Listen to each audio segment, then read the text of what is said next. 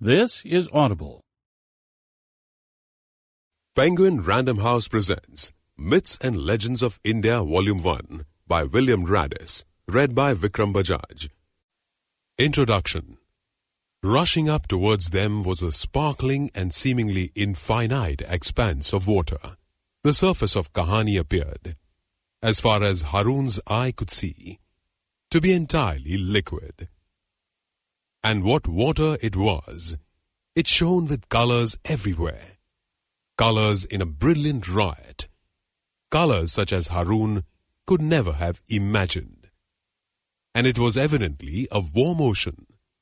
Harun could see steam rising off it, steam that glowed in the sunlight. He caught his breath.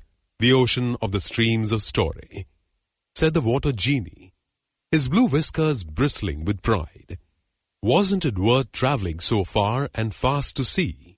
Salman Rushdie used an ancient and familiar image when he wrote his enchanting fable about the storyteller Rashid and his son Harun, in which Rashid's storytelling gift is suddenly cut off when Kattam Shuddh, the evil prince of silence, poisons and attempts to plug Kahani, the sea of stories.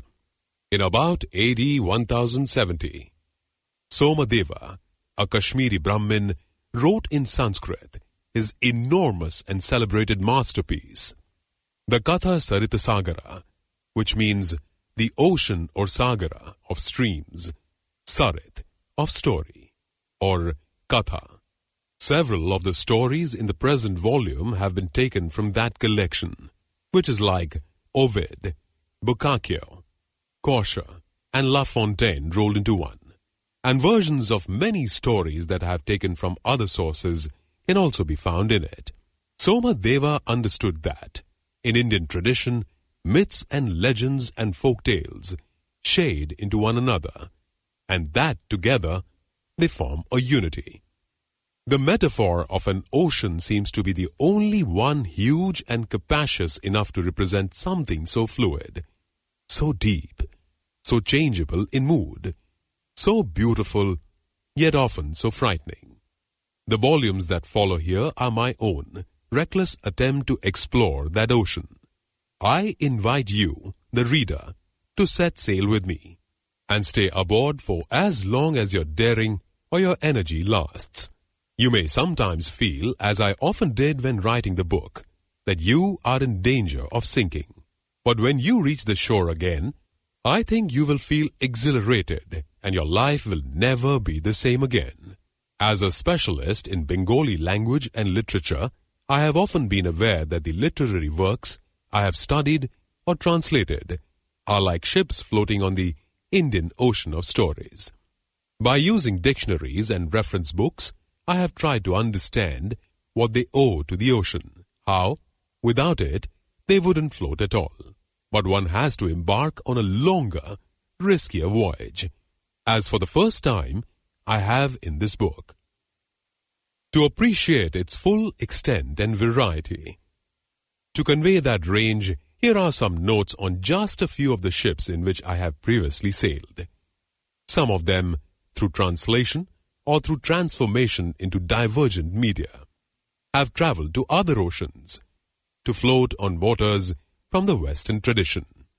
The poetry of Michael Madhusudan Dutt, 1824 to 1873, acknowledged as the founder of modern Bengali poetry and drama, Madhusudan could not have conceived his masterpiece, the epic poem Meghnad Badh Kabya, written in the early 1860s, without India's epic and mythological tradition.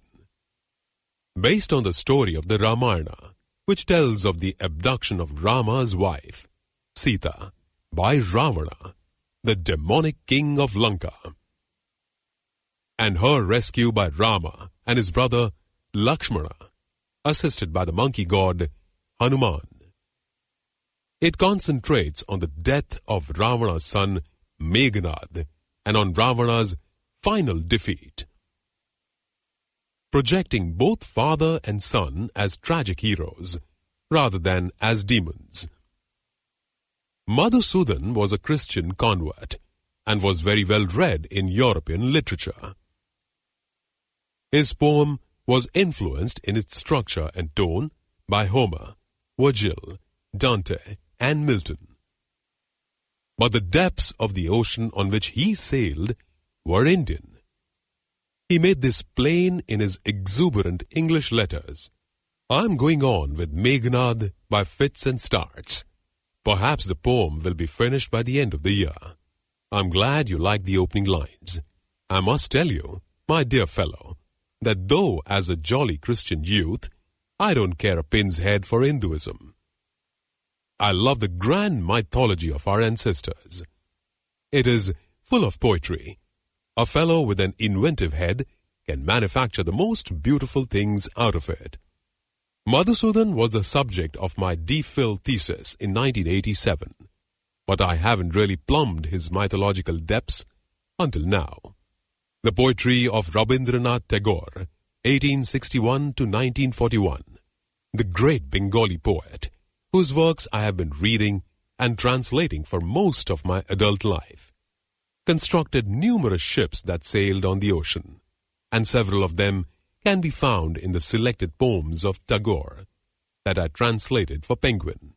He was particularly fascinated by the mythology of Shiva, building not only on mythological tradition, but the presentation of that tradition by the greatest classical Sanskrit poet, Kalidasa, who lived sometime between 350 AD and 600 AD.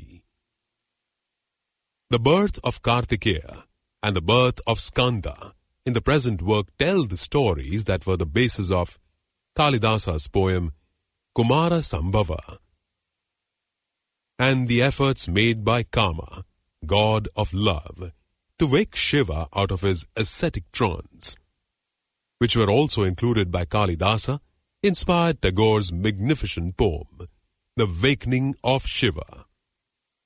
Another fine poem by Tagore, not included in my Penguin book, is To Ahalya, first published in 1890.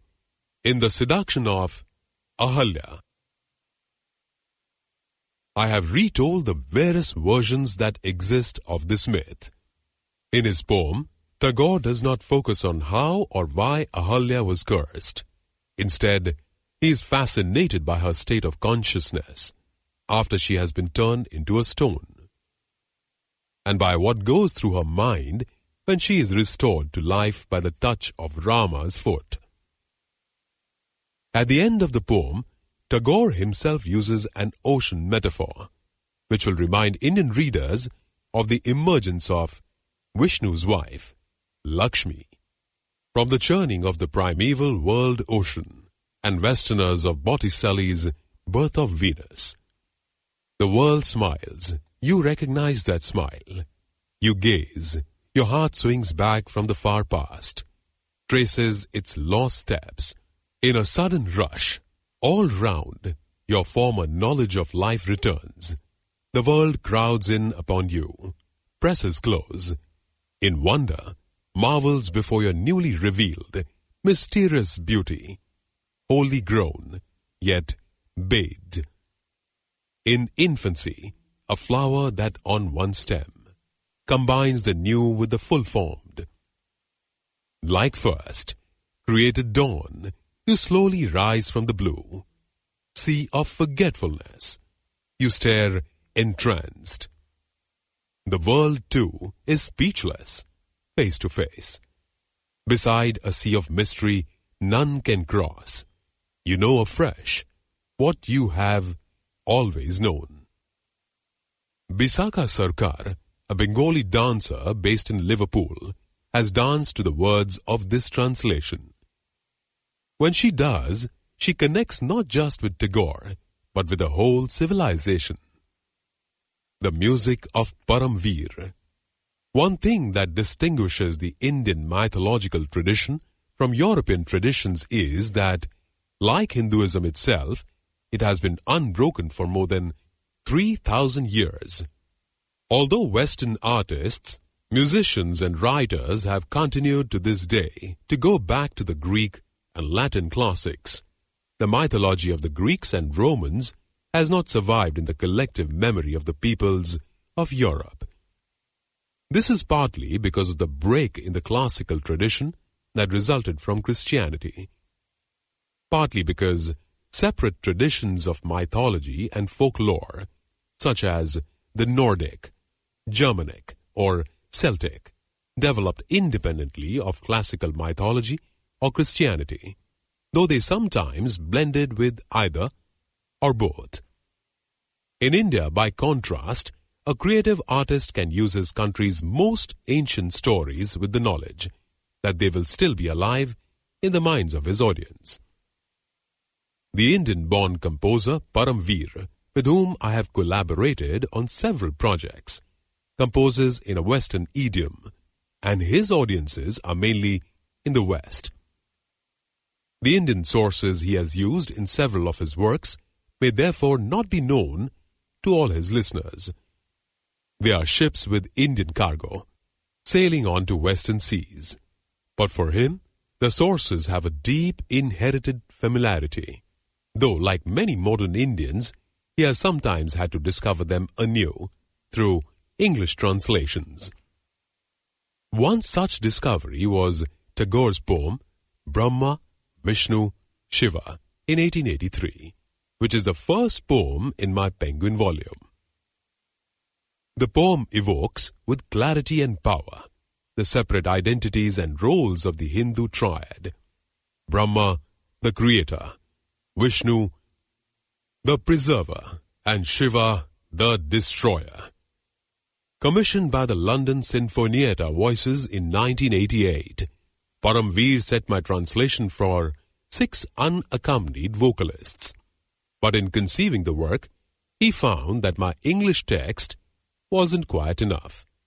He needed to go further back, to sounds that were Indian, and to poetry that belonged to the very origins of Hinduism. He chose to use the words of the so-called creation hymn in the Rig Veda, India's oldest and most sacred text, which was composed in Vedic, the precursor of Sanskrit. Not only do the words of the text, with their long, sonorous vowels, interweave wonderfully with Tagore's words, but they also demonstrate the capacity that Indians had right at the dawn of their civilization for reaching out imaginatively to what might lie beyond the gods. Nas dasin no sadasit tadani, nasid rajo no vayo maparo yat, kima vari vaha kuha kasya sharma nambaha, kimasid gahanam gabiram. There was neither non-existence, nor existence then. There was neither the realm of space, nor the sky which is beyond. What stirred? Where? In whose protection? Was there water, bottomlessly deep? This is the basis of the first retelling in Volume 1 of the present work, for any selection of Hindu creation myths must include that early Vedic speculation on what might lie behind them, behind creation itself. Paramveer made his name in the West with his double bill of chamber operas, Snatched by the Gods and Broken Strings, in 1992. Both operas are profoundly connected to the Indian ocean of stories by their sources, the narrative poem Depatar Grash, 1900 by Tagore, from which I made the libretto for the first, and the Buddhist tale, Gutila Jataka, from which David Rudkin made the libretto for the second. But before that major project, Paramveer returned to the group of young performers he had previously worked with in Delhi to compose a children's musical, Krishna, in 1988. I wrote most of the lyrics for it, and I hope that one day it will be performed in the West too. In this work, a very different stratum of Indian tradition is exploited, one which has wide popularity to this day. The mythology of the young Krishna, the flute-playing herd boy, whose exploits can be found on pages 85 to 90 of Volume 2 of the present work. I know a good place, the wooded and fertile Vrindavan, where flowers and fruits bloom, also in Vraj, but near the Govardhan Hill, a place of magic and bounty. A breeze blows there, the spreading Bhandira fig tree gives shade like a rain cloud. The Yamuna river flows calmly, coolly. It's time to go there. It's time to move on to Vrindavan. Because of the threat posed by Kamsa, the demon who has usurped the throne of Mathura, Krishna and the community of herdsmen in which he and his brother Balaram have grown up, moved to the idyllic region of Vrindavan, where as a young man he enjoys the love of Radha and the other milkmaids. See Volume 2, page 92 to 96. Vrindavan as an idea is at least 500 years old, yet it is still very much alive in the collective consciousness of India. The foolish weaver and the jackal. For myths, legends and folk tales to survive, they must implant themselves in the minds of successive generations of children. My first translation from Bengali was of the Book of the Tailor Bird, Tun Tunir Bai, 1910, a classic volume of children's tales by Upendra Kishore Rai Chaudhary, the grandfather of film director Satyajit Ray. Though Upendra Kishore made up many of the stories himself, in his use of animal characters he was building on a tradition of Indian fables that is immortalized in two Sanskrit collections, the Panchatantra, AD 200 to 600, and Hitopadesha, AD 1360. Animals also play a major part in folk tales from all parts of the subcontinent. My translation was first published as The Stupid Tiger and Other Tales. Almost any page from it rests on the ocean of stories. The following extract from the story of the foolish weaver and the jackal, in which a clever jackal tricks a king into marrying his daughter to a foolish weaver, reminds us that the stories of India depend on the sounds of India, on the sounds of her languages, and the sounds of birds and animals. The jackal here has recruited a large number of birds and animals to form what sounds to the king like a very impressive entourage for the bridegroom. When they were a couple of miles away from the palace, the jackal called everyone and said, "Brothers, over there are the lights of the king's palace. From now on, you must proceed very slowly. I shall run on ahead meanwhile to give the king news of our arrival." "All right," said all the birds and animals. "Just sing together once before I go," said the jackal.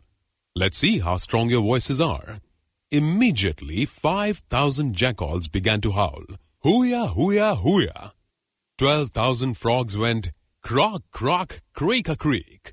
7,000 myna birds went, "Pretty boy, pretty boy, pretty boy." 2,000 tree pies went, "Chincha, chincha, chan, chan, chincha." 4,000 doves went, "Kuru, kuru, kuru." 3,000 crow pheasant went, "Poot, poot, poot, poot, poot, poot." 1,900 fishing eagles went, "Hong-ah, hong-ah, hong-ah, ho-ho, ho-ho-ho." And the cuckoos, peacocks and brain fever birds all joined in and went on, making their own sounds. You would need to have been there to know just what all this sounded like. When the courtiers heard it approaching, they began to quake with fright, and when the jackal came to announce the bridegroom's arrival, the king very nervously inquired, "Scholar Jackal, what is that din?"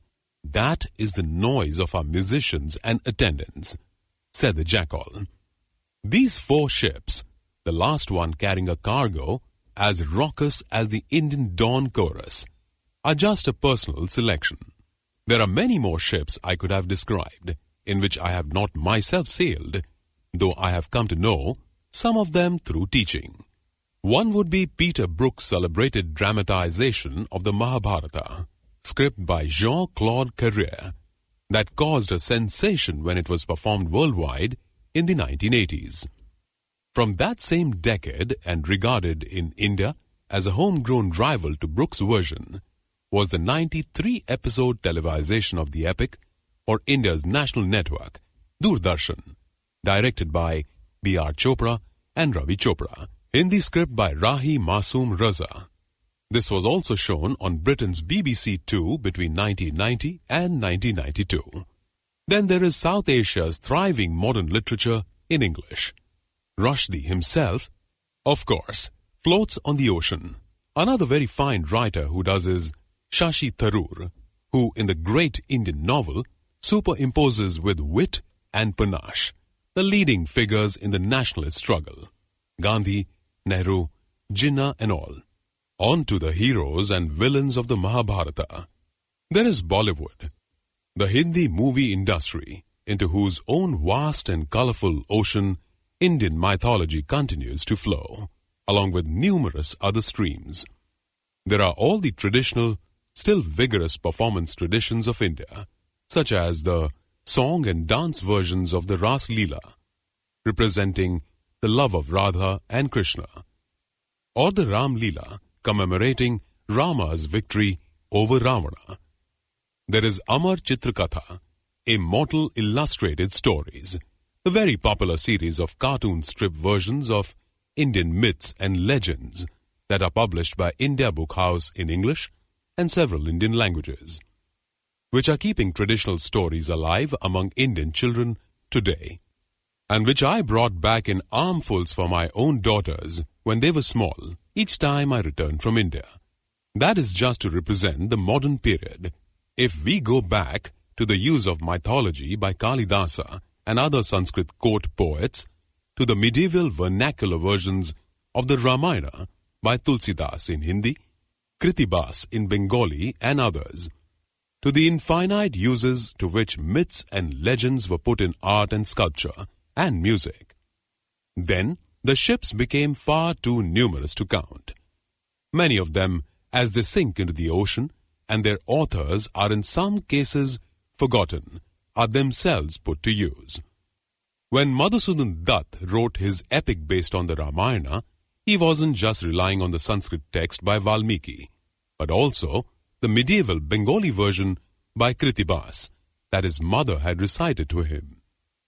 How can we describe or define the ocean as a whole? If we add to the central Hindu mass of its waters the streams of Buddhism, Jainism, Islam, tribal cultures and even Christianity, said to have been brought to India by St. Thomas in AD 52, all of which I have tried to represent in this book, then it might seem so diverse as to be beyond description. But at least three ways of looking at it seem essential. Its evolution over time, its consistent themes and traits, and its four main genres: myth, epic, legend, and folktale. Evolution. The casual reader of these volumes, dipping in at random, is likely to be puzzled by quite a lot that he finds, and this is inevitable, for Indian stories are seldom tidy or conclusive. As Shashi Tharoor puts it in the great Indian novel, speaking as Vyasa, the legendary author of the Mahabharata, is supposed to have done to his amanuensis Ganesha. What happened in the end? The question drew me short. The end was not a concept that applied particularly to that story, which, as it happens, involved one of the characters embarking upon another story in which one of the characters tells another story, and you know the genre. But even more important, the end was an idea that I suddenly realized meant nothing to me. I did not begin the story in order to end it. The essence of the tale lay in the telling. What happened next?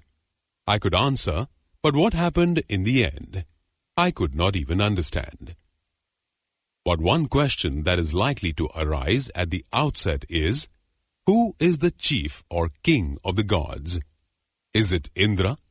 Is it the creator god Prajapati, later called Brahma? Is it Shiva or Vishnu? Is it Durga or Kali, the mother goddesses who are embodiments of Shiva's Shakti or consort? Is it Krishna or the perfect man Rama? The fact that it is difficult to answer this question derives partly from the infinite variety of Hindu worship. For the devotee, The chief god is whoever he or she is worshipping at that particular time. But confusion also arises from the historical layers out of which Hinduism has been built up, though pinning those layers down to a precise chronology is impossible. The earliest mythology preserved in Vedic texts is the mythology of the Rig Veda, which was shared to a large extent by the ancient inhabitants of Iran, and their texts written in Avestan, a language closely related to Vedic. Even within the Vedic period, we find an evolution, one god giving way in importance to another. Instead of an equivalent of Zeus, cognate with Dev, which means sky in Vedic, it is Indra, a god of the middle air, who emerges as the Thunderer and who continues to be described as King of the Gods well into the classical period of Hinduism, when Brahma, Vishnu, and Shiva become far more important than him. Before Indra's emergence, Varuna, later known as the god of the ocean, was perhaps another contender for supremacy.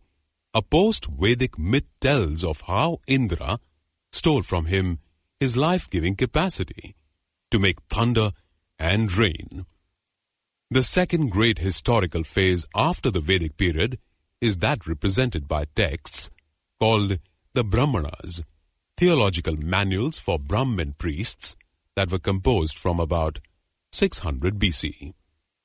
In these we see the evolution of deities more comprehensive and universal in their power than the Vedic ones, who were mainly associated with natural phenomena, air, ocean, fire, and so on. Prajapati is initially defined as the original creator god and is at the center of many creation myths. He is then identified with Brahma because of the closeness of the name to the impersonal, absolute spirit, Brahman. Brahma with a long A at the end is the masculine of the neuter, impersonal Brahman. The storm god Rudra coalesces with the destructive power of Shiva. Vishnu achieves eminence as a god whose benign and supportive power is a challenge to Shiva's fluctuations between wild erotic energy and austere asceticism. As Nataraja, lord of the dance, so wonderfully portrayed in South Indian bronze sculptures, Shiva becomes associated with the apocalyptic end to which each cycle of the universe must come. The period of the Brahmanas also sees a formal separation between gods and demons.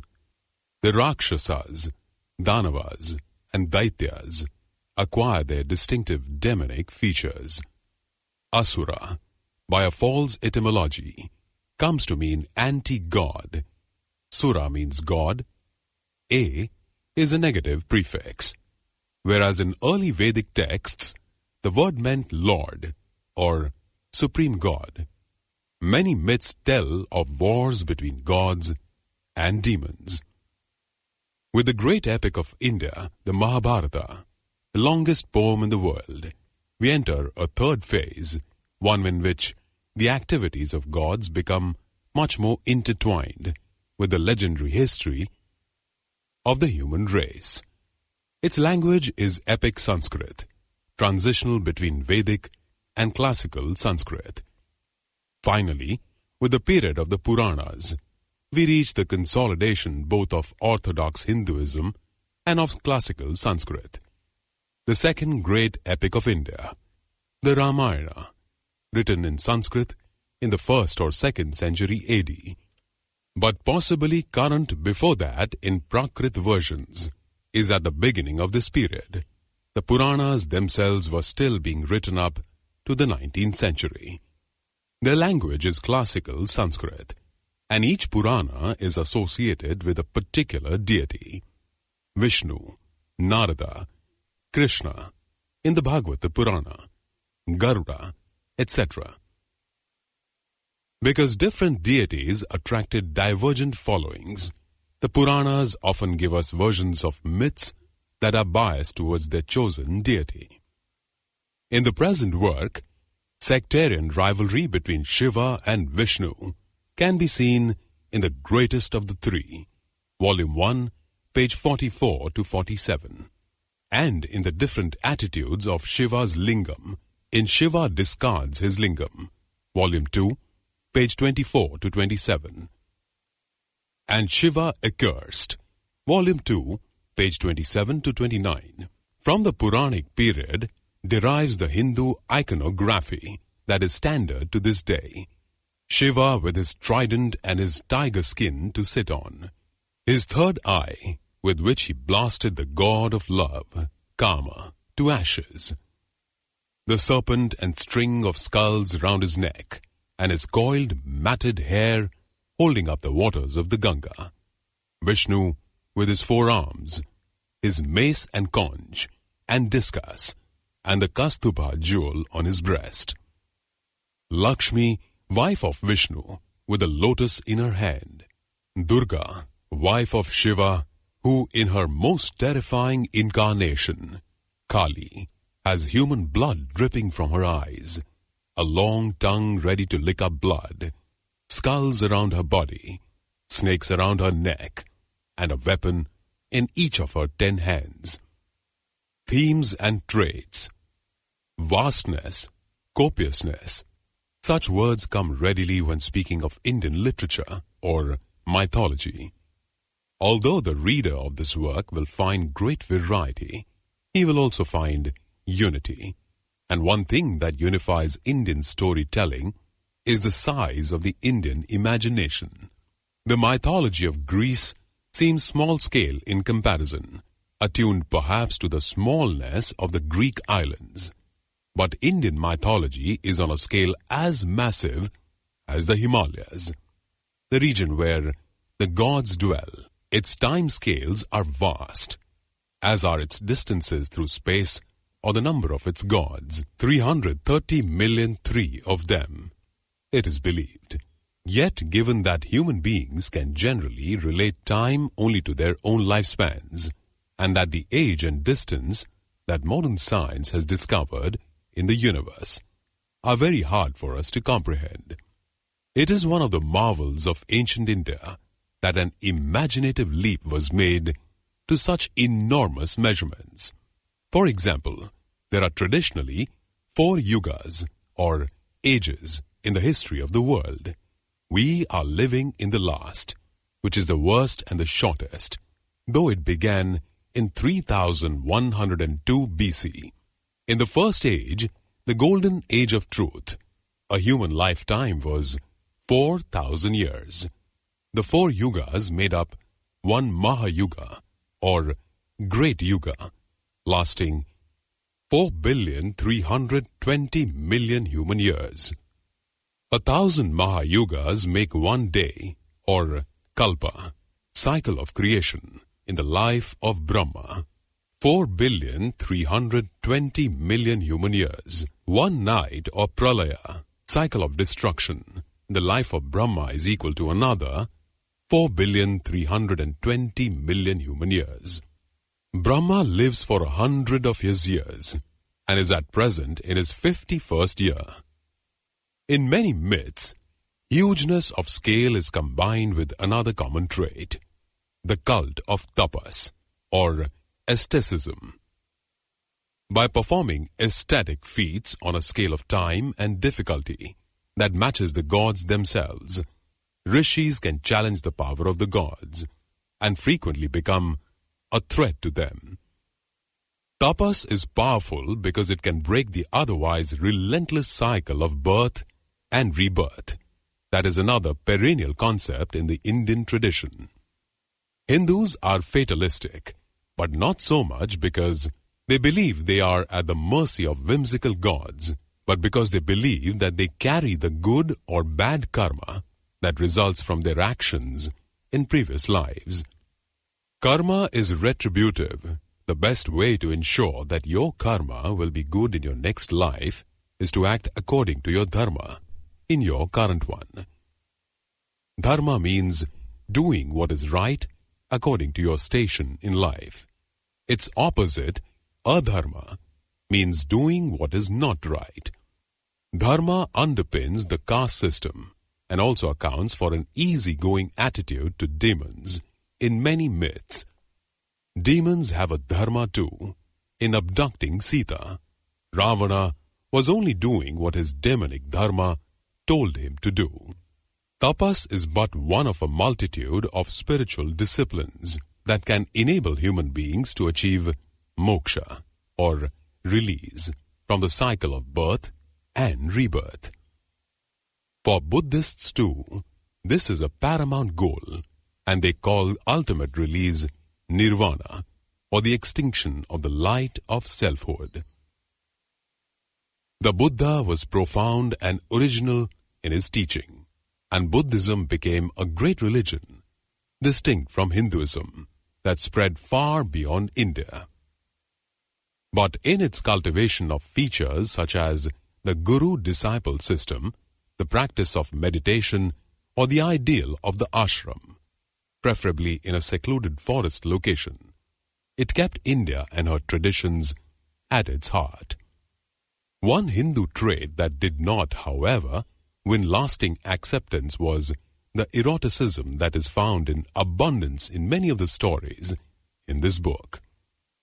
Buddhism generally eschewed it, and when Islam and colonial Christianity entered India, the worship of the lingam as an emblem of Shiva, the exuberant sexuality of Hindu temple sculpture, or the extravagant and joyous armors of Krishna were roundly condemned, so much so that Hindu reform movements in the 19th and 20th centuries themselves became puritanical. In some respects, one turns to ancient Indian mythology or the Mahabharata to escape from the pieties of Hinduism of more recent times.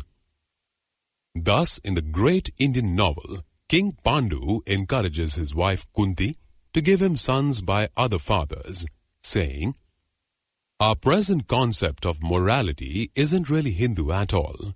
It is a legacy both of the Muslim invasion and of the superimposition of Victorian prudery on a people already puritanized by Parda. One man married to one woman, both remaining faithful to each other, is a relatively new idea which does not enjoy the traditional sanction of custom. So I really don't mind you sleeping with another man to give me a son. It may seem funny to you, but the deeper I steep myself in our traditions, the more liberal I become." Hinduism, like any religion, can produce fanatics, and the modern, essentially secular state of India has to contend with them. But at their best, the traditions of India, as reflected in her myths and stories, are all embracing and tolerant. It has always been recognized in India that there are many paths to truth, and that what is appropriate for one person may not be appropriate for another. A sadhu or holy man may choose the path of yoga or union between Atman or soul and Brahman, the absolute, using whatever system of spiritual discipline he prefers, but that is not for everyone. Moreover, life should be lived in a way that suits one's stage in life, as well as one's caste or station. To divide one's life into stages is another Indian tradition, and the four main stages are Brahmacharya, or the period of celibate abstinence in adolescence and devotion to study under a guru; Grihastha, or the stage of being a married householder; Vanaprasthya, or forest departure, retirement from the world to live an austere life in the forest; and Sannyasa, or the renunciation of all material possessions in preparation for death. Tapas, karma, dharma, moksha, yoga, the four stages of life. These key concepts, so briefly sketched here, do not govern all aspects of the stories in this book, but they are the skeleton, so to speak, without which their infinite variety of passion, humor, magic, fantasy, and mystery could not be fleshed out. Genres. In Sanskrit poetics, divergent literary genres are defined, and the phases in the evolution of Hindu mythology outlined above are also, to some extent, distinctions of genre. But in a broad compilation such as this work, aimed at the contemporary reader, we need some equally broad distinctions, and the most workable seem to me to be myth, epic, legend, and folktale. Myths are about gods or demons, and are not historical. Legends are about human beings, though gods may intervene, and they purport to be historical, and may or may not have an actual historical basis.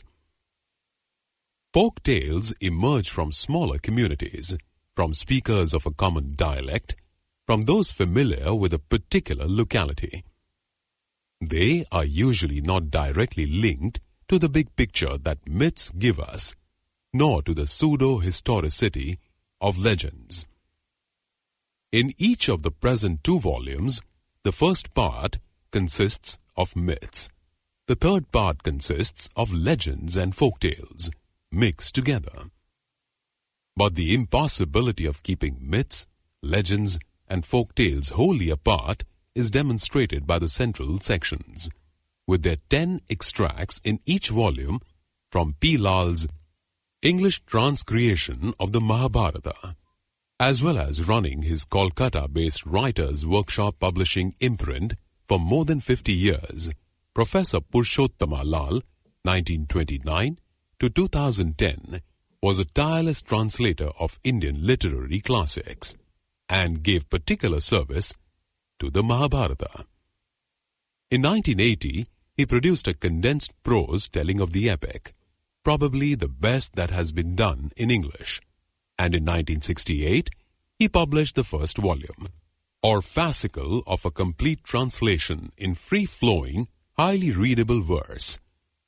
Over 300 fascicules were to follow, and on 31st October 1999, in the library of the Birla Hall in Kolkata, Lal began a weekly public reading of his version that attracted a devoted audience and was also televised. No book on Indian myths and legends can ignore the Mahabharata, and by placing it centrally here, between the myths and the other stories, I hope to have brought out its status as a bridge between mythology and history, and as an endlessly expandable vessel into which every kind of story can be poured. It is, in truth, the ultimate literary Gesamtwerk, an epic so capacious that it absorbs into its 100,000 shlokas or couplets, divided into 18 parvas or volumes, almost every main Hindu myth, a summary of its sister epic, the Ramayana. Besides a great deal of philosophy, theology, genealogy, and folklore. In my central sections, therefore, I have used the words of P. Lal, though I have selected the extracts myself and added introductions to each one. Elsewhere, the stories are in my own words, though each one derives from at least one published source, and grateful acknowledgement is made to the authors of those sources in Volume 2, page 461-462. In my retelling, I have tried to remember that India's storytelling traditions are essentially oral. Even the great composed texts of Sanskrit literature were memorized and passed on orally, hence their inevitable alterations and accretions over time. But the texts that we have, whether in Sanskrit or in modern Indian languages, often lack the embroidery, jokes, drama, emotion, and suspense that popular tellers or performers of the stories would always have added and continue to add to this day. Using fewer words than an itinerant storyteller would use, I have nevertheless tried to feel my way into the stories, convey in English their emotions and humor, make them come alive. In so doing, I have, I hope, launched a new ship onto the ocean that, like my translations from Bengali, will sail beyond India herself. Let me give the last word, before you climb aboard, to Michael Madhusudan Dutt, the pioneering Bengali poet. In a sonnet published in 1866 called The Ship on the Sea, which I translated in 1976, he gives an image to which I would like this book to aspire, along with the very Indian simile with which the sonnet concludes. I saw one night a ship on a strange sea, shaped like a huge night-faring magic bird. Her sails spread wide on air that slowly stirred, their glimmering whiteness onward, steadily. A string of lamps above the high cross tree burned like a crown of gems of mingled hue, stupendous red and yellow, white and blue. All round the frothing waves sang fulsomely, swelling as if to hymn her handsomeness, praising in joy her courage, form and might. She swept her way, as when a path is cleared before a high-born maiden's proud progress. Nobly she moved, spreading her path with light, just as a snake sheds glory, crest upreared. Myth. Before creation. There are many ancient stories in India about creation, but the authors of her oldest songs and poems, the hymns of the Rig Veda, also pondered on what existed or did not exist before creation. They looked up at the sky by day and at the huge expanse of space by night, and thought about how even the emptiness of space at one time had not existed. They imagined a realm in which there was neither existence nor non-existence. Yet there must have been a stirring in it if, out of that nothingness, creation could emerge. In the world we know, actors precede action, but before creation, action must somehow have preceded the actors. It was like a stirring in an infinitely deep, bottomless ocean. Yet there was no water and no ocean. Death did not exist, but immortality did not exist either, as there was no eternity. Day did not exist, and neither did night. The darkness that we know was hidden by another sort of darkness that we cannot imagine. The life force, the seed, the spark, the thought, the impulse that was the source of creation, was hidden by an emptiness, but not the emptiness seen when we look up at the space between the stars. Yet somehow desire arose, desire that generates heat, and from that stirring of desire, and from the heat that it generated, creation began. Poets have some inkling of this, for their poems, the creative action of their poems, begin with a stirring that lies beyond thought. A seed is sown in the mind of a poet, a seed that is the desire for a poem. The seed seems to come from nowhere, and the depths, the watery depths of the mind of a poet, seem not to exist anywhere either. Maybe the depths within which the desire for creation first stirred were like the bottomless mind of a poet. Before creation, there were no points or places, there were no distances or dimensions, no above or below. There were no ties or bonds, no measurements or limits. But somehow, when creation began, limits were introduced. Maybe at the very beginning, as the first step towards creation, before its energy started, before the seed burst into fire, a cord was stretched, a cord separating yet uniting, the first limitation in a realm that had no limits. Henceforth, above and below, here and there, left and right were possible, and from those first limits the other limits of the universe sprang, dark and light, past and future, life and death, death and immortality, earth and heaven.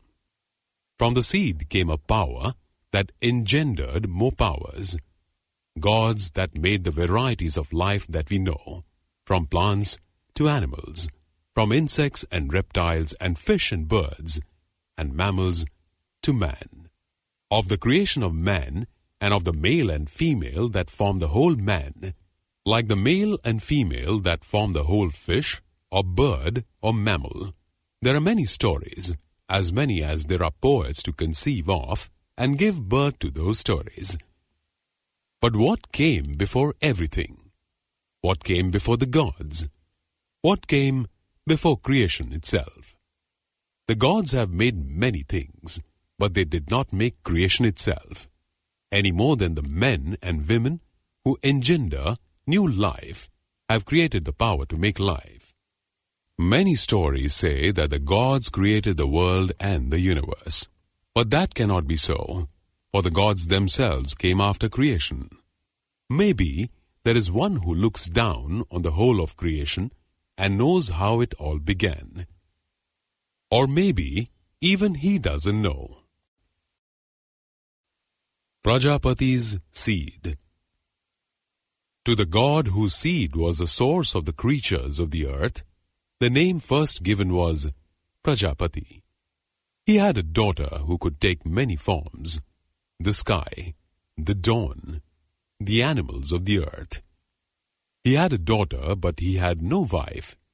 So when he started to long for a mate who could satisfy his relentless desires, he thought of his daughter.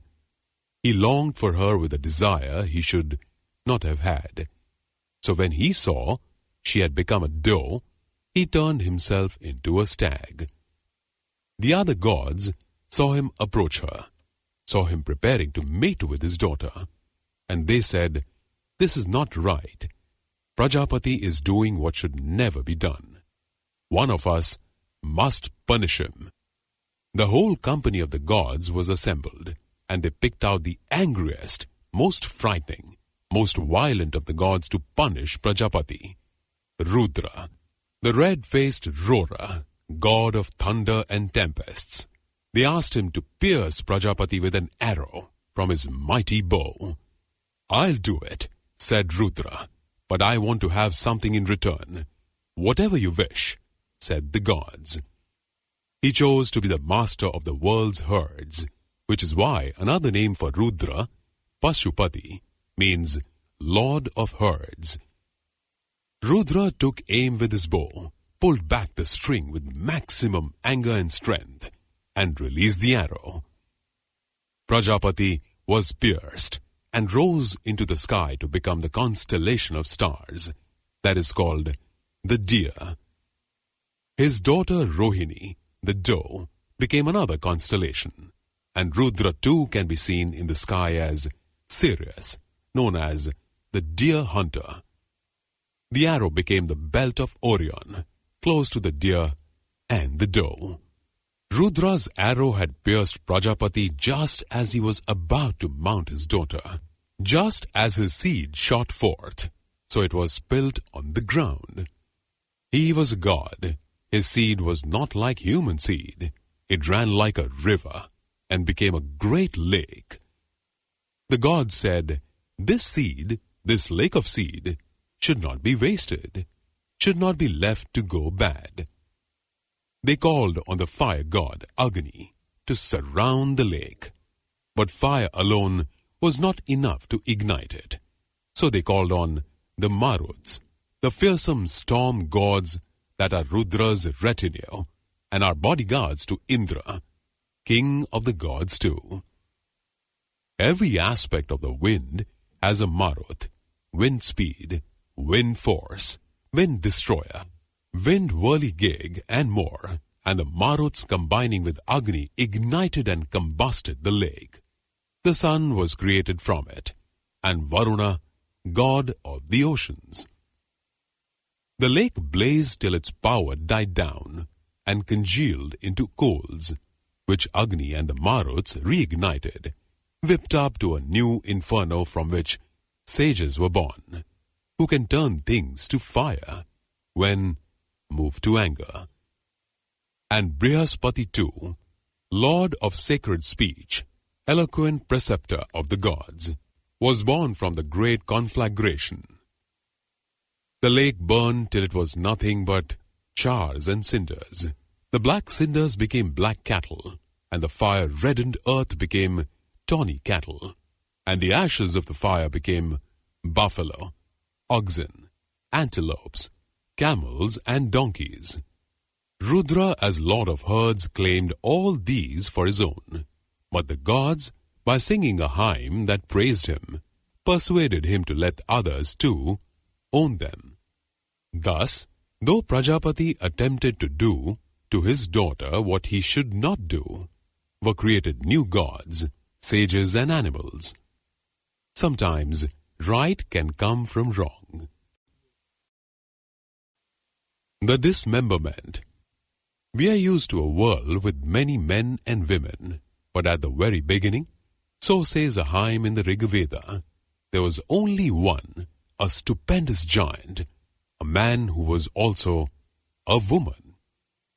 He had not just one head, but 1,000 heads, not just 2 eyes or feet, but 1,000 eyes and feet.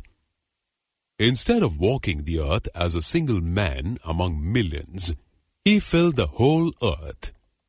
His limbs reached out and enveloped it on every side, and the fingers of his thousands of hands extended beyond it, to a length of 10 fingers. Heaven was contained in him, and all the gods, earth and its mortal creatures, were but 1/4 of him. 3/4 were the gods, and the immortality of the gods. He consumed the food of the earth, and in so doing grew greater than the earth. He was a man, a gigantic, all-consuming and all-pervading man. Yet woman was within him, and when in time he desired her, her body became separate from his, so that they could reunite and have children, and give rise to all the earth's creatures.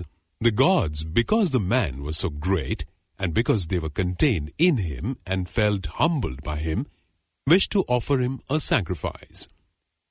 The sacrifice had to be as great as he was, and because he filled the whole world, and all that was in the world made up the body of the man, they had to use his body to perform their sacrifice to him. And they needed great things too for the ritual of the sacrifice. Clarified butter was not enough. A fire of sticks was not enough. Water was not enough for the oblations they wished to make. So they used the seasons, spring with its flowers, and bird song instead of the clarified butter, summer with its scorching heat for the fire, autumn with its gentle showers of rain for the anointing of the vast man. All the gods and all the saints and sages who, by their virtue and austerity, were striving to become gods, took part in the ritual. But the mantras and oblations were not enough. The man himself had to be sacrificed in order to make a fit sacrifice to him. His great limbs, his thousands of heads and eyes, and hands and feet, had to be dismembered. And from that dismemberment, and from the collecting of the fat that ran when his huge body was burnt in the sacrificial fire, all of the world's creatures were born. The creatures of earth, water, and air were born. The birds whose song fills the trees of villages, the succulent fish that fill rivers and lakes, the cows that yield milk, the oxen that draw carts and plows. The trees of the forest were born, and the fruits and flowers of those trees, and the crops and vegetables that had been the food of the one man, but were now the food of many. The dismembered limbs and organs of the man became sections of the people. His mouth became the priestly Brahmins. His arms became the warfaring Kshatriyas. His thighs became the trading and money-making Vaishyas, and his feet became the laboring Sudras. And because earth and heaven, and indeed the whole universe, were contained in the man, out of his dismemberment came the bodies of heaven, the sun from his eyes, the moon from his mind, the fire god Agni from his mouth, the wind from his breath. From his head came the sky, from his navel the space underneath the sky. From his feet came the earth underfoot, and from his ears came north, south, east and west. The man was sacrificed in the fire, as a sacrifice to the man himself, bound and dismembered like a beast, to create the world and bring order to the world. Brahma's loneliness. In India's oldest stories about creation, the creator god Prajapati and the man who filled the whole world and who was dismembered to make the forms and creatures of the world were sometimes seen as one and the same. Later, Prajapati was called Brahma. The story that follows is told of Brahma, but it could also have been about the man or about Prajapati. At the beginning of creation, when Brahma was alone and filled the whole world, he began to feel afraid. One who is alone can easily feel afraid, but Brahma asked himself, "Why should I be afraid? With no one in the world but me, who is there to frighten me?" So his fear faded away. But he did not feel happy. How can one who is entirely alone feel happy? He began to long for a companion, for a mate with whom he could feel one and united, not alone. As the only one in the world, Brahma had both male and female in him. So when he began to long for a mate, his desire separated the male from the female. Before this happened, he was formed like a male and female locked in deepest embrace. But when he separated the male from the female, they fell away from each other, so that love and desire could bring them together again. Before, there was only Brahma, who filled the whole world and the emptiness of the space around the world. But now, there was another who filled that emptiness, and who banished Brahma's loneliness. But she was worried. She knew that she had come from Brahma himself. She asked herself, "How can he unite with me after begetting me himself? He is my father. Can it be right that a father should fulfill his desire by uniting bodily with his daughter? This is sinful and shameful. Let me hide from the shame and the sin by disguising myself."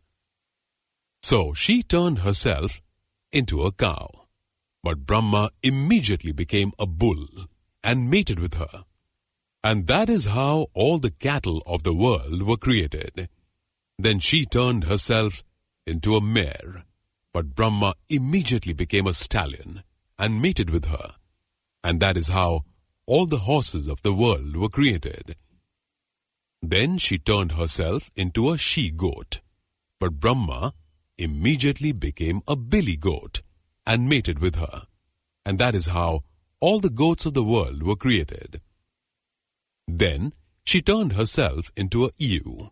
But Brahma became a ram and mated with her.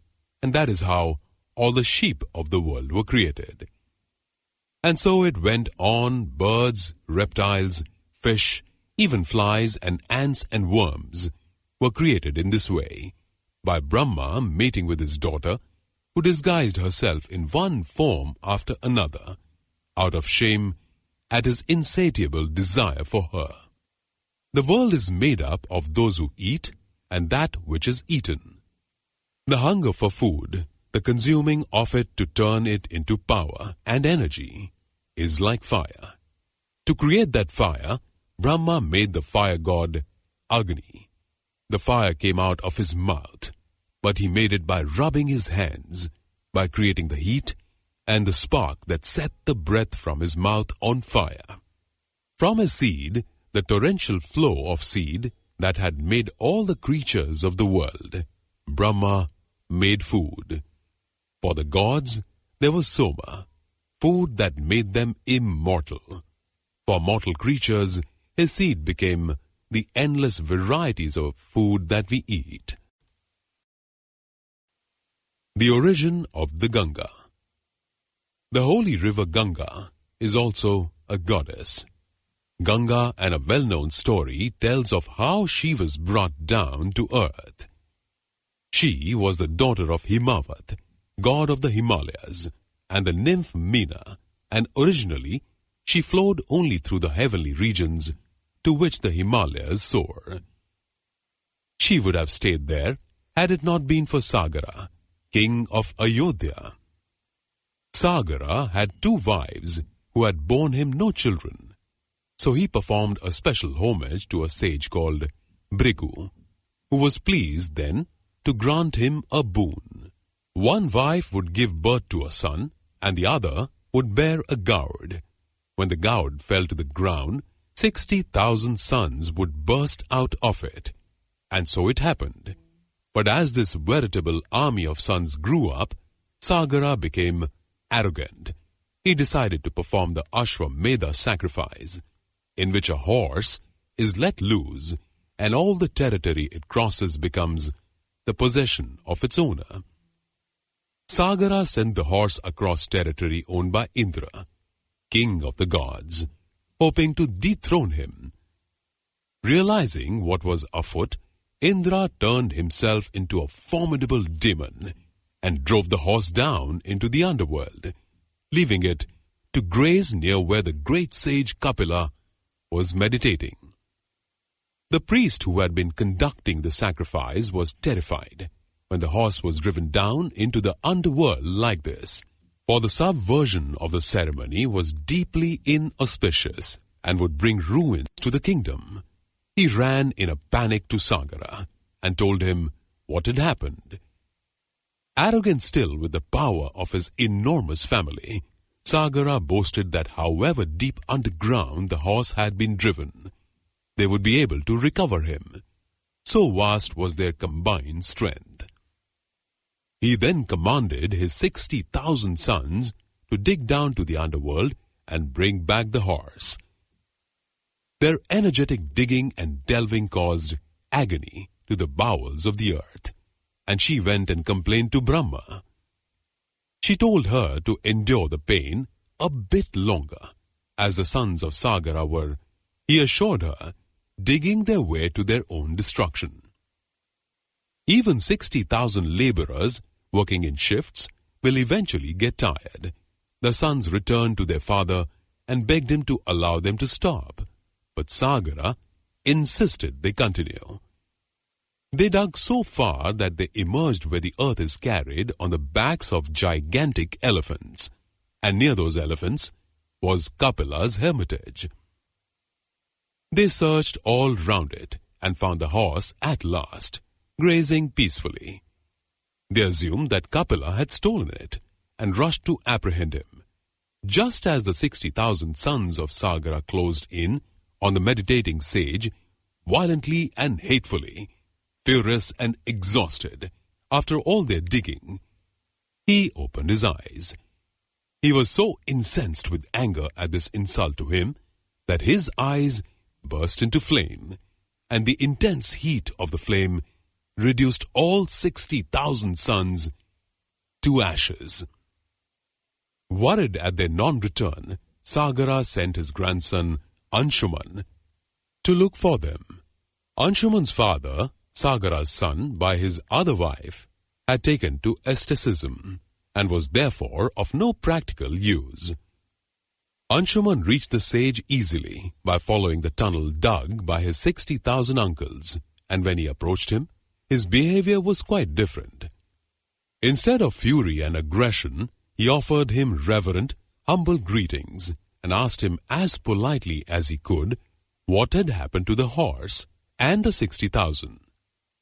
Charmed by the boy, Kapila told him what had happened and said his uncles could be brought back to life if the heavenly Ganga could be made to flow over their ashes. He also allowed Anshuman to take the horse back with him so that the sacred ceremony could be completed. Sagara, pining for his sons, obsessively searched for a way of bringing Ganga down to earth for the rest of his 30,000-year reign, but without success. Anshuman succeeded him as king and continued the effort, but failed to, as did his son, Dilipa. It was Sagara's great-great-grandson, Bhagiratha, who finally succeeded. How he did so is another story.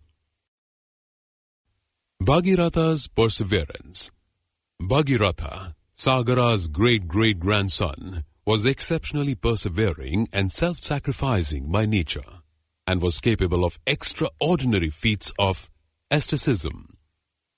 In order to achieve the feat that had eluded his father, grandfather, and great-grandfather, he set out to please the gods with his austerities, each of which, whether by fasting or by staying in one posture for years on end, or walking on burning hot stones, was more daring and self-punishing than the last. Brahma was indeed impressed by his feats, and agreed to let Ganga come down to earth. But the weight and crash of her water coming down would be immense, and Brahma asked Bhagiratha to perform similar penances and austerities to Shiva, so as to persuade him to catch the falling river in his hair, and break thereby her tumultuous cascade. Bhagiratha thus embarked on another series of penances, and it was by his extraordinary powers of courage and perseverance that he survived the extremes of starvation and immobility that he imposed on himself. Shiva too was impressed and agreed to catch Ganga's waters in his dense matted locks. With this assurance, Brahma commanded Ganga to descend to earth.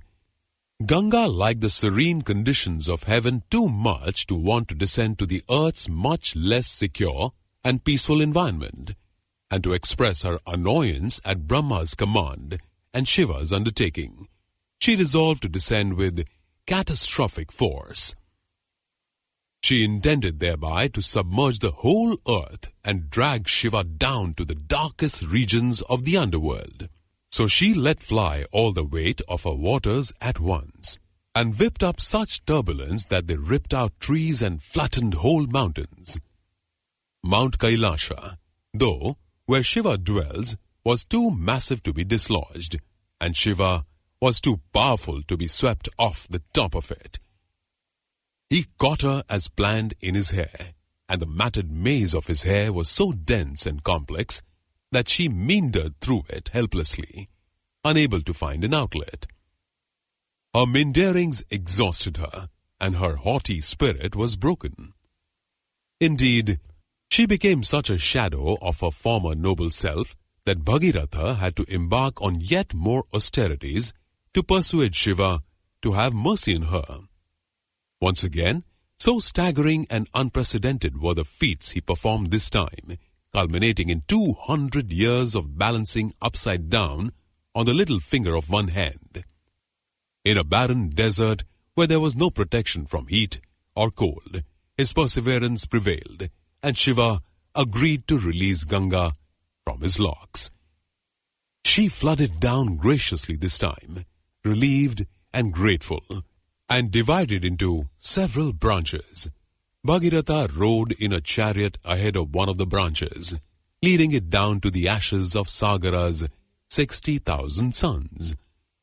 But that was not the end, for by mischance the river flooded the ground where the sage Jahanu was meditating.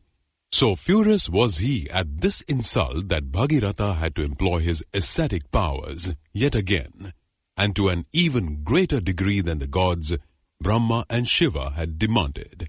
It was only after he had stood on his head, submerged in water up to the tips of his toes and holding his breath for 300 years, that Jahanu was mollified. He agreed to let Ganga flow on, but with himself as a conduit, so as to derive maximum power and sanctity from the sacred heavenly river.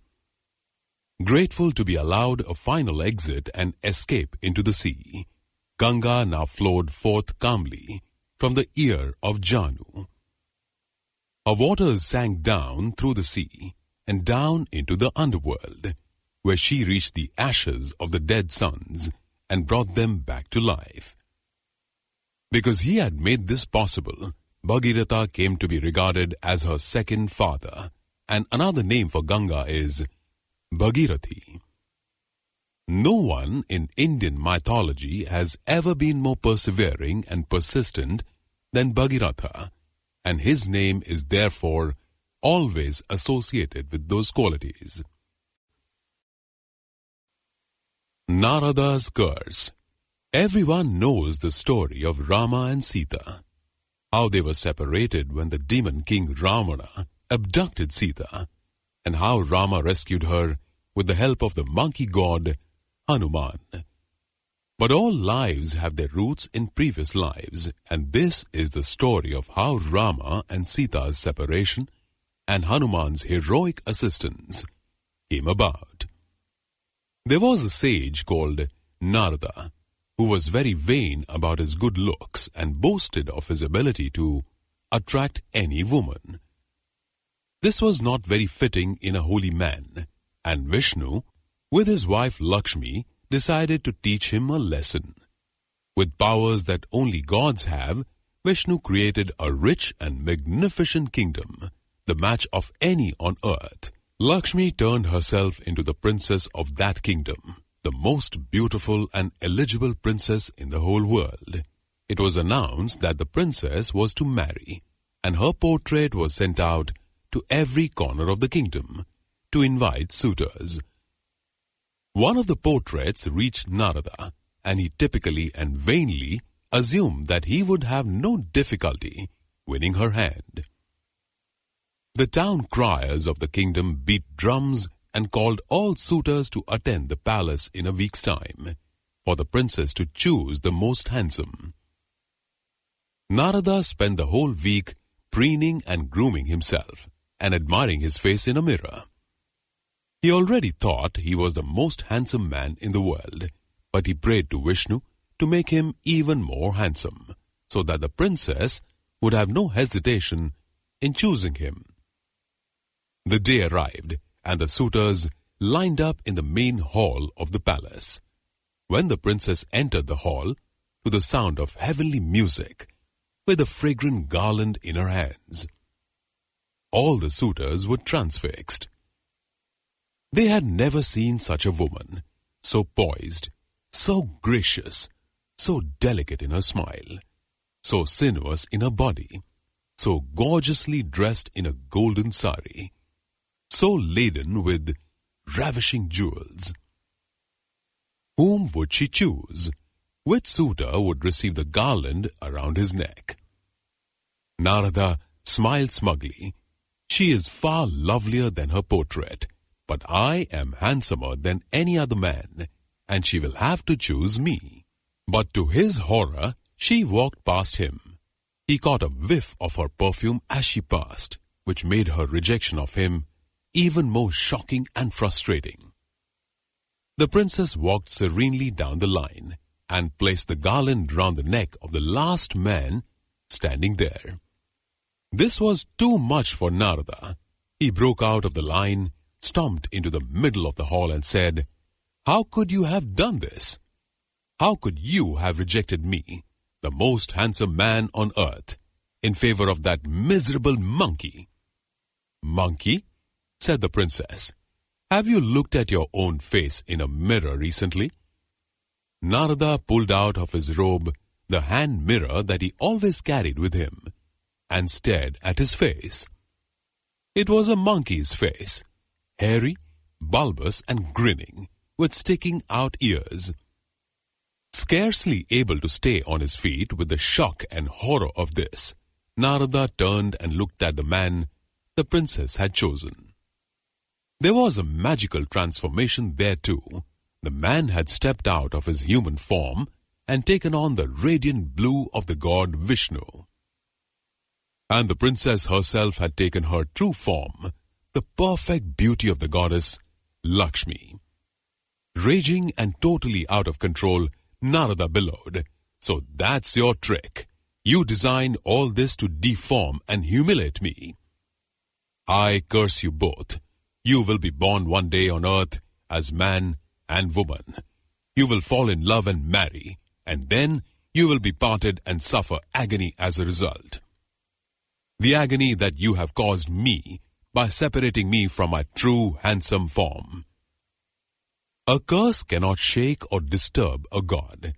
Vishnu and Lakshmi merely smiled, and in their great wisdom and compassion, raised their hands in a blessing.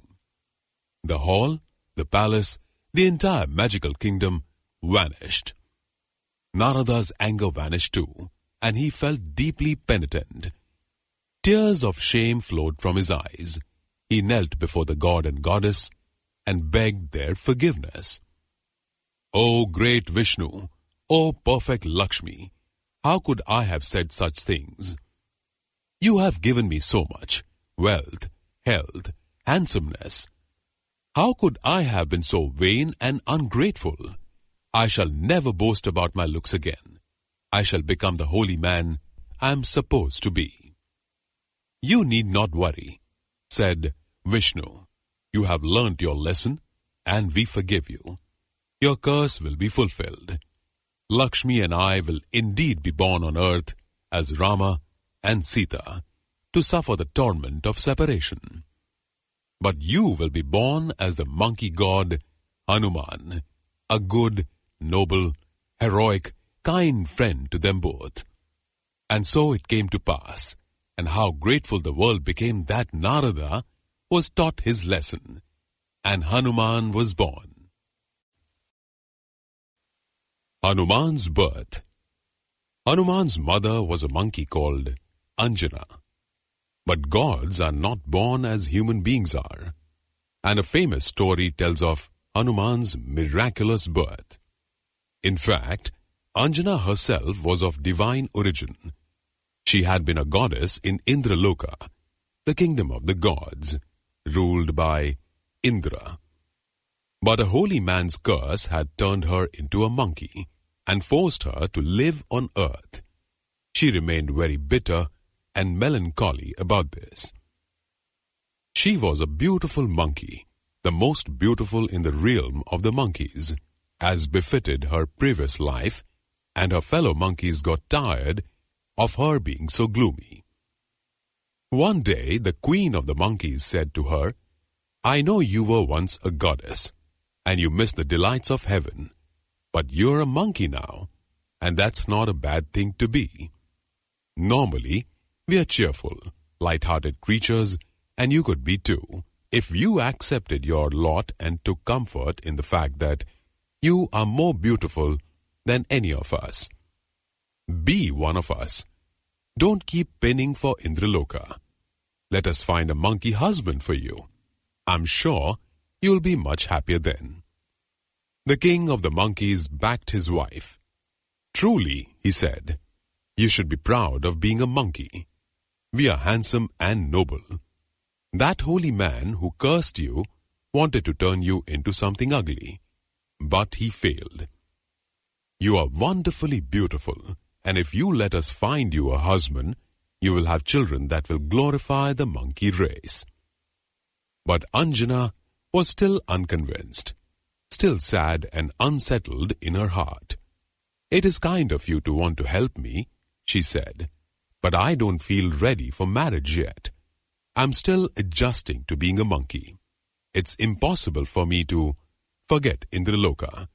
It's my home, and one day I hope to return there." So she remained lonely and miserable, and wandered off on her own through the forest. Tired from the heat of the day, she lay down on a grassy hill under a shady tree. The cool breeze calmed her, and she fell asleep. Vayu, the wind god, was wandering about, blowing through the world as his wand. He came across Anjana where she lay sleeping, and was immediately entranced by her beauty. He couldn't restrain himself from caressing her and kissing her with his most delicate and tender breezes, which gave Anjana romantic dreams, from which she gradually awoke with a deep, languorous sigh. With his divine insight, Vayu knew the story of Anjana, knew all about her unhappiness. He wanted to help her and make her happier, but he was also deeply attracted to her. He went on stroking her as she woke up, which was pleasant while she was still half asleep, but made her sit up in alarm when she opened her eyes. "Who is that?" she said. "Who touched me?" "You cannot see me," said Vayu, "for I am Vayu, the wind. But you need not be afraid. I have fallen in love with you and want to give you a son. Let me embrace you more closely." "If you really are the god Vayu," said Anjana, "it's cruel of you to tease me. You cannot really be in love with me, for I have the ugly face of a monkey. Any son of mine would look like me."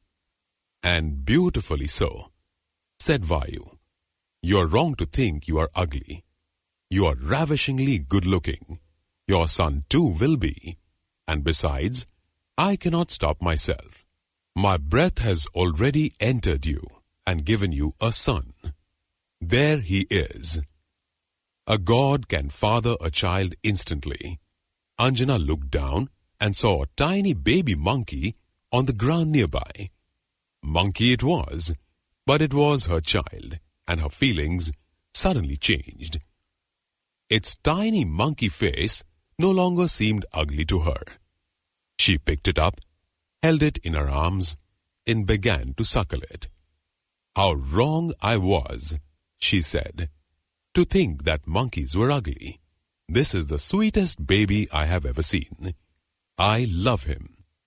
Vayu smiled with pleasure at having made love to the beautiful Anjana, and with joy that her baby son had made her so happy. He circled around the happy pair 3 times and blessed them, saying, "Your baby will be called Hanuman, son of the wind. He is my son, so he has my strength, my speed, and my power to fly through the world. He will be a kind, brave, and mighty hero who will do much good in the world. Be proud of him." Gently cradling the baby Hanuman in her arms, Anjana walked back to the monkey kingdom. She showed him off proudly to the king and queen and all the other monkeys, and told them about his miraculous birth. They were all delighted and impressed. Anjana had found a father for her child who befitted her own divinity, and although some of the unmarried males were secretly disappointed that she was no longer available to them, they put on a brave face and joined in the general celebration. Hanuman's childhood. Monkeys have a reputation for mischief, and the young Hanuman was no exception.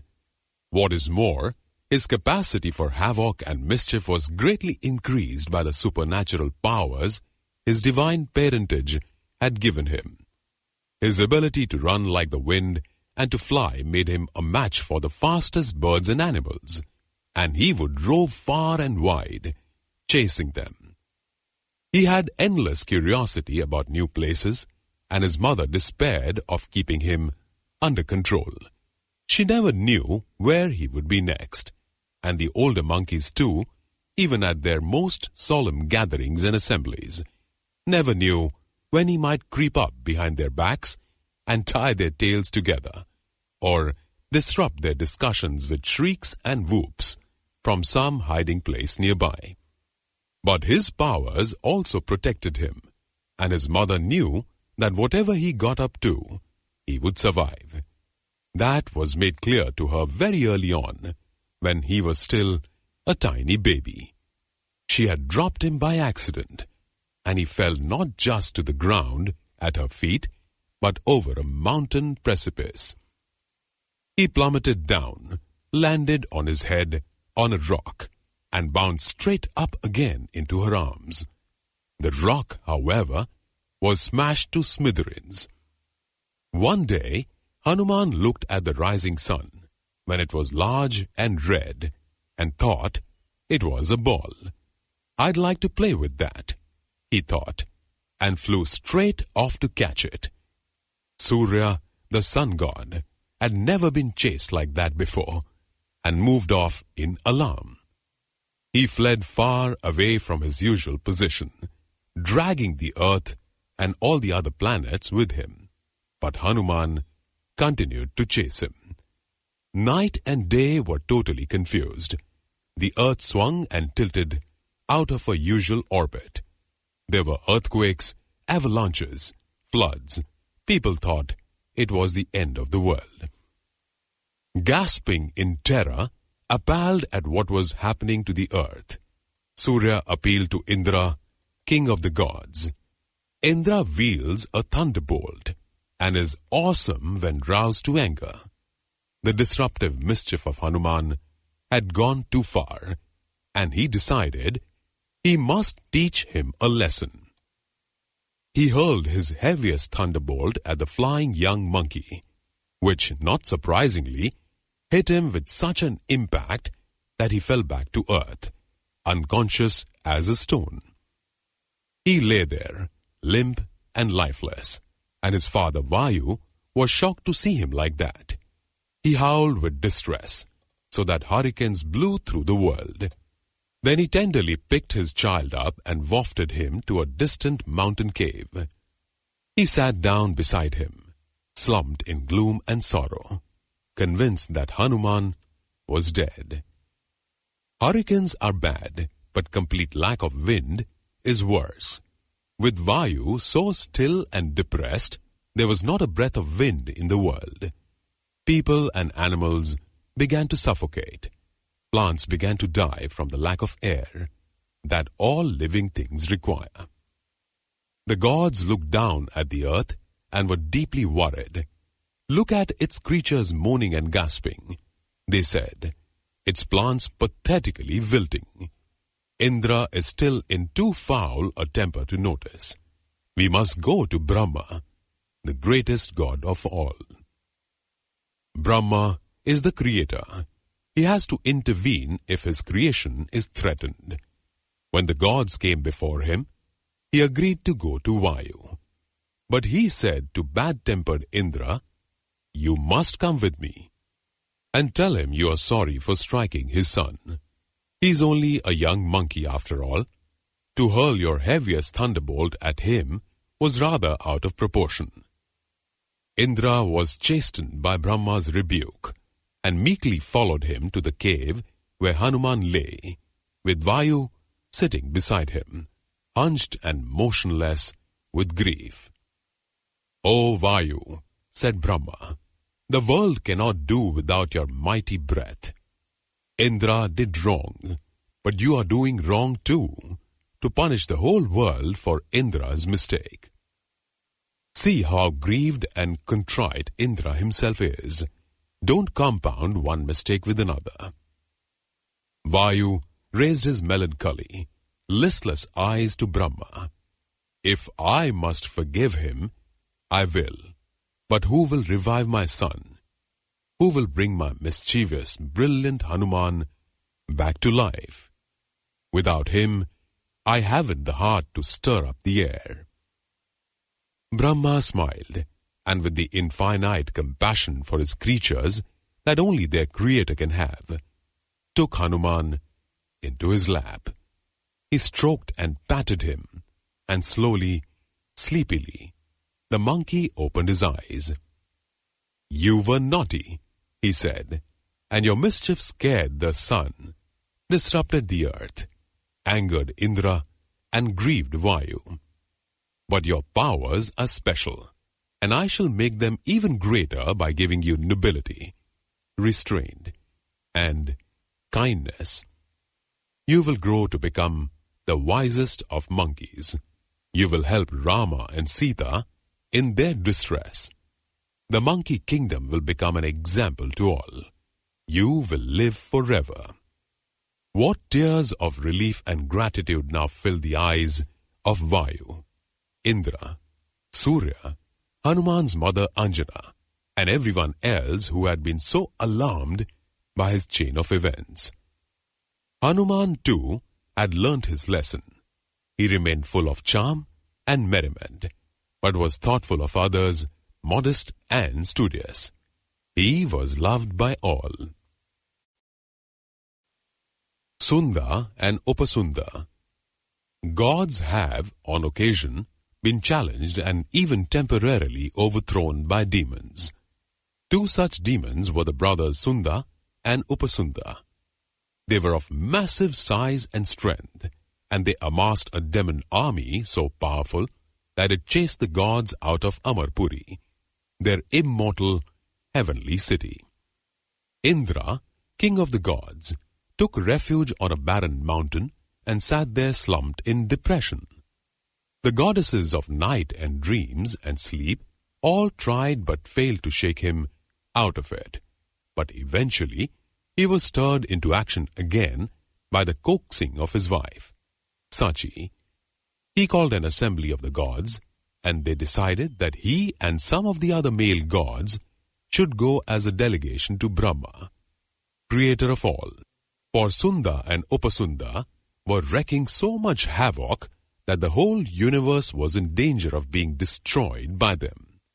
Brahma listened to the alarmed report that the gods gave him, and pondered. At length he said, "Together the demons are invincible.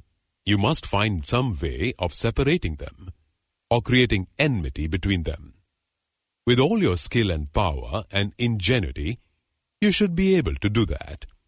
Disappointed that Brahma had offered no immediate solution, but sobered into deep thought, the delegation returned to the divine assembly. The enormous gathering sat for many days in the hard discomfort of the barren mountains where they had taken refuge, discussing earnestly what they should do, and listening with dread to the crashing, thundering uproar of Sunda and Upasunda, and their army pounding and looting the world. Suddenly, Indra had an idea. Let Vishwakarman, Lord of Artists, supreme architect and designer of the universe, be asked to create a perfectly beautiful woman, who would attract both the demons and, therefore, be their downfall. Vishwakarman was called, and the idea was put to him. He thought for a while, then smiled and said, "I can do it, but I must be free to use whatever I want from the universe as my materials. Sunda and Upasunda are attacking the whole universe. Only a woman as awesomely beautiful as the universe itself will be enough to distract them." Vishwakarman sat down in meditation, and the gods formed a silent circle around him.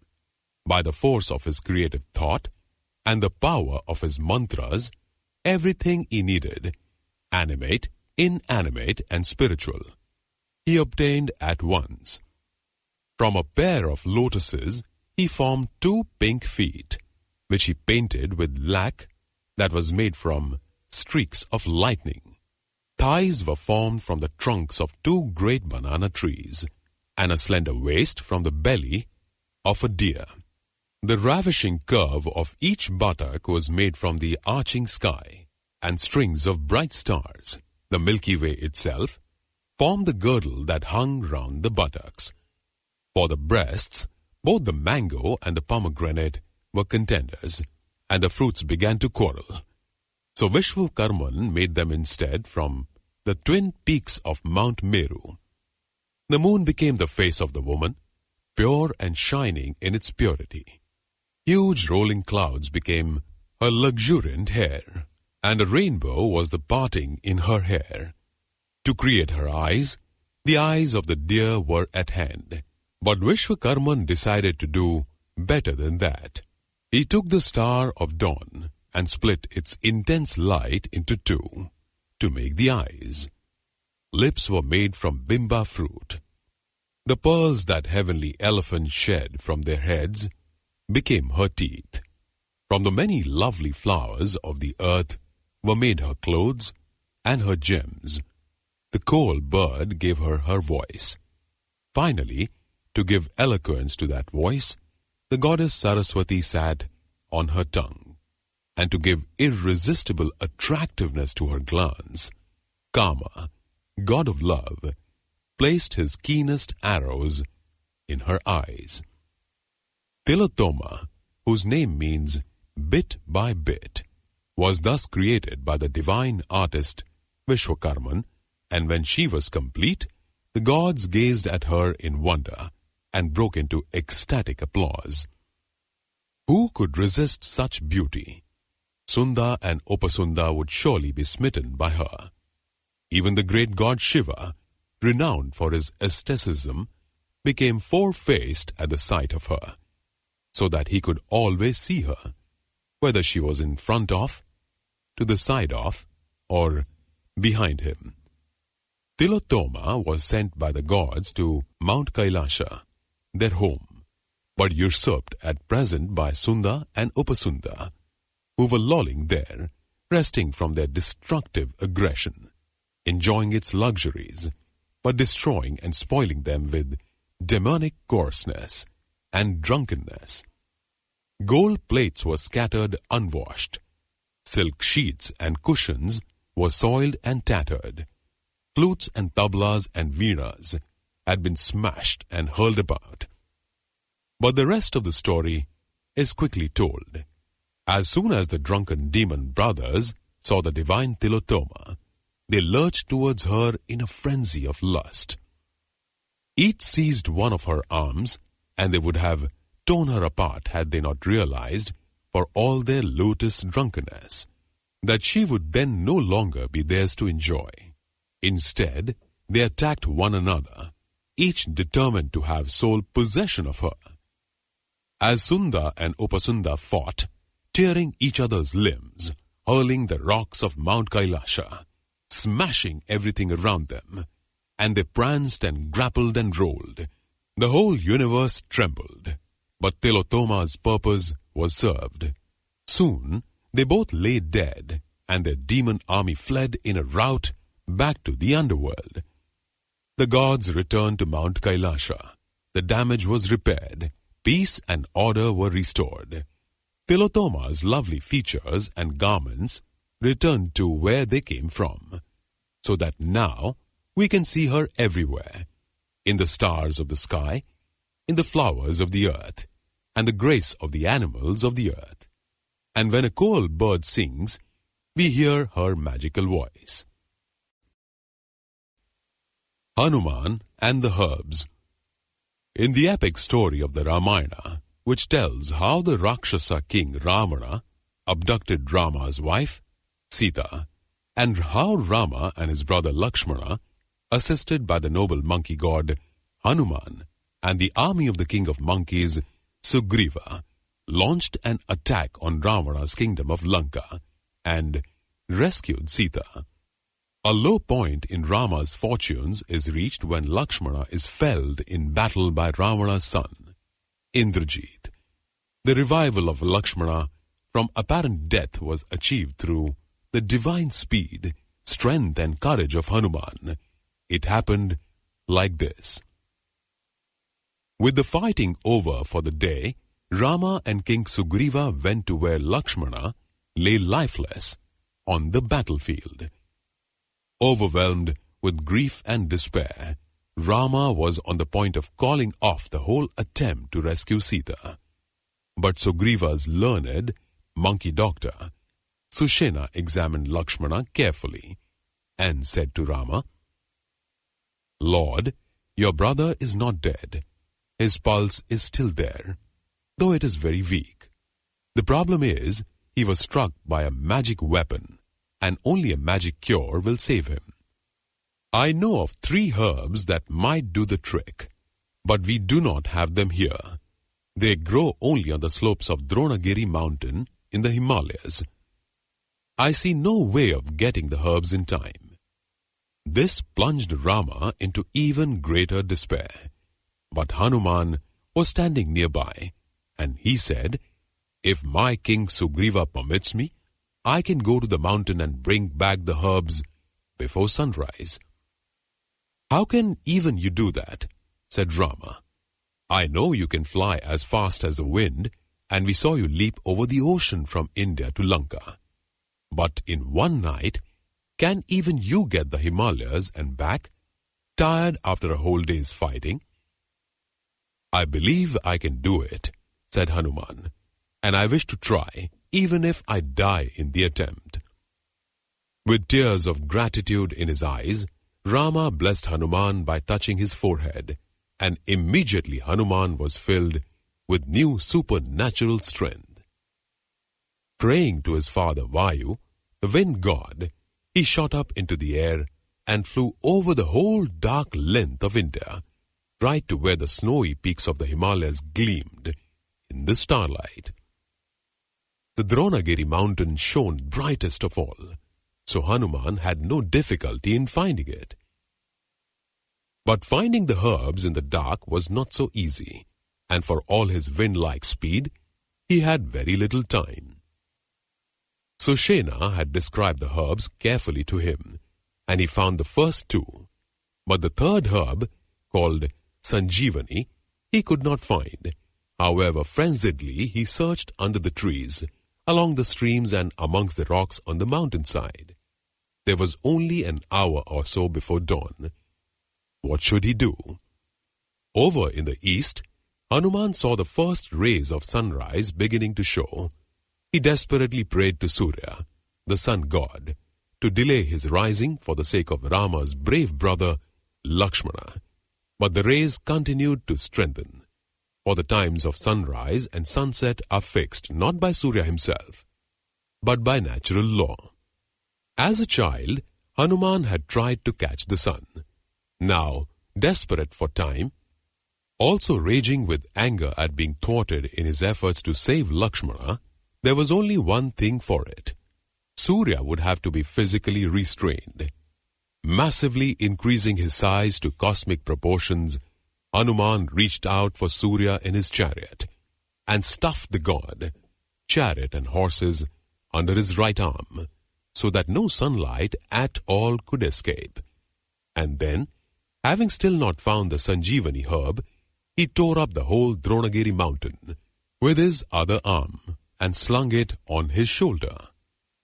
Back to Lanka he flew, carrying both sun and mountain, the enormous weight of both giving him increased speed, once his own great power had accelerated him to full velocity.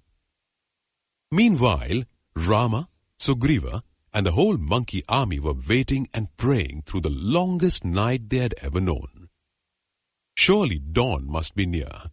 If Hanuman failed to return before sunrise, Sushena would not have the herbs, and Lakshmana would die. But suddenly Rama and the monkeys saw a huge shining object rushing through the sky towards them. They thought for a minute it was the sun, but no, its brilliance came from the luminous Dronagiri mountain, which, to their amazement and relief, was now set down before them by Hanuman. "I found 2 of the herbs," said Hanuman, "but not the third. So I brought the whole mountain, and I am holding back the sunrise for Sushena to find the herb. But please hurry, for Surya's horses are so desperate to escape, and with their kicking and snorting, they are tickling my armpit unbearably." Sushena had no difficulty in finding the missing herb, and he poured a mixture of the juice of all 3 herbs into Lakshmana's mouth. The effect was immediate. Lakshmana opened his eyes, stretched as if waking from a long sleep, and looked about him.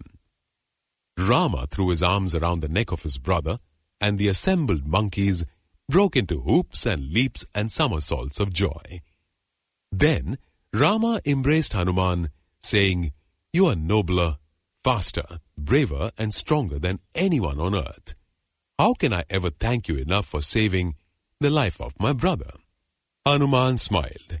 With his task accomplished, he could permit the sun to rise now. So he lifted his arm, and Surya's chariot shot out, reaching full midday height within seconds, banishing the long night. Agni's attempt to hide. At the beginning of time, Agni, the god of fire, kept hiding, and the gods were in perpetual search of him, so that he could be distributed through the world and be of use to men. At first he hid within himself, within the elemental fire that lurks beneath the world's deepest subterranean waters. But a frog, who lived in those waters, grew tired of the heat that Agni's fire spread up through the waters. It scalded his skin and lowered his energy. And in the end, he came up to the surface of the earth and complained to the gods. "I need cool waters for my health and happiness," he said. "I cannot endure this bubbling and boiling and steaming from the depths of the earth. The heat of it pains and exhausts me. Please find Agni there and take him to some place more suitable. Meanwhile, I shall hide myself, for I don't want to be utterly consumed when Agni rises up through the waters." The frog dived down again and swam to the coolest, most secret corner he could find, to be as far as possible from Agni. But Agni, who is cunning and elusive, and has ears for everything that is said, had heard the frog's treachery, and he found the frog, small though he was, and hidden under a huge dark submarine rock. And he angrily cursed him, saying, "For telling the gods where I am, you will have no tongue and no sense of taste. Meanwhile, they will have to look for me somewhere else." The crestfallen frog swam back up to the gods, but this time he couldn't speak to tell them what had happened or where Agni had gone. He jumped about pathetically and opened and shut his jaws, and the gods, realizing that Agni had punished him, said compassionately, "Tongueless you may be now, and unable to speak, but we give you the power to croak most beautifully, instead rousing lovers at night or soothing them to sleep, and you will also be able to find your way anywhere in the dark, and to live underground in barren places where there is no food to support any other form of life." The frog hopped away, content, and the gods continued their search for Agni, who was now no longer underground, but hidden in a sacred fig tree. An elephant who liked to graze on the leaves of the tree was disturbed by the heat that he emitted, and he went to the gods and told them that Agni was hiding there. Agni, betrayed again, became even angrier than he had been with the frog.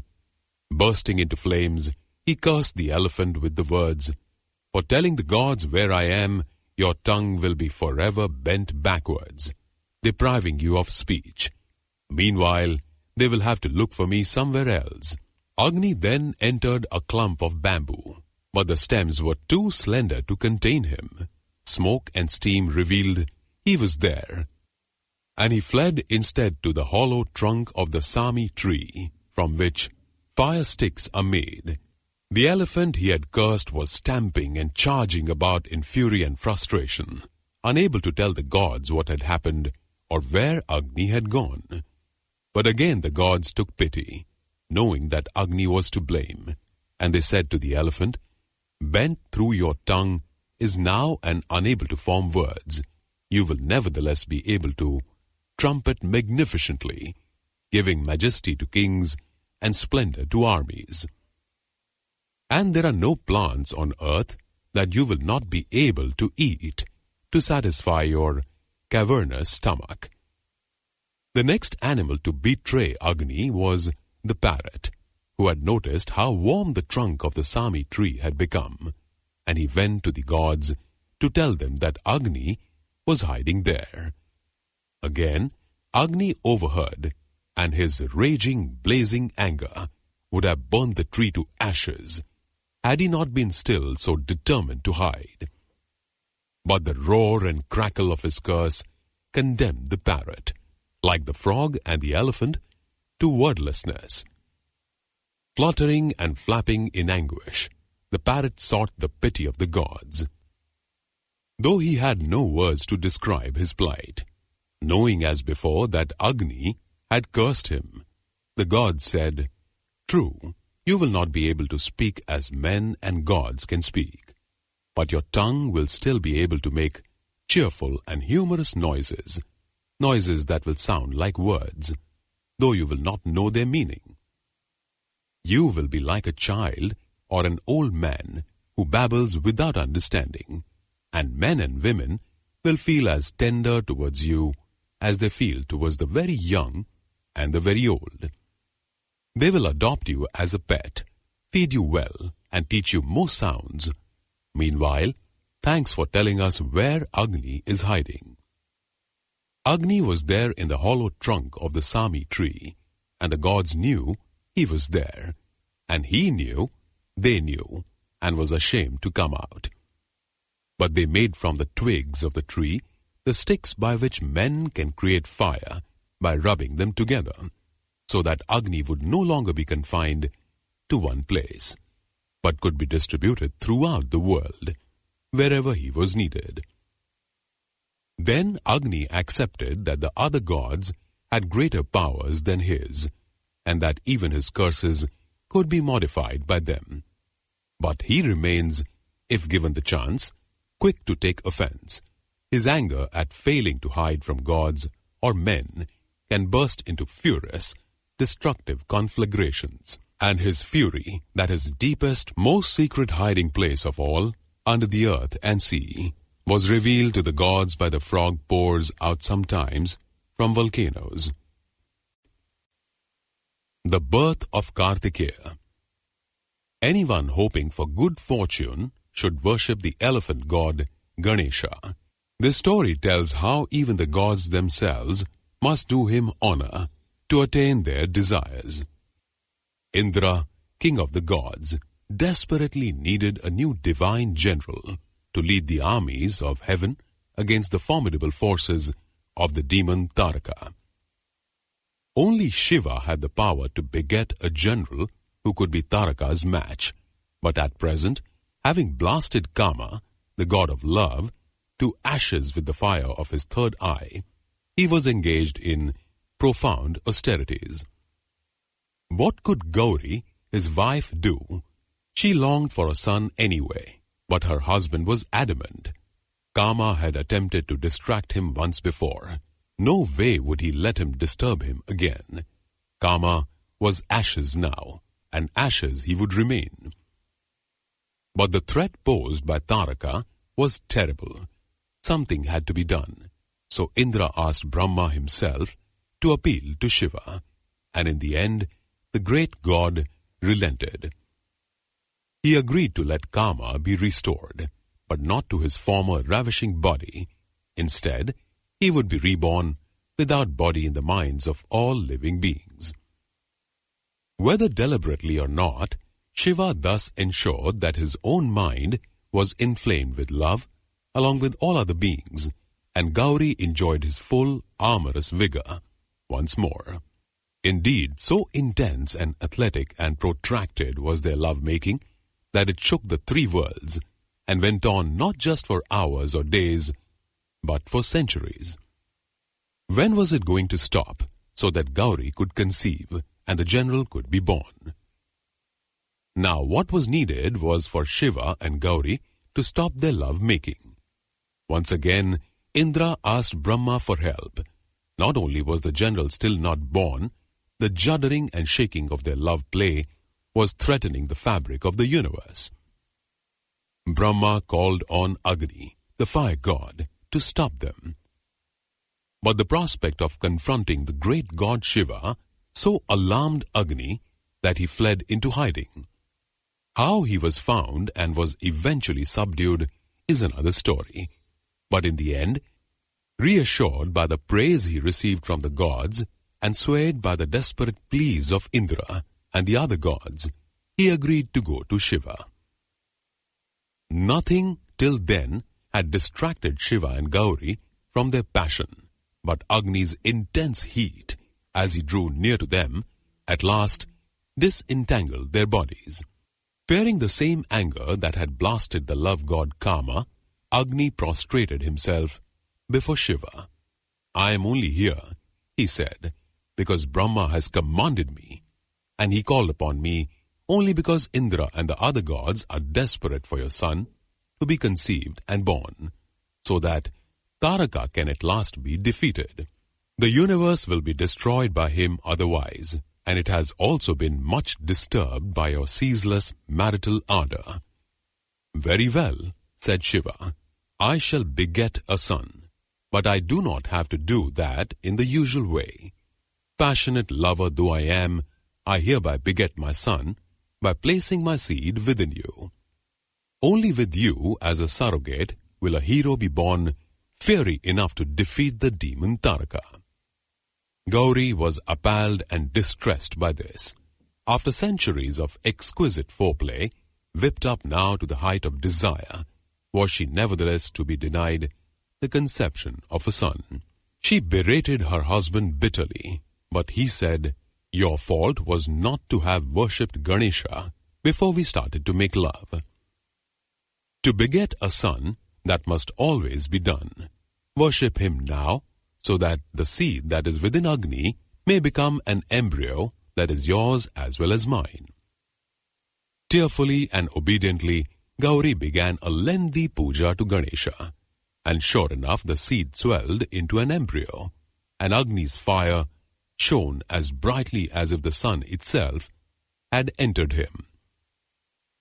The heat of it became too great even for Agni to bear, so he dropped the embryo into the cooling Ganga, from which Shiva's attendants, the Ganas, retrieved it and took it to a cave on Mount Meru.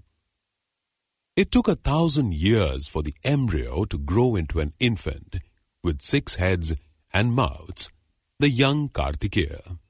His 6 mouths needed to be suckled, and it was Gauri who organized this, for she was no longer bitter that her son had not been conceived in the usual way. She engaged the Kritikas, the celestial Pleiades, as wet nurses, and with their divine milk he grew very rapidly, and within days he was full-grown, mighty general, and hero whom not even Dvaraka could defeat. More stories are told of what happened before that victory. Of how Indra had to flee from the demon, how the other gods ran to Kartikeya for protection, how Indra feared that Kartikeya might usurp his place, how, when Indra hurled a thunderbolt at Kartikeya, 2 sons sprang forth as strong as their father, how Shiva had to go to Kartikeya and his sons and remind them that they were born to slay Dvaraka, not to fight with Indra. How when Indra was reassured and raised his arm to anoint Kartikeya as general of the heavenly armies, his arm became stiff and useless. "This too," said Shiva, "is because you forgot to worship Ganesha. Whether hoping for a son or for success in battle, Ganesha should always be worshipped." So Indra, like Gauri before him, had to learn this lesson. He did honor to Ganesha, and his arm was freed again so that he could anoint Kartikeya. Dvaraka was destroyed, and the gods all rejoiced, especially Gauri, proud that her son, through Agni's fiery surrogacy, had saved the universe. Sita's rejection. The famous story of Rama and Sita did not end with the rescue of Sita from the demon king Ravana and their triumphant return to Rama's kingdom of Ayodhya. Sita was soon pregnant there, and they should have lived in happiness and contentment for the rest of their days, had not Rama been suddenly stricken with doubts about his perfectly chaste and loyal wife. One day, Rama was walking through the streets of Ayodhya with a small retinue, observing the lives of his subjects. He suddenly saw a woman being turned out of her house by her husband. The man had grabbed her arms and was pushing her roughly, saying, "What were you up to? Visiting that house alone. If you want to bring scandal on yourself, make your way in the world alone. There'll be no place for you in my house as my wife." The woman was weeping and saying, "Even King Rama didn't abandon his wife, though she dwelt for many months in the palace of a Rakshasa, whose sole purpose is rape. All I did was visit the house of a relative. What on earth is scandalous and suspicious about that?" Then she added, with bitter irony, "I suppose you think you are better than King Rama, with even stricter moral standards."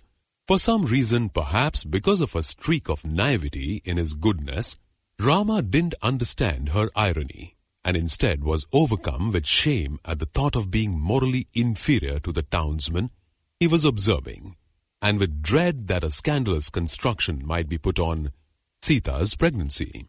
It was true. Sita had been at Ravana's mercy for many months. How could he be certain she had managed to preserve her chastity? And now that he was a king again, no longer living in the forest, he couldn't run the risk of gossip and scandal. So, with a cruelty that was quite uncharacteristic of him, he cast her out, as ruthlessly as the townsman had thrown out his wife. And Sita found herself wandering through the forest again, but this time without Rama or Lakshmana to protect her. Heavily pregnant, she reached the hermitage of the sage Valmiki, the celebrated author of the Ramayana. The other sages who lived there were highly suspicious of her.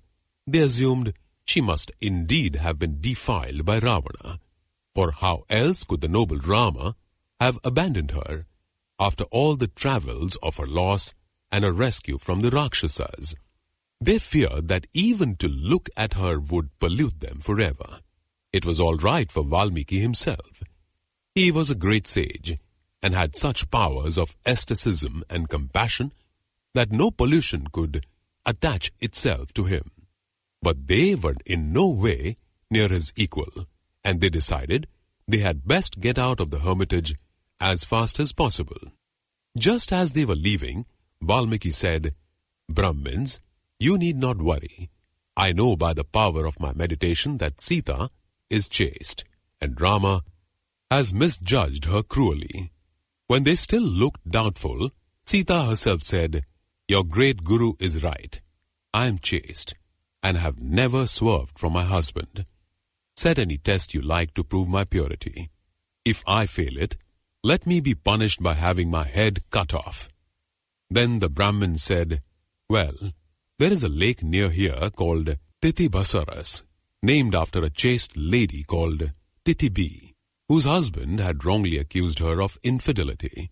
When she was abandoned by him, she prayed to the earth goddess, and the lake rose up as a sign of earth's vindication of her. Perhaps you should go there and pray to earth for a similar sign." Sita agreed to this, and she went to the lake, knelt by its shore and prayed to earth with the words, "O sovereign mother, let me walk into this water, drowning in the middle if I was ever unfaithful to my husband, and crossing it safely if I was true to him." Then she stepped into the water, and as she walked out into it, earth miraculously raised her from below, so that she walked on its surface and reached the other side with scarcely a drop of moisture on her sari. The sages now had no more doubts about her. Indeed, they were so moved both by reverence for her and outrage at how Rama had treated her, that they wanted to curse him.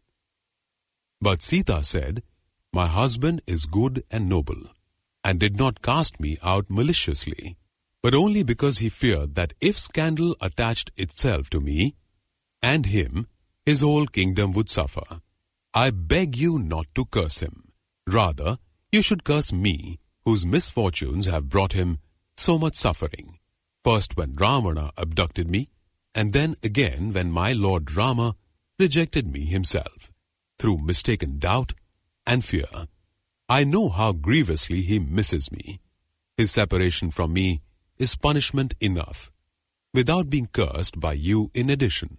The sages were so impressed by the self-sacrifice and devotion of Sita's sentiments that, far from cursing her, they blessed her fulsomely, with the result that, soon afterwards, she gave birth to a healthy son.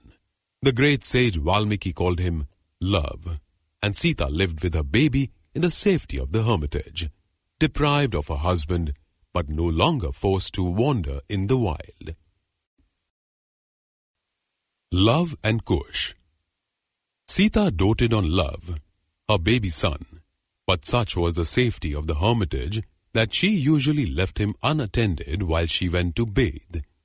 So when Valmiki one day looked into her room and saw that Love was not there, he was immediately worried that the baby had been carried off somehow. Maybe a wild beast had got into the hermitage after all. Sita would be out of her mind with worry if she returned and found Love missing. What should he do? Using his unique powers and skill, Valmiki made an exact replica of Love out of Kush grass and placed him where Love normally lay. He hoped that Sita would think the replica was her own baby and would therefore miss nothing. But soon afterwards, Sita returned from her bath, carrying Love with her. He had been wide awake and was beginning to get old enough to enjoy splashing in the water, so she had taken him with her. She looked with amazement at the copy of a child lying in a corner of her room and said, "I had Love with me all the time, and now it seems I have a second baby who looks just like him. How can this be?" Valmiki explained why he had made the child and that he had done so to stop her worrying. "And because I made him out of Kush grass," he said, "let him be called Kush, and be brought up as Love's brother." So the two boys grew up together and were trained by Valmiki in the use of all the weapons and sciences appropriate to their Kshatriya lineage, while learning from their mother many of her virtues. They were, however, boys, and no boy can be virtuous all the time. One day, they killed a deer that belonged to the hermitage and should have been allowed to graze in peace, and they also misbehaved with Valmiki's sacred Shivalingam. Not understanding its significance, they thought it was a toy and started to fool about with it. Valmiki was angered by these two misdemeanors and was about to punish them severely, but Sita, ever gentle and understanding, begged him to be merciful, and he agreed to forgive them if they performed the following penance. Let Love go to the lake of God, Kubera, and bring back some of the golden lotuses and mandara flowers that grow there. Then, with Kush, he should worship the lingam with those sacred flowers. That way, their sins of disrespect will be atoned for. As the son of Lord Rama, Love already had courage and abilities way beyond his years. He managed to make the journey to Kubera's lake, high on Mount Kailasha, all by himself, battle with the yakshas who guarded it, and pick the golden lotuses and the mandara flowers just as Valmiki had commanded. The rigors of the expedition made him suddenly full-grown, and it was no longer as a boy that Love journeyed home, but as a handsome young man. On the way, he stopped under a tree to rest. Lakshmana, Rama's younger brother, happened to pass by. He had been sent out by Rama to look for a victim for a religious ceremony at which not only an animal, but a human being too, would be sacrificed. Seeing from Love's caste marks that he was a Kshatriya, and thus particularly valuable as a human sacrificial victim, he challenged him to fight. Love fought bravely, but he lacked both the experience that Lakshmana had and the weapons, and Lakshmana quickly overcame him and took him prisoner. He took him back to Ayodhya, where his father Rama reigned, and meanwhile Sita grew sick with worry. Valmiki too grew anxious, both for her sake and for Love's, and regretted the severity of the atonement he had demanded. But through the power of his meditation, he was able to discern what had happened to Love, and to reassure Sita that her son was alive, though held at present as a prisoner. Then to Kush he said, "Now it is your turn to be brave. Take these weapons and go to Ayodhya.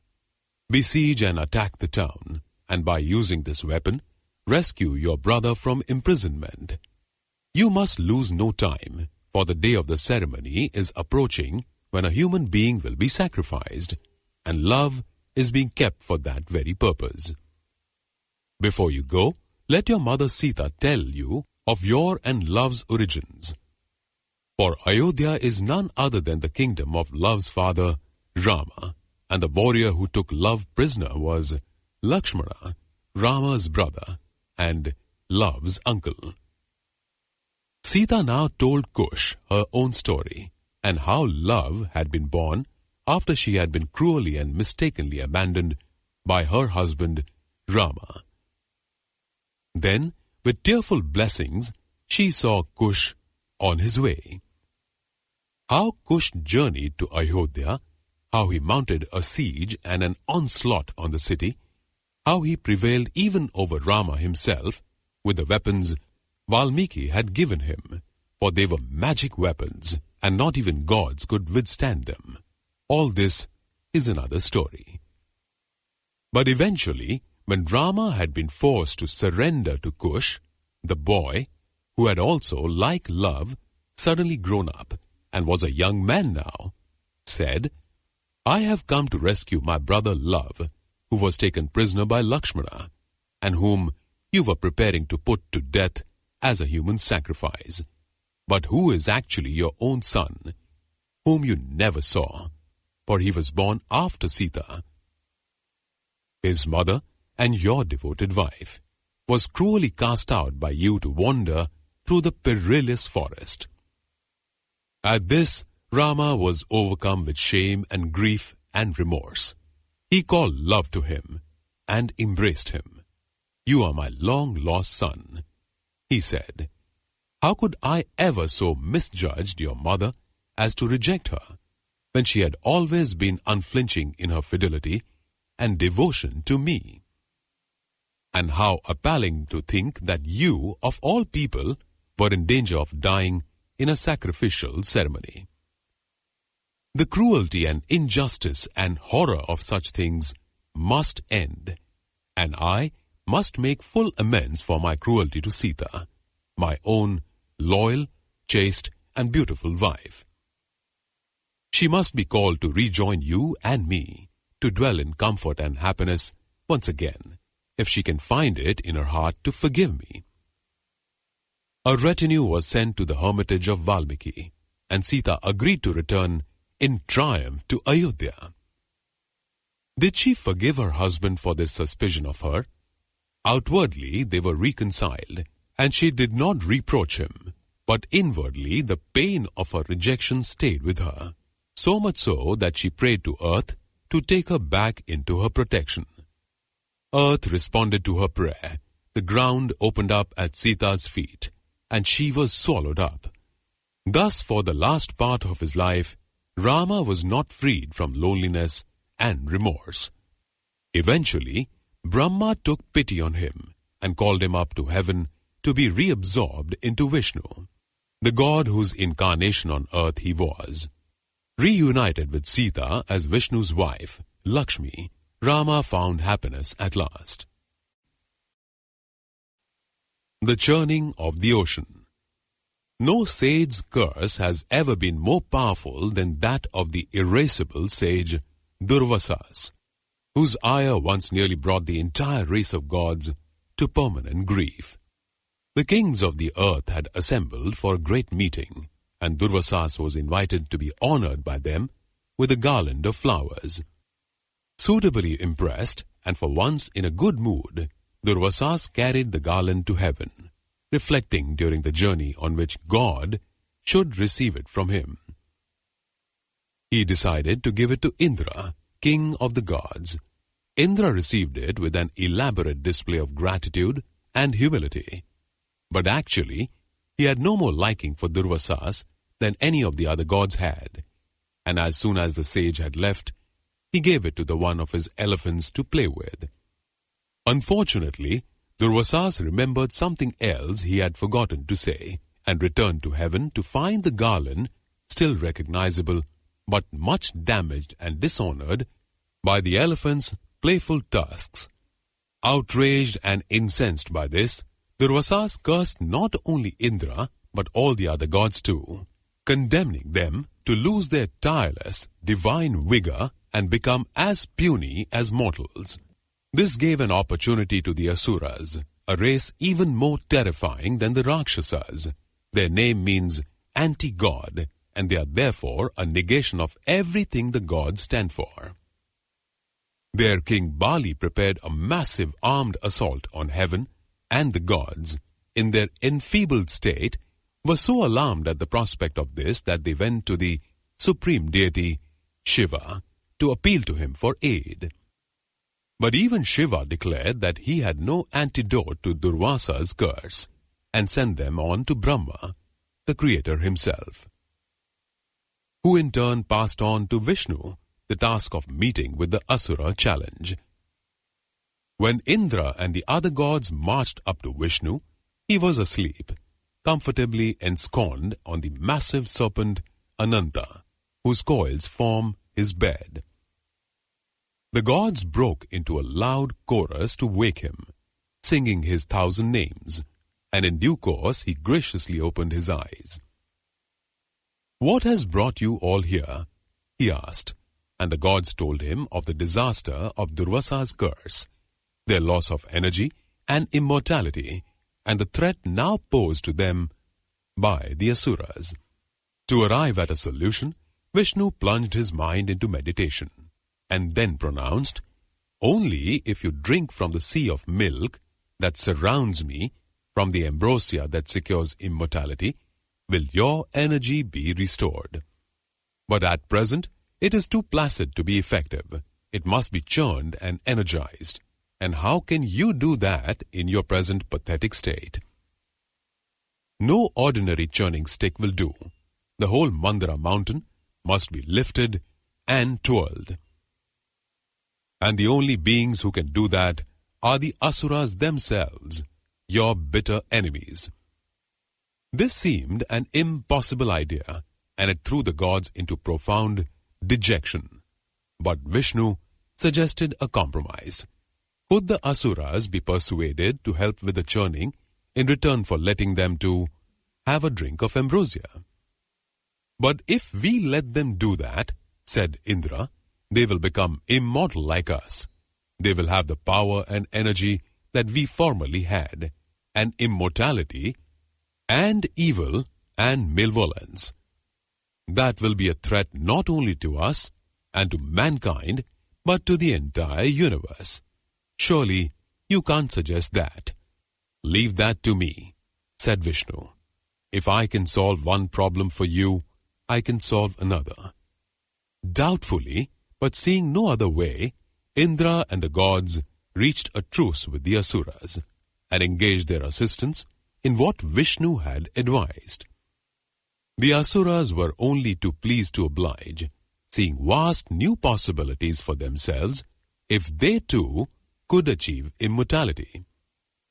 They uprooted Mount Mandara in a trice and also gathered enormous quantities of spices and herbs to flavor the sea of milk. Their taste in food was as fiery as their temperament, and they did not relish the prospect of pure ambrosia without any spices to liven it up. Weak though the gods still were, they combined forces to catch Vasuki, a serpent who lived in the underworld and was almost as big as Ananta himself. Stretching out in a long line along the whole length of the snake, they laboriously coiled him around the mountain, to use as a churning rope. When everything was ready, Vishnu asked the gods to position themselves at the head of the snake, with the Asuras at the tail. This was exceedingly cunning, for the Asuras suspected a trick where there was none, and themselves demanded that they should pull from the head end, and the gods should pull from the tail end. "Very well," said Vishnu. "If that's what you prefer, swap round at once and begin the churning." "We give to the gods the first pull," said Bali sneeringly. "For if we start off, our strength will probably pull you over." So the gods summoned all their might to pull the tail end of Vasuki, and slowly the mountain started to turn. Then the Asuras pulled sharply at their end, and the mountain turned much faster in the opposite direction. Such inequality of strength would have had perilous consequences had not the gods been invigorated by the fresh, ambrosial breezes that blew from the ocean of milk. With each pull, they grew stronger, but the Asuras, at Vasuki's head end, found they were breathing hot, poisonous breath from his huge hissing mouth. And this had the effect of weakening them. So, as the gods grew stronger, the Asuras grew weaker, and with the balancing of their power, the churning proceeded evenly and effectively.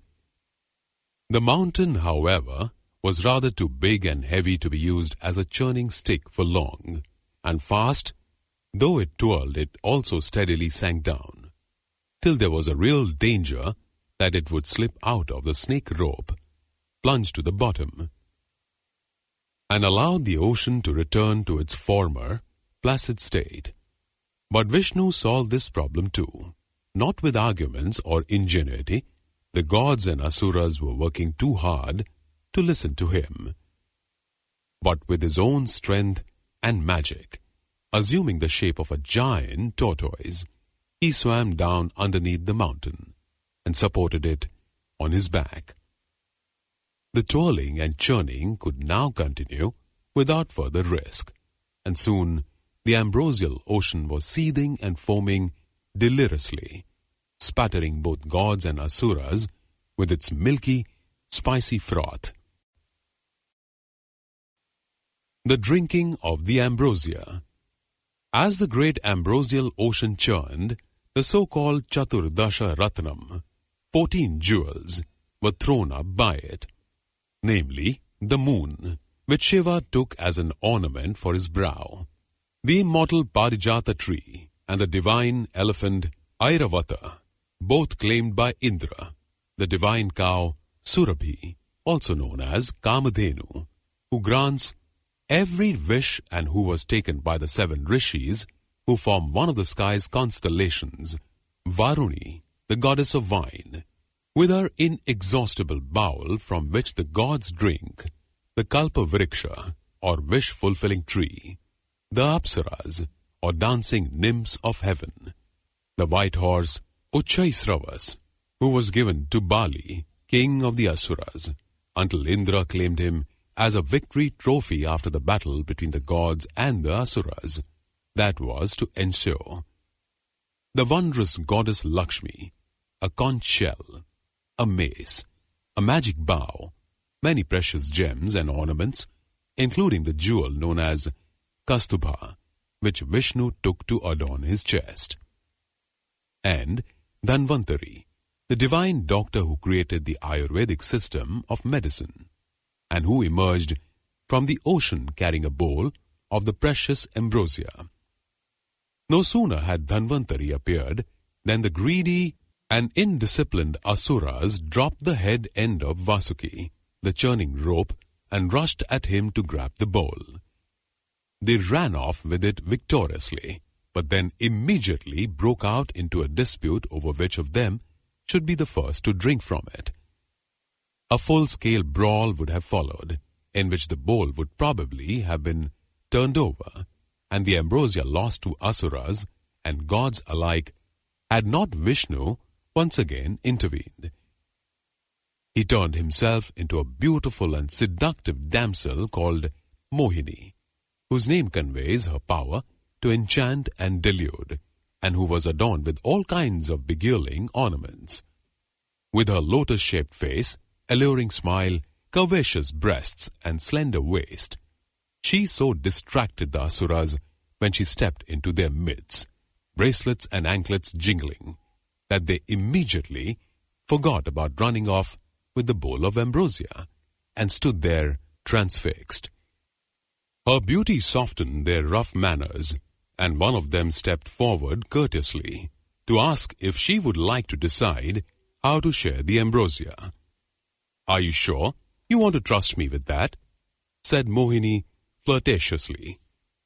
"Women, especially women as beautiful as I am, are notoriously unreliable." This produced even greater gallantry and docility from the Asuras, who assured her that one as lovely as she could do no wrong, and that they trusted her absolutely. Whatever she decided, they would stick to it unconditionally. "Well then," said Mohini, "I think you will agree that the gods worked just as hard as you to churn the ocean and bring up Dhanvantari with a bowl of ambrosia. So I suggest you sit down quietly in a line, and I will serve each of you fairly." Still enraptured by her, the Asuras sat down in one line, while the gods sat down in another, facing them. Mohini started with the gods. After all, it was the Asuras who had behaved badly by grabbing the bowl, and the gods deserved some reward for being better mannered. When she had served every one of them, she suddenly vanished with the bowl, without, apparently, serving a single Asura.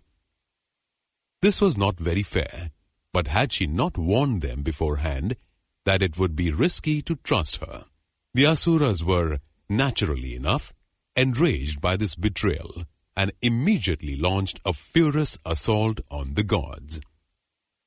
But the gods had recovered their full strength now, after quaffing the ambrosia, and easily vanquished the Asuras, who fled in disorderly terror, a threat to the gods no longer. Mohini had apparently served not even one of the Asuras, but in fact, there was one who did receive his share. This was because he had disguised himself as a god, and had sat down in the line of the gods between Surya, the sun, and Chandra, the moon. Fortunately, Surya and Chandra detected this deception, for though his disguise was perfect, he was not recognizable as any god whom they knew. They indicated their suspicions to Vishnu, who, in the battle that followed, seized his moment to slice the Asura in two with his chakra, a razor-sharp, discus-like weapon. However, the ambrosia that the Asura had drunk ensured that even the two severed halves of him remained alive. This might have posed a threat, had not Brahma turned them into two planets called Rahu and Ketu. Rahu retained his hatred of the sun and moon for catching him out, and it is because of his repeated attempts to devour them that they are periodically eclipsed. The Asuras had been defeated, thanks to Vishnu's intervention in the guise of Mohini, but that was not quite the end of Mohini. Her beauty so entranced Shiva that, later, he asked Vishnu to assume her shape again. Shiva then chased her with such lascivious intent that although Vishnu turned himself back into his normal male shape, just before Shiva caught up with her, the great god's lust was unstoppable, and he copulated with her anyway. The Last Journey. Much of the Mahabharata, the great epic of India, is taken up by the war between the Pandavas and Kauravas, and the great climactic battle of Kurukshetra, from which the 5 Pandava brothers emerged as rulers of the kingdom, and ruled for 36 years. But after that, in the final book of the epic, there is a story that no one forgets, once they have heard it. The 5 brothers had become old. They passed their kingdom over to a successor, and, together with Queen Draupadi, whom they shared polyandrously, they set off towards the mountains of the north, determined to end their lives by climbing up to the realm of the gods. The journey took them through many wild forests and over many rugged peaks, and as they climbed higher and the air got thinner, age got too much for them. One by one, Draupadi, Nakula, Sahadeva, Arjuna and Bhima collapsed by the wayside and died, leaving only the hero Yudhishthira, who, of all of them, was the least tainted by sin, and a dog who had faithfully followed them all the way. With no means to cremate or carry out funeral rites for his dead brothers and their queen, Yudhishthira left each body where it lay, and carried on without looking back. On and on he went, over mountains, forests, and rivers, reaching places where no man had ever trod before him. And the dog, though thin, weak, and aged itself, plodded on behind him. Suddenly, Indra, king of the gods, appeared before him in his splendid chariot, and said, "Noble Yudhishthira, no man has ever been braver or more virtuous than you. You have walked far enough, and I should like to take you the rest of the way to heaven in my chariot." Yudhishthira looked at the god with respect and humility, but also with the frank, unpompous honesty that characterized his heroic nature, and which was undimmed even though he was physically weakened by age. "No," he said, "it would not be right for me to enter heaven without my brothers and our queen. They have endured even greater hardships than I have, and have also partaken of this final journey, and it is only old age that prevented them from walking as far as I have. No doubt my own days are numbered too, and I shall not manage many more steps, but I would rather continue until my end comes in the same way as it came to them."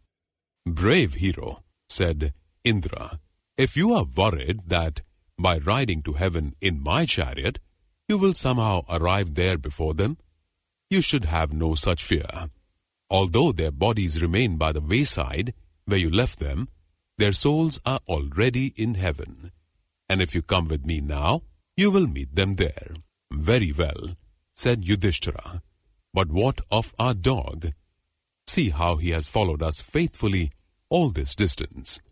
He is thin, exhausted, and old, but he is still alive, and if I step into your chariot, he too must come with me. I cannot leave him alone and abandoned on these freezing mountain slopes." He then beckoned kindly to the dog, and the loyal creature wagged its tail. Yudhishthira stepped up into the chariot, and the dog was about to follow, but Indra sprang forward to stop him. Reacting with apparently uncompromising horror of the unclean, he said, "I cannot let an animal as filthy as this pollute me, you, my chariot, and the whole of heaven when we get there. Whatever your feelings about the dog, it will have to stay behind. It doesn't look as if it can live much longer anyway, even if we took it into my chariot." "In that case," said Yudhishthira, "you can leave me too. I'm not going to abandon so good and loyal a creature. Far better that we should perish together on the mountainside. Far better that I should never get to heaven and meet my brothers and Draupadi there, than that I should desert a creature who has been so faithful." At this, Indra smiled with a radiance that lit up the whole mountain where they were standing, and made it seem light and warm, though it had, the minute before, been swathed in mist and cold. "Well done," he said. "You have passed a great test, putting trust and loyalty above even your desire to get to heaven. And look at how pleased your dog is." Yudhishthira turned to look at the dog again. To his amazement, he found not the thin, lean dog that he loved so well, but his own father, Dharma, god of order and justice, who was smiling as proudly and warmly as Indra himself. "It was I who was your dog," said Dharma, "and because of your loyalty to me, I am now permitted to reveal my true shape. Noble son, I bless you now for your courage and kindness and virtue. Let us together now follow Indra's request, sit in his chariot, and ride with him up to heaven, away from these perilous mountains, away from all the trials and sufferings of the world." Embracing his divine father, Overwhelmed by the miracle of what had happened, Yudhishthira joined him in Indra's chariot, and they rode with him up to heaven. But the story didn't quite end there, for when Yudhishthira arrived at the gates of heaven, he looked in and saw not the souls of Draupadi, his brothers and his allies, but those of his enemies. When he asked where the others were, he was told they were in hell. Once again, he refused to enter heaven without an assurance that he would be reunited with his brothers and their queen, and asked instead to be taken to hell, to join them there, if need be. So, the chariot took him down to hell, and he saw to his intense grief and distress his brothers and Draupadi in torment there, and heard their howls of pain. But he still insisted he would rather stay with them there than be taken to heaven without them. I do not understand how this can be, he said, that heaven is full of our enemies, and we have been consigned to hell. But if this is the will of the gods, so be it.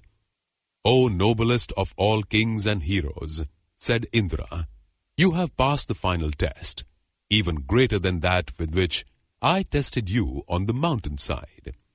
The heaven and hell that you have seen so far were illusions.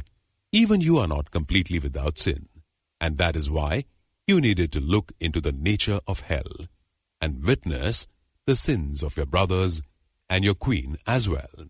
But all of you have paid fully for your weaknesses, and the heaven that will be revealed to you now is the real one. Enter it freely, be reunited with your brothers and queen, and receive the honor that is due to you. And Yudhishthira found himself at the gates of the true heaven this time. Not an illusion. Indra's chariot shot through the gates, and the hero became pure soul, no longer his aged body, and dwelt in splendor and honor there, with the souls of his brothers and their queen, and with his father Dharma too, to whose principles of justice, order and honesty he had always adhered. The greatest of the three. Ancient stories tell of the origins of the great triad of Hindu deities, Brahma, Vishnu and Shiva, and according to whether the story is told by devotees of one or the other, one of the three is shown to be supreme. The devotees of Shiva tell this story, as related by Brahma, to the assembled gods and rishis. It was long, long ago, at the dawn of time, when the whole universe and all the worlds within the universe were enveloped in primal night. Nothing was differentiated then. Everything was equal and still and inseparable. I was there, for I am the Creator, and out of my thought and the fire of my thought, all things come. But suddenly I opened my eyes and saw Narayana, whom many now call Vishnu. I saw his 1,000 eyes, and the all-seeing omniscience of those eyes. I saw him resting on the formless, dark waters of the yet-to-be-created universe, supported by the 1,000 heads of the serpent, whose name, Ananta, means unending and infinite. The wondrous, luminous magnificence of the God transfixed me. I felt, as I gazed at him, that I was witnessing the soul of the universe, its being but also its non-being. In helpless awe and amazement, I reached out and touched him. I asked, though I had no need to ask, "What being are you? Tell me, explain how you come to be where you are, how you fill the void as you do." He did not answer properly. He simply gazed drowsily back at me with his 1,000 lotus-shaped eyes, smiled a smile that was like a burst of sunlight, rose to his vast height, and said, "Show obeisance, my child, to your shining grandfather. Welcome me." At those unexpected words, my wonder turned to anger. I said, "Perfect and sinless and handsome though you are, How dare you call me child? How dare you call yourself my grandfather? I am not your grandson. I am not your pupil or servant. I am Brahma, creator of worlds to come, and destroyer of those worlds when they have run their course. I am the source of all human and non-human creatures, father of all the other gods. But my anger had no effect. Narayana smiled again and said, "You are wrong to call yourself creator of all. I am not only the creator and destroyer, but the preserver of the universe. Without me, nothing could last, even for 1,000th of a second. I am the eternal male, the seed that is the source and center of all beings. I am the imperishable soul of all existence. You yourself have come from me." I disputed this with him. Great and magnificent though he was and is, he repeated his claim. Our argument grew heated. Maybe it would have become destructive if he had gone on much longer, and the whole unfolding of the universe would have been thwarted by our conflict.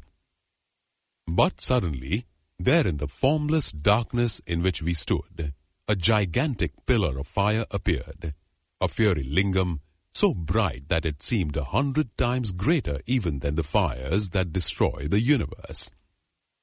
So vast that we could see no beginning, middle, or end.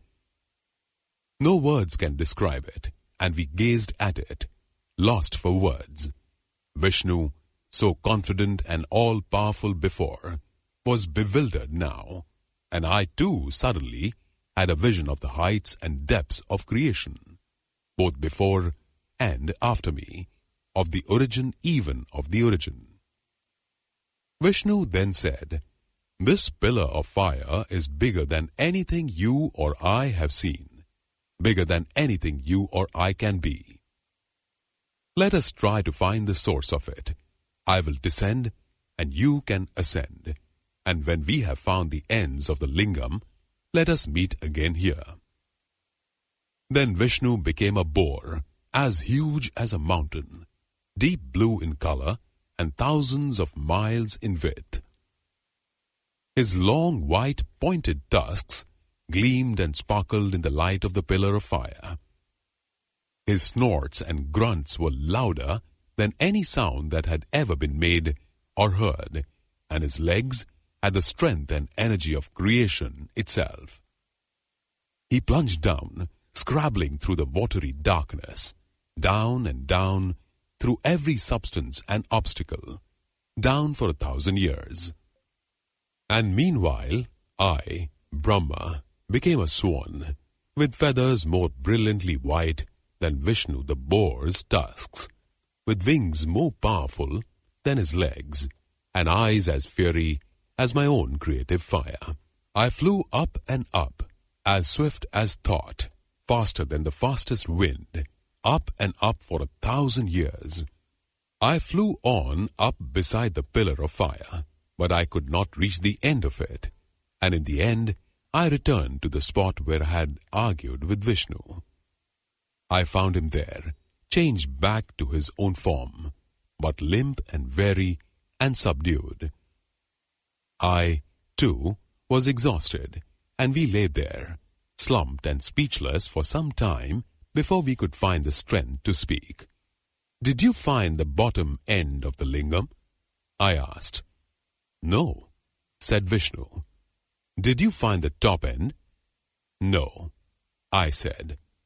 "The pillar of fire is bigger and greater than either you or me. It must be the work of a god greater than you or me." Then Shiva appeared, whom men and gods worship in the form of a lingam, and we realized that the pillar of fire was his work. It has the power to destroy all things that are made, but also from its energy comes all creation. There is no name or word for that supreme power, only a sound, the eternal, infinite Om. And it was the sound of Om, clear and perfect, and inclusive of all possible sounds that now filled the void, and which left both me and Vishnu awestruck and humbled, knowing that there was a God even greater than him or me. Thus is explained the greatness and supremacy of Shiva, but worshippers of Vishnu tell a different version. According to them, Brahma told a lie. He returned from his search for the top of the lingam, falsely claiming that he had found it. Vishnu had told the truth. He had admitted he could not find the bottom end. Shiva then cut off one of Brahma's heads and acknowledged Vishnu as the greatest of the three, because he had had the humility to admit to failure and to speak the truth. The Lord of the Dance. There is a temple at Chidambaram in South India dedicated to Shiva. Its many sculptures show the great god as Lord of the Dance in thousands of different postures. The priests of the temple tell a story of how, in that very temple, Shiva established himself as the supreme dancer.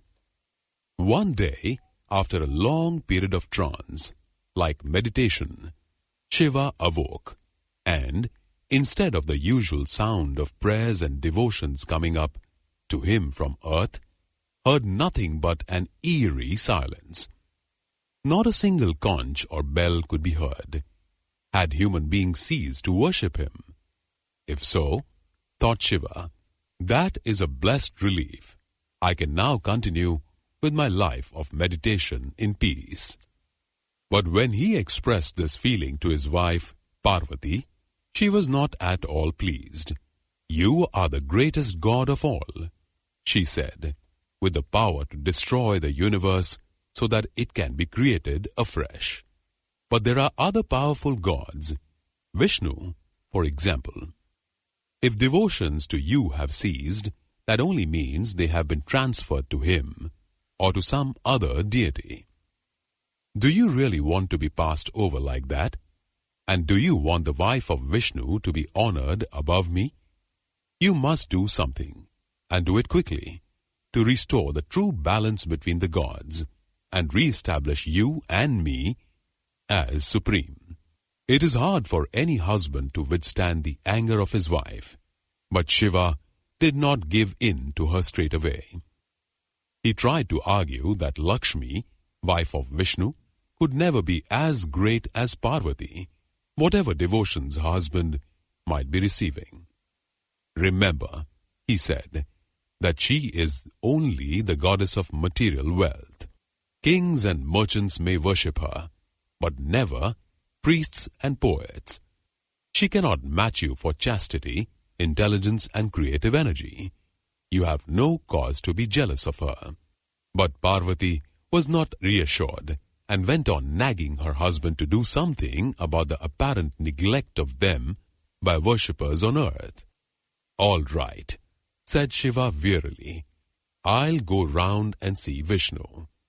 So he left Parvati in their home on the snowy heights of Mount Kailasha and travelled by his airborne chariot to Vaikuntha, the heavenly abode of Vishnu and his wife Lakshmi.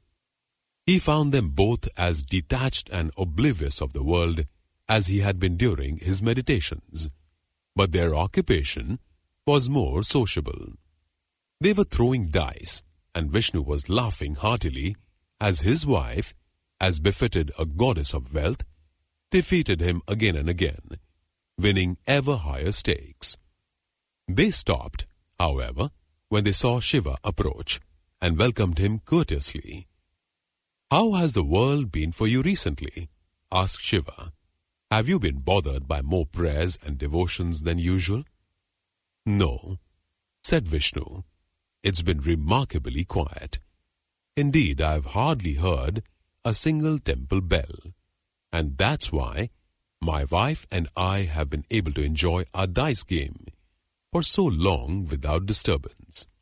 Shiva was somewhat alarmed to hear this, for it implied that neither he nor Vishnu was receiving his proper devotion.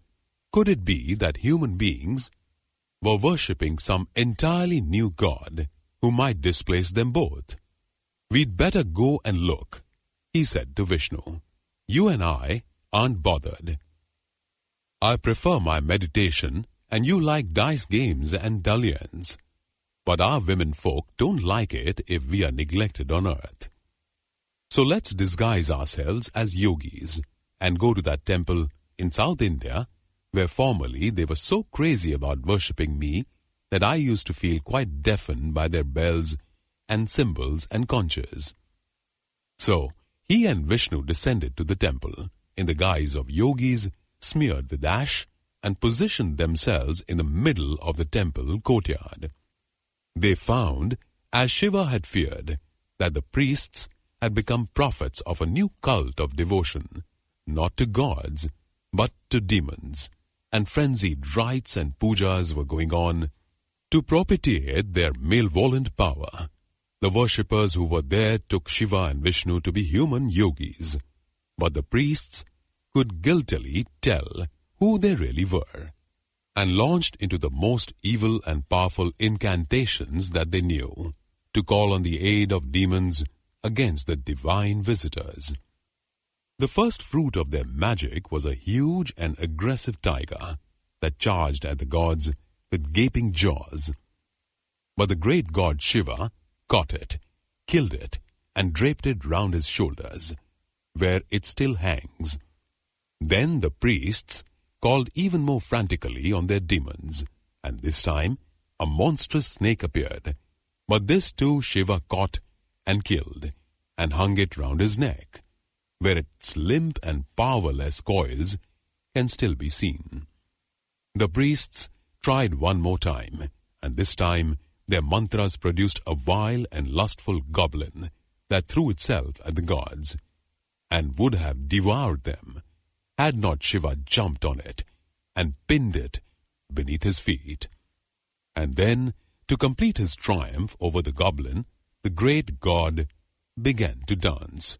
And his dance was so wild and triumphant and beautiful that the worshippers at the temple, who had all been led astray into the worship of devils, watched with rapture, and soon realized that the dancer was not a human yogi, but Shiva himself. Cries of victory to Shiva began to ring out from the crowd, and they grew louder and more exultant the more he danced. And soon they were audible on Mount Kailasha.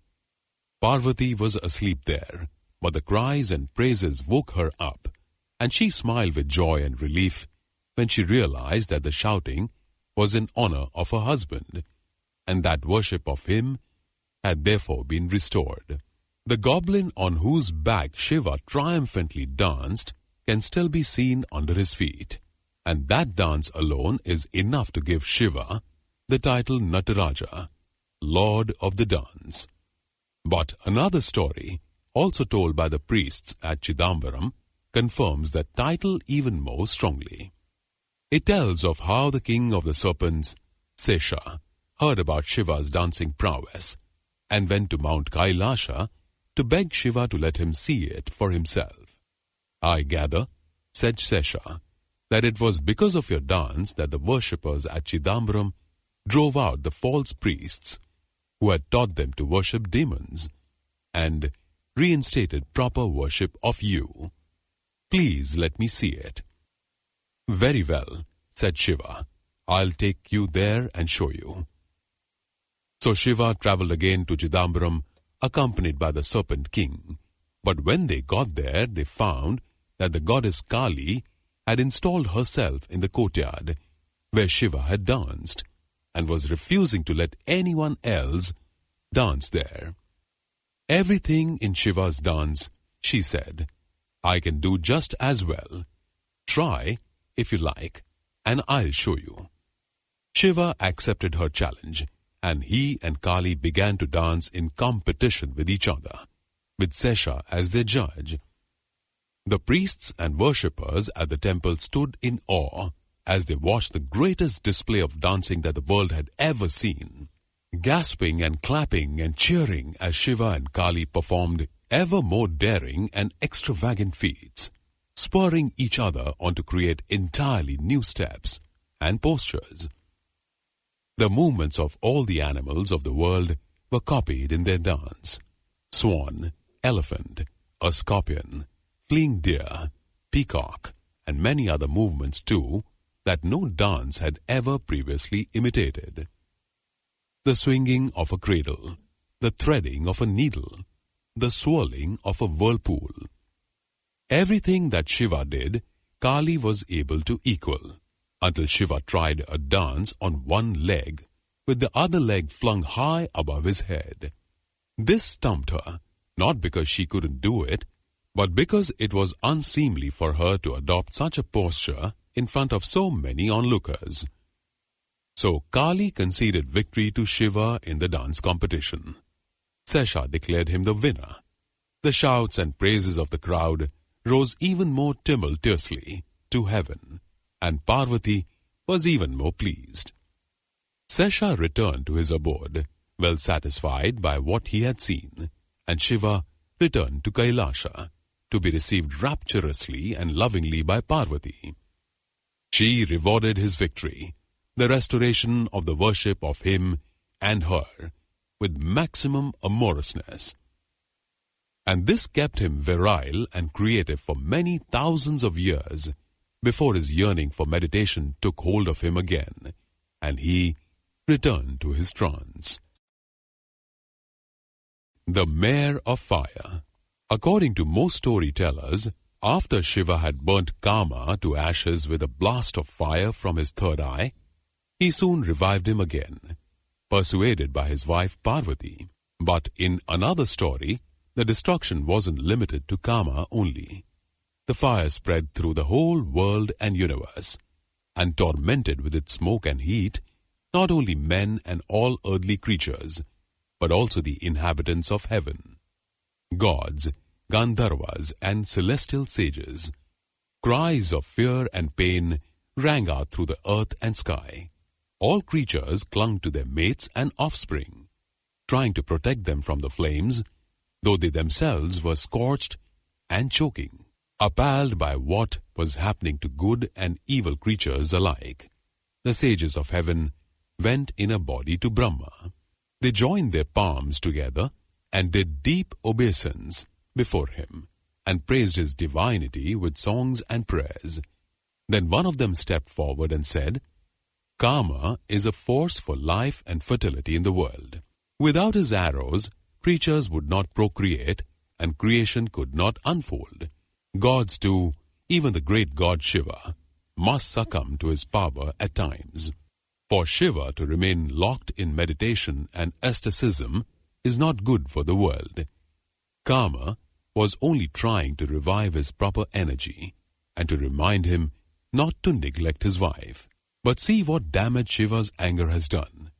Hear the cries of woe from all three worlds, as the fire from his third eye continues to rage and flame. It threatens the future of all, and we beg you to do something about it. Please go to Shiva and persuade him to withdraw his fire, or find some way yourself of calming and containing it." Brahma was concerned by what the sages told him, and the fear and distress throughout his creation could certainly not be ignored. So he agreed to go with Shiva. When Brahma approached the great god, he saw that the fire from his third eye had become a force in itself. It was spreading across the universe through its own energy, consuming everything that lay in its path. It no longer emanated from Shiva's eye, and Shiva himself was alarmed by it. It was impossible for Brahma to get close to the god. So thick were the fire and smoke. But Shiva's great voice boomed, "If you have come to ask me to stop this blaze, I shall need your help, for it is now beyond my control. It is true I was angry with Kama, and used the fire in my eye to destroy him, at least for a while, but I never intended to set fire to the whole universe. Use your own great power to control the blaze. You are surely more powerful, for it was your own creative fire that brought the universe into existence in the first place." There was indeed no other option, and Brahma probed deep into himself and brought up a power so strong that it paralyzed the fire. The yellow-red color and the jagged edges of its flames were still there, but it was fixed and still, and Brahma could pick it up in his arms. He lifted it, held it, squeezed and compressed it until it was a small compact ball. Then he pushed the ball into the mouth of a heavenly mare, who herself was a breather of fire, and would therefore not be burnt by it. Brahma then led the mare to the ocean, not a particular ocean, but the ocean that lies behind all oceans, who, when he saw Brahma approaching, leading a mare with flames coming out of her mouth, assumed the form of a man, and received the god reverently. He joined his palms and bowed his head, and said, "Grandfather of all, I am honored by your presence, and am at your command. Please tell me what you want."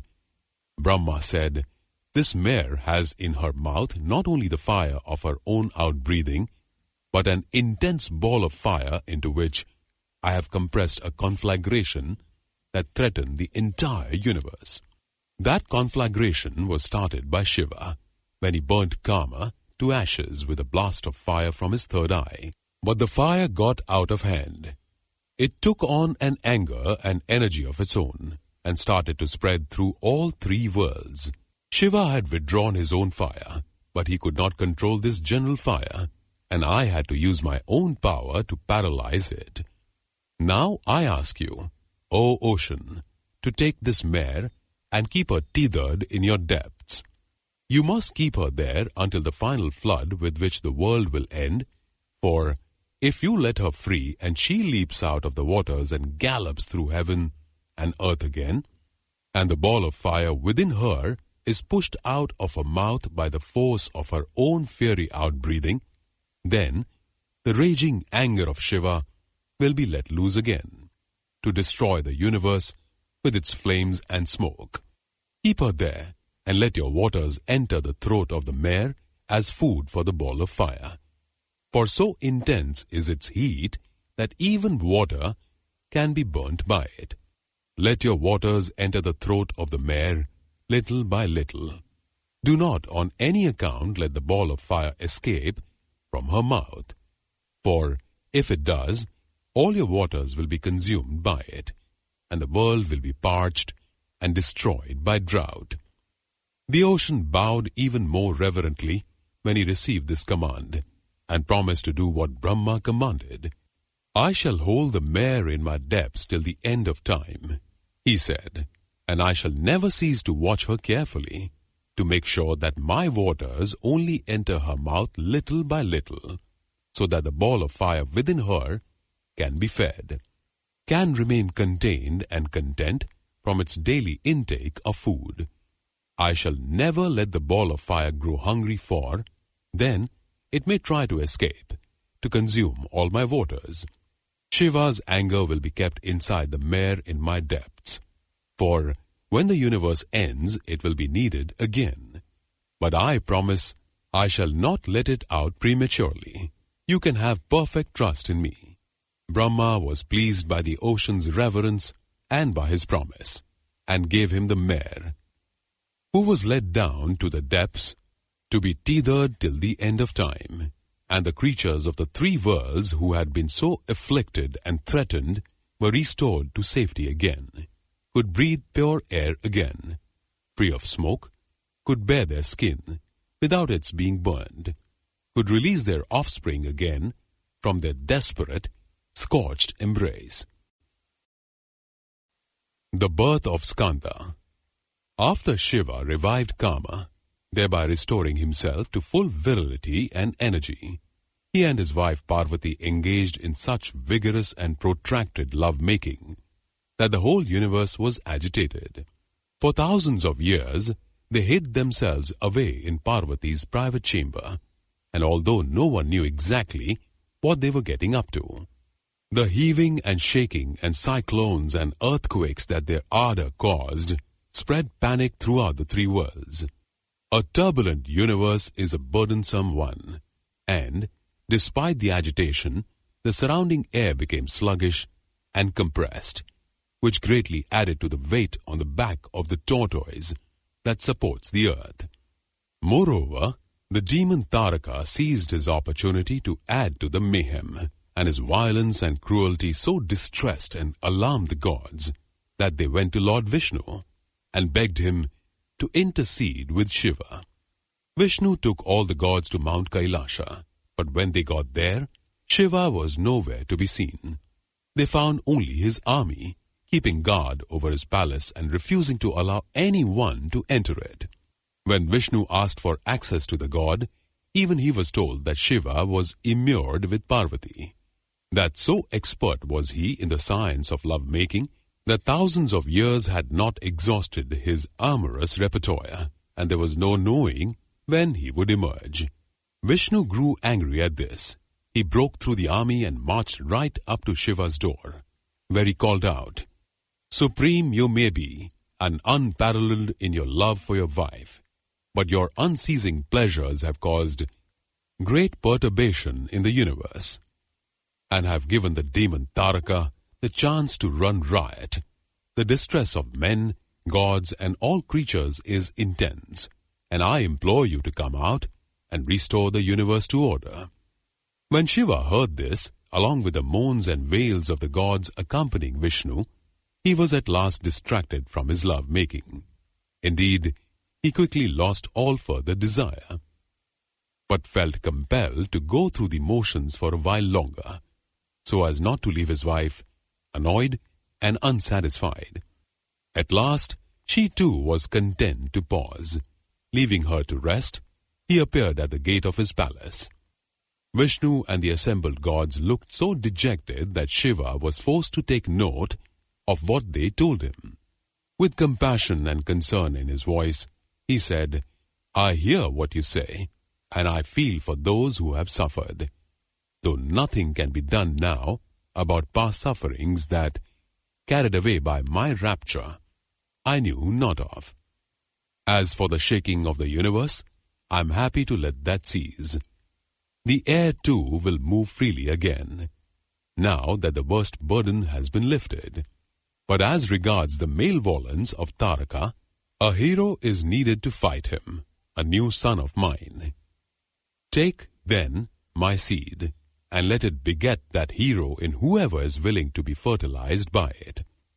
Even thousands of years of love-making cannot exhaust the seed of Shiva. He spilled some of it on the ground, and at the request of the other gods, Agni, the god of fire, turned himself into a dove and perkily picked up the seed. But by this time, Parvati had had her rest and was ready to start making love again. Watching from afar, she was furious to see that her husband had been distracted by the gods' appeals, and that dejection and anxiety had dampened his desire. She was even more furious to see how he had wasted his seed, spilling it on the ground for Agni to eat up. Storming out of the palace, blazing with all the anger of her thwarted passion, she shouted at Vishnu, "How dare you all come and invade our joy and our privacy? Dragging my husband away from our bed and unmanning him with worries. You have destroyed my own pleasure and have cast doubt on whether I shall now conceive, and for this I curse you all, and condemn by my curse all your wives to barrenness and sterility." Then she turned to Agni and said, "You were a fool to eat up the fallen seed. That is not a proper thing to do. It was theft of what should be given only to me. I curse you to be afflicted by feverish, torturous burning from the seed within you, and any others who receive that seed will be similarly afflicted." And with that, she stomped back into the palace, dragging her sheepish husband behind her. It is part of the ceaseless ritual of the gods to eat the food that is offered to Agni's sacred fire. It therefore happened that the seed that was within him passed to them too. Brahma, Vishnu, and all the gods all found themselves pregnant with Shiva's burning seed and, in accordance with Parvati's curse, The feverish burning that the seed caused them was agonizing and drove them nearly mad. So they went back to Shiva, and once again Vishnu called out to him from outside his door. "Please, great Shiva," he cried, "remove the terrible pain of the seed that you spilled, and which Agni consumed, and which now has entered us all and made us pregnant with a feverish burning. We were not made to bear children, that is for our wives. They have become barren through Parvati's curse, and we see no future for the universe unless you have mercy on us." This time, Shiva was so cheerfully and confidently busy with his love-making that their plight merely amused him. However, he had no desire to cause lasting damage to the universe, and he shouted back, "You will be instantly relieved of your torment if you simply vomit up the seed. Do that now, and I think you will find that things go better for you." The gods accepted his command and abased themselves before him not only by vomiting up his seed, but by praising him and worshipping him. The seed that they vomited turned into a wonderful golden mountain, whose peak touched the sky. But Agni, god of fire, could not vomit up the seed in the way that the other gods could, and was still tormented by the feverish burning. He cried out in agony to Shiva, "If I committed any offense by eating up your seed, please forgive me. It was only at the request of the other gods that I did so. I beg you to release me too from suffering." Still unwilling to interrupt his love-making, Shiva shouted out merrily, "All right, it was indeed sinful and perverted of you to eat up my seed. There were better ways of taking it and making use of it. But it was partly the gods' fault for requesting you to do so, and I forgive you now. Just make sure it gets into the womb of a good woman, and you will be relieved of it and the agony it is causing you." Agni was reassured by this, and he called back, "But where is such a woman to be found? Your seed is hard to bear, and only your own wife, Parvati, whose name is also Sakti, the supreme energy of the universe, is fit to bear it." But Shiva was again too carried away with passion to take any notice of this, and it fell to Narada, chief sage of heaven, to encourage Agni by saying, "I know a way. Find some women when they are bathing at dawn in summer, and place Shiva's seed in them. That will bring you relief at last, and create the offspring of the seed that our tormented universe so badly needs." It so happened that the wives of the 7 celestial sages, who formed the constellation of Ursa Major, were bathing one summer dawn. The sun was scarcely up, and the water made them cold, so they looked to Agni for warmth. One of their number, Arundhati, knew that to go too close to Agni could be dangerous, and tried to prevent the other 6, but they insisted on edging up to him, and the movement that sparks from his flames fell on their hair. The seed of Shiva that he bore entered the women through their hair follicles.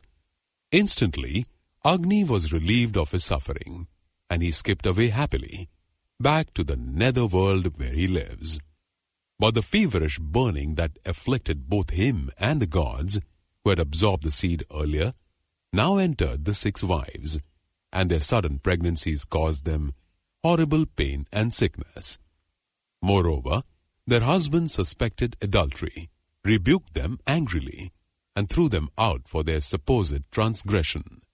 Nearly mad with the pain and desperate to be restored to their husband's favor, the 6 wives took advice from a midwife, who induced miscarriages in them all.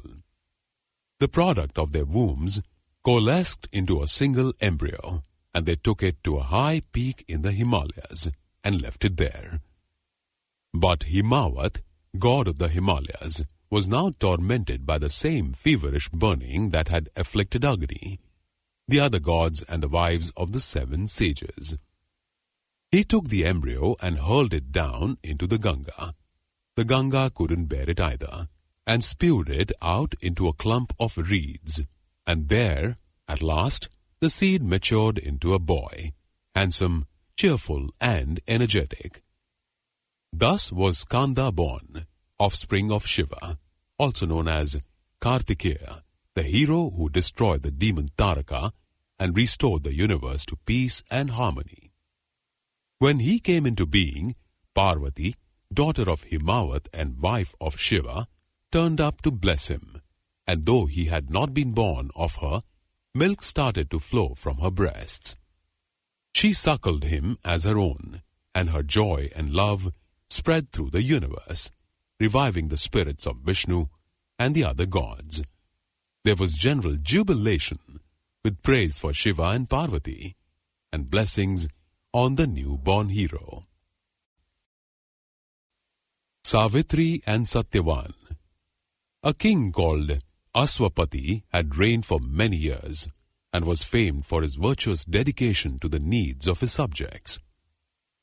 But there was one heavy shadow over his life. He had no children.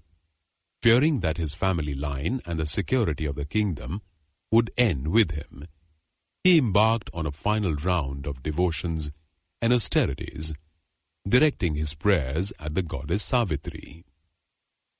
He kept this up for 18 years, denying himself all luxuries and pleasures, and eating only the simplest food.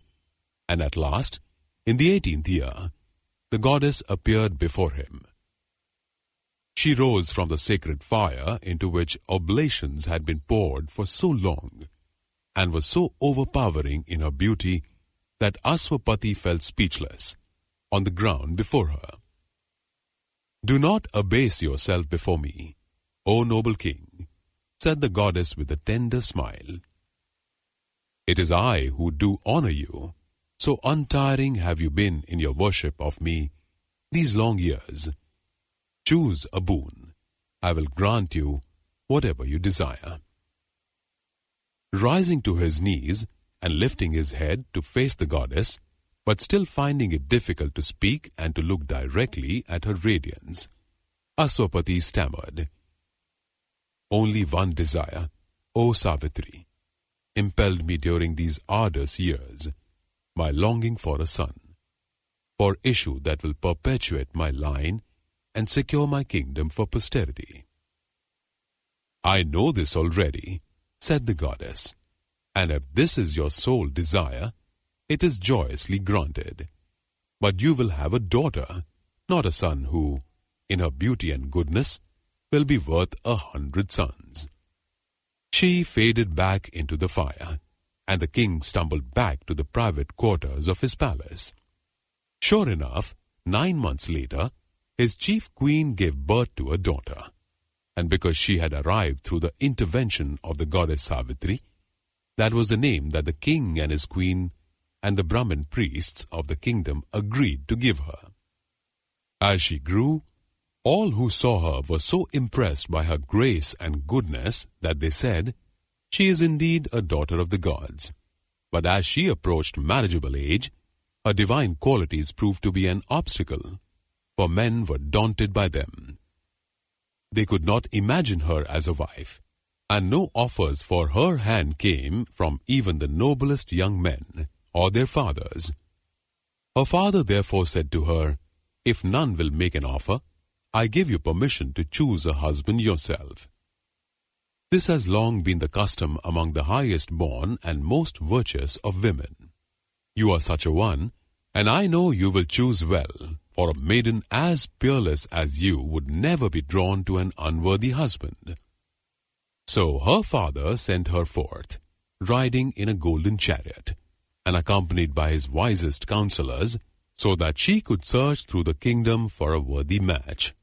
Some months later, Narada, celebrated sage and advisor to the gods, was visiting the kingdom, and was being entertained royally by the aged Aswapati. It so happened that Savitri returned while he was there.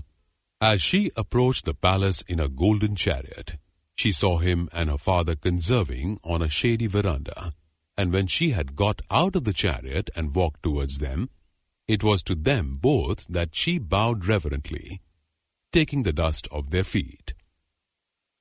"If this is your daughter," said Narada, "and so famous is she for her beauty, and so beautiful is this maiden, that it must be she. Where has she been, and why is she not yet married?" "It was to find a husband," said Ashwapati, "that I sent her out into the kingdom to roam its great forests and to visit the houses of its greatest nobles. As she has now returned, I presume that her search has been successful. Tell us, Savitri, whom have you found?" "In a remote part of the forest," said Savitri, "I found an aged couple living alone with their grown-up son. The husband, Dyumatasena, was blind, but his blindness had given him special insight and wisdom. They received me warmly and told me that they had been king and queen of a kingdom like yours, but that enemies had overthrown them when Dyumatasena went blind and had driven them to take refuge in the forest with their young son. Their son is called Satyavan, and I believe him to be as good and truthful as his name implies.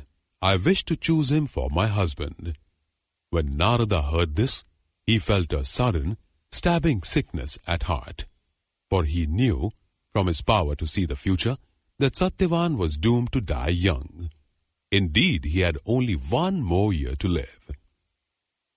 What a cruel quirk of fate that Savitri, daughter of the gods, should have chosen him, condemning herself to widowhood and sorrow. Ashwapati questioned Savitri about Satyavan, and from everything that she said, he was convinced that he would be a worthy husband, even though his parents had suffered such misfortune and had brought him up in such straitened, isolated circumstances. Then he turned to Narada and said, "You have heard my daughter speak about Satyavan. You have seen the sincerity with which she has described his virtues. You have seen how the radiance of love already shines in her eyes. That same radiance that I saw in her divine mother, Savitri, when she appeared before me after my 18 years of penance. What is your view? Will Satyavan be a faithful husband to her? Has he any faults?" "He has no faults," said Narada, with heaviness of heart, "but he is ill-fated.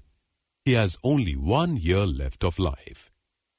Your daughter must marry him knowing that, however perfect their love, it will be allowed only 1 year to flourish, and that thereafter she faces many long years of grief and widowhood."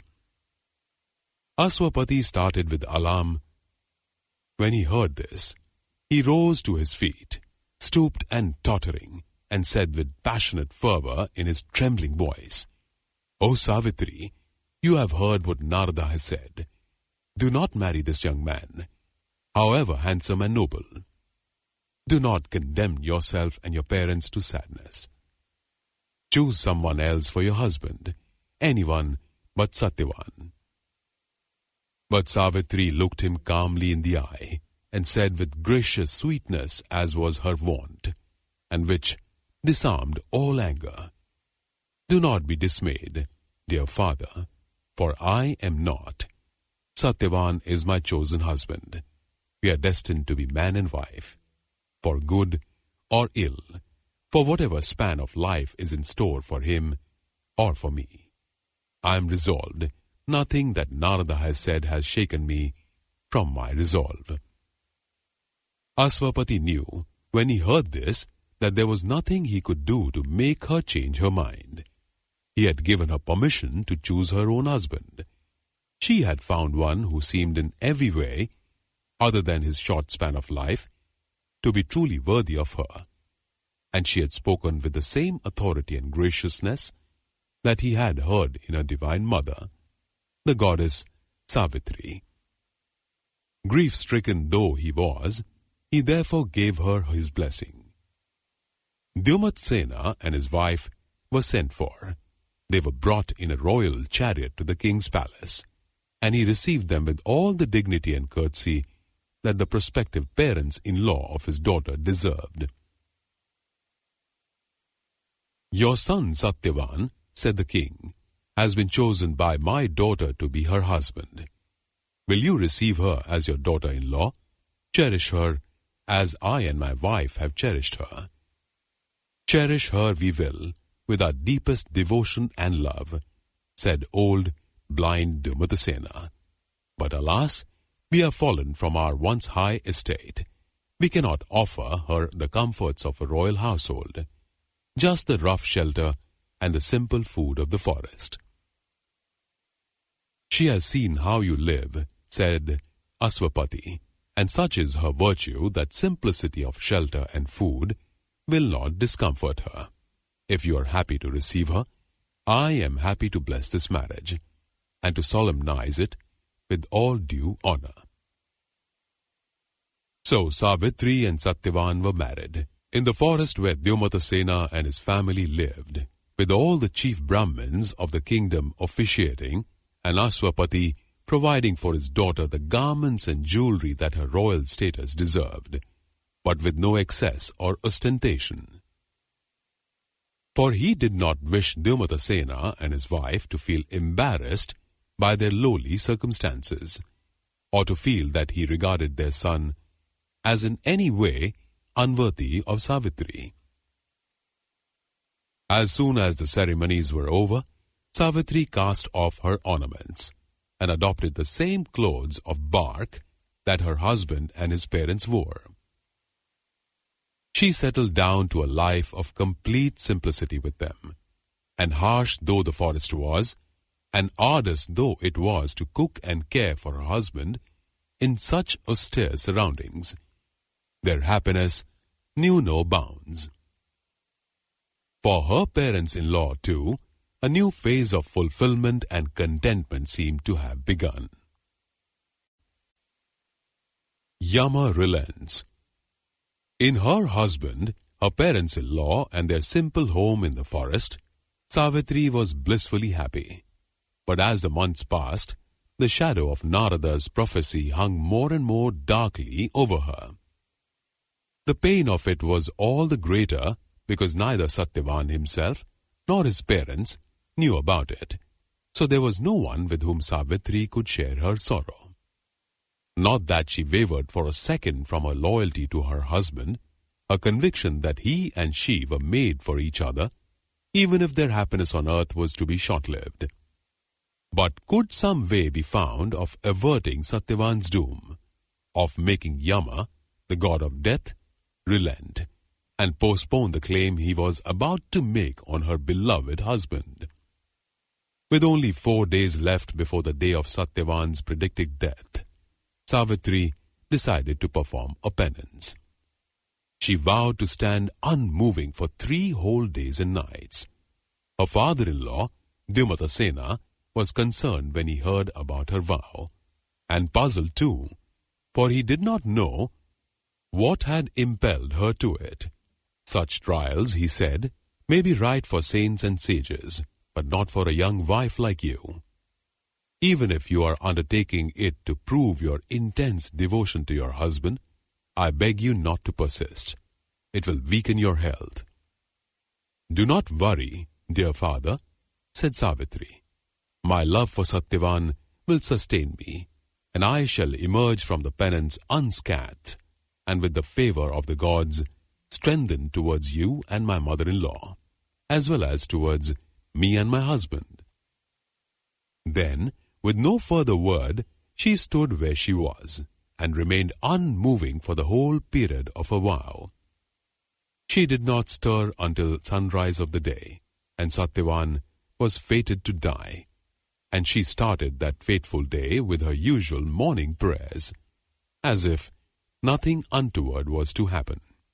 Relieved to see that her penance had ended, Dvaraka and his wife called her to come and eat.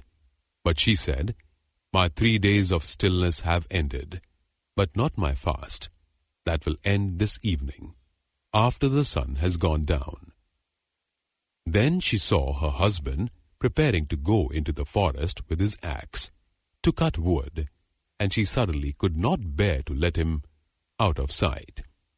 "Do not go alone into the wood today," she cried. "Let me come with you." Satyavan gazed at her tenderly and said, "The rough paths of the forest are not for you. There are dangerous wild beasts and no trodden paths. Your legs will be scratched by thorns and your clothes will be torn. Besides, you have been fasting for 3 days and you are too weak for so long a walk." "I am strengthened by my fast," said Savitri, "not weakened. Please let me come." Satyavan smiled at her even more lovingly and said, "Only if my parents agree. I do not want them to lay the blame on me for letting you tax yourself so sorely." So Savitri asked her parents-in-law whether they would mind if she accompanied her husband into the forest, and they, still worried about her health, but assuring themselves that her husband would protect her and would bring her back if she got too tired, said that they had no objection. So the two set out. They walked to where the forest was thickest, and Satyavan cut branches off trees and axed them into logs, which he arranged in piles to bring back to the hermitage later. The forest was shady and cool, and it was not Savitri who grew tired, but her husband. When he paused so that she could prepare a meal for him of fruits and berries she had picked along the way, he slumped down to the ground and said, "I don't know why, but today the walk and the wood cutting have wearied me greatly. I am aching all over my body, and I think I must sleep for a while before we start the walk back." He lay stretched out, and Savitri took his head in her lap. She cradled him with infinite tenderness, but with sinking terror in her heart at her husband's unwanted weakness and the imminent death that it implied. Suddenly, she felt the presence of someone to the side of her, and she turned and saw a tall, regaled figure in a red robe, carrying a noose. He was staring at her husband fixedly, and she noticed that the whites of his eyes were fiery red, not white. Savitri joined her hands reverently and said with a calm composure undisturbed, "I believe you are a god, not a man, for your height is above any man's, and you appeared beside me as if born from the shadows of the forest. Who are you, and what have you come here to do?" "I am Yama," he replied, and Savitri knew then what her heart had already told her, that this was the god of death, come to take her beloved husband away. "Why have you come alone?" she asked. "I have heard that normally your messengers come to carry away the souls of men and women to your kingdom." "I have come myself," said Yama, "because of your husband's special virtues. He is indeed a prince, though his father has been unjustly deposed, and one so royal deserves royal treatment from me." Then he bent down over the sleeping Satyavan and, with his thumb and index finger, pulled out his soul, as if pulling a long thread from a garment. With his other hand, he wound the thread into a ball no bigger than his thumb, and Satyavan's head fell back in Savitri's lap, with stone-dead heaviness. His soul was gone, and nothing now moved in his body, neither blood nor breath. With no further word, Yama turned his back on Savitri and set off walking towards the south, with the soul of Satyavan concealed beneath his robe. Savitri followed him, saying calmly but insistently, "I am bound to my husband for eternity. Where he goes, I follow.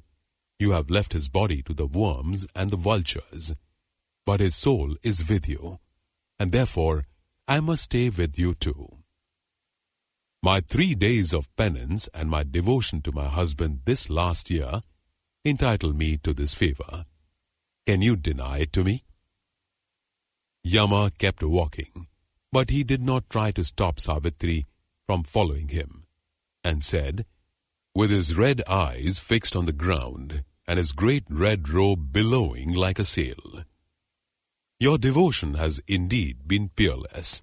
I cannot let you follow me all the way to the underworld, but I am willing to grant you a boon, any boon, except the life of your husband." "Then I ask you this," said Savitri. "My father-in-law lost his kingdom when he was struck blind and could no longer foil his enemies. Please restore his sight." "Done," said Yama. "You will find, when you return, that his vision is as sharp and clear as a boy's. Make your way back to him now, for my stride is too long for you to keep up with, and you will soon collapse with exhaustion if you try. Besides, you cannot follow me all the way." "When I stay with my husband," said Savitri, "I feel no weariness, and my husband is with you, under the folds of your cloak. Should I not stay in the company of the good? You, like him, are good. You bring human lives to an end when their time comes, a task that is good because it is necessary." Yama was surprised and pleased to hear such calm, intelligent praise from a human being, when normally he heard nothing but howls of rage and grief. With no let-up in his pace, and his eyes still fixed on the ground, he nevertheless said with approval in his voice, "Your words are perceptive and wise. I have never before heard a human being speak like that. So I am willing to grant you a second boon, anything you wish, except the life of your husband." This time, Savitri asked for her father-in-law to be restored to his kingdom. "Done," said Yama. "When you return to him, you will find that news has come of the downfall of his enemies. Hurry on back, so that you can share in his joy." But Savitri again refused to be separated from the soul of her husband, and she continued to speak calmly to Yama, praising him for his mercy, restraint, thoughtfulness, generosity, all the virtues that human beings would normally never associate with the god of death, but which they would indeed attribute to him, were they as wise as Savitri. Even more pleased, Yama granted her a third boon, and she asked that her parents, who had only her as their offspring, should be given 100 strong sons.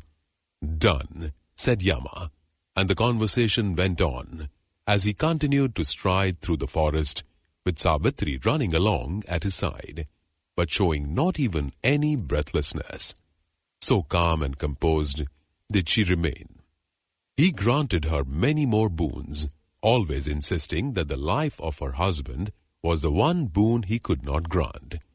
But, finally, he was so won over by her praise and respect that he stopped, turned towards her with a gaze that made even the fire in his eyes look kindly, and said, "So good and wise you are, so perceptive of my necessary role and duty in the world, that I grant you a boon that will have no exception.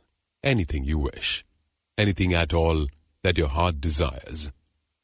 "Then let my husband live," said Savitri, with calm confidence, but with no note of triumph in her voice, for her virtuous, self-sacrificing, humble and devoted nature precluded any vaingloriousness.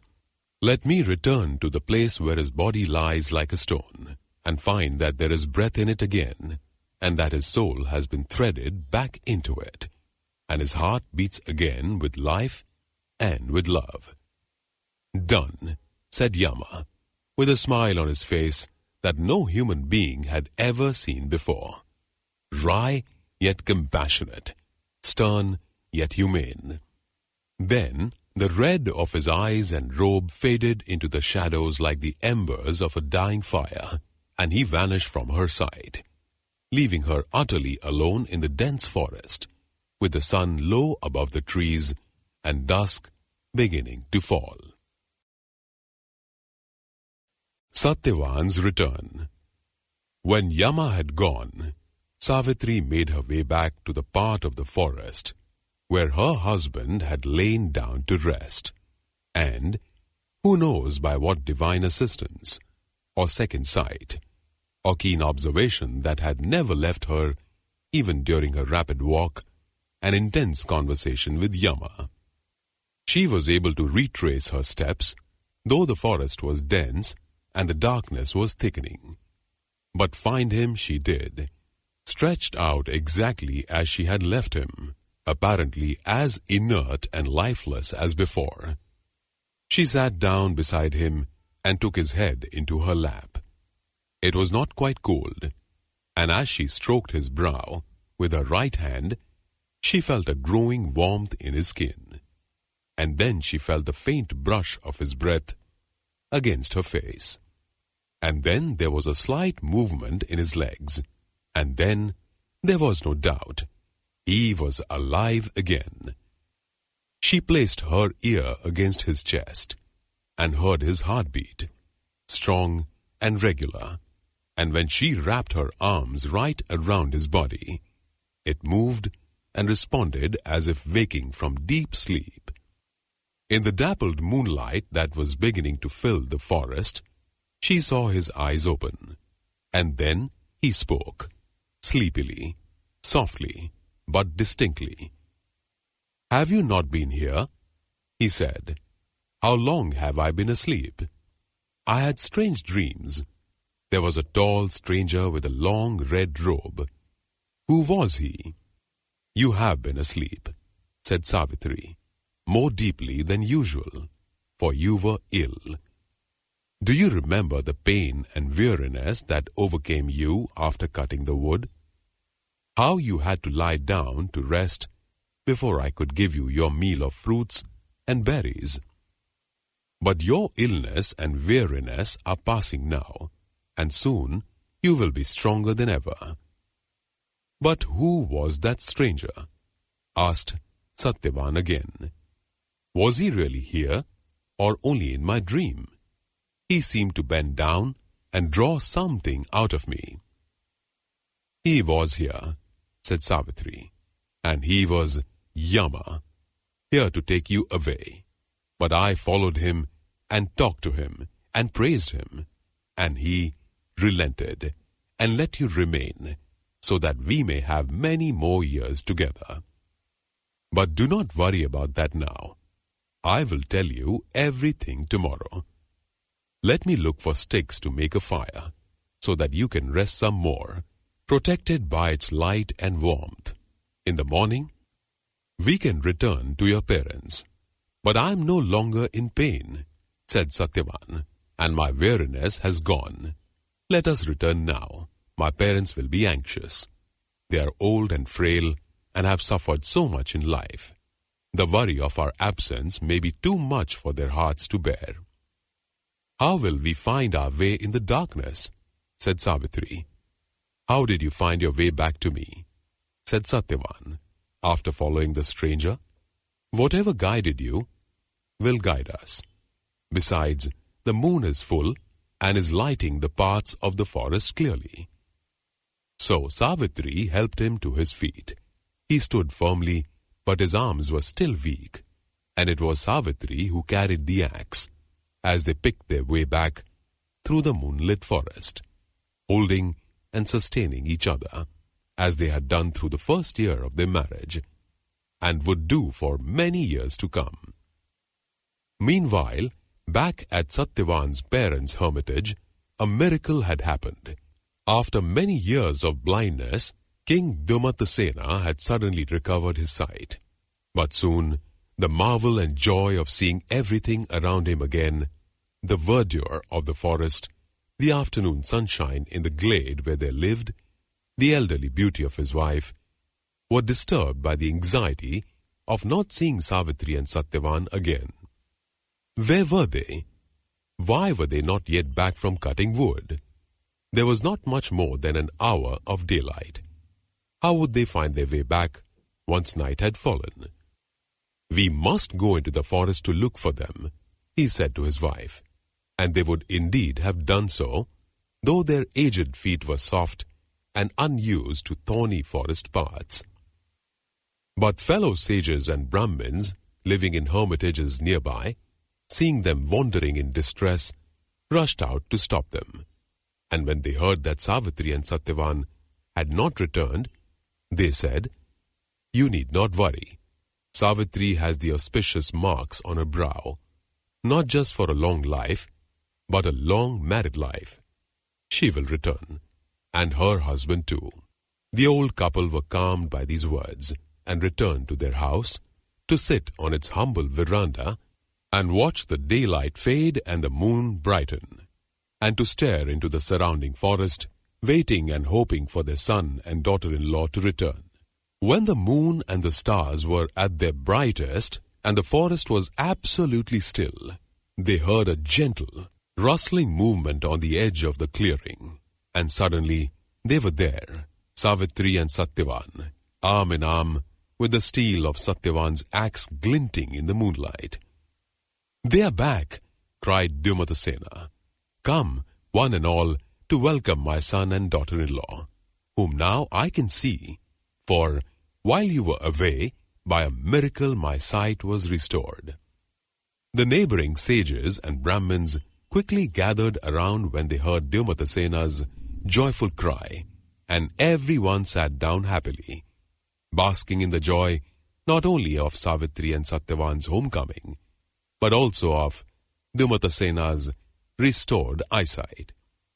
There were many questions about where the young couple had been and what had happened to them, and Savitri told them all, told them for the first time about Narada's prophecy, Satyavan's pain and weariness, Yama's visitation, her long conversation with Yama, his approval of her, and the boons he granted, one of which had been the restoration of Dyumatasena's sight. "And there were other boons too," she said, "that you should recover your kingdom and have 100 sons, and that I should have many sons also, and that I should live for many years in happiness. A happiness that was only made secure when Yama granted his last unconditional boon, that my husband should be brought back to life." When the assembled sages and Brahmins heard all this, and that it was through the intelligence and persistence of Savitri that Yama had relented, Satyavan had been saved, and the many other boons had been granted, they broke into a chorus of praise. Truly, she was like the goddess Savitri after whom she had been named. Truly, she was the goddess Savitri, born on earth. And soon, Yama's other boons were confirmed.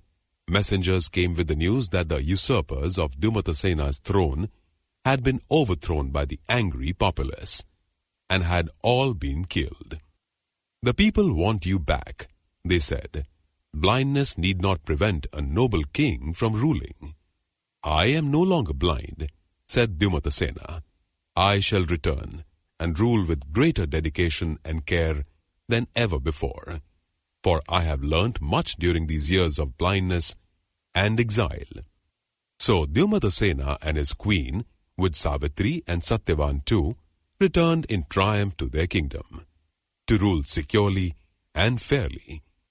In time, Satyavan succeeded his father, and Savitri's parents too were blessed with the many heirs that Yama had promised, as were Savitri and Satyavan themselves, during their long and happy marriage. The birth of the mother goddess. Devi, the mother goddess, is not only Parvati, wife of Shiva, but is Durga and Kali, and other female manifestations of cosmic energy. Myths tell of her birth, and how she acquired her power, and how she asserted and proved it by slaying the buffalo demon. Here is an account of her birth. At the dawn of time, there were fierce wars between the gods and the demons, in which the gods emerged victorious. Diti, mother of the demons, was distressed at their humiliating defeat, and she commanded her daughter to go to a remote forest and practice extreme asceticism. "Commit yourself to such unprecedented austerity," she said, that the gods will be alarmed by your power and will propitiate you by granting you a son. That son will be a warrior who will fight back against the gods and restore us to our rightful status." Her daughter did as her mother said and withdrew to the forest. When demonic energy combines with asceticism, the results are truly awesome. And soon, the three worlds were trembling at the terror of it. Indra and the other gods grew anxious not only for the future of human beings and other creatures, but also for the security of their own realm, and they sent one of the chief sages of heaven, Suparsva, to attempt to persuade Diti's daughter to desist. "You have proved your power," said Suparsva to Diti's demonic daughter, "and the gods would like to reward you. From your fair and capacious hips will emerge a son.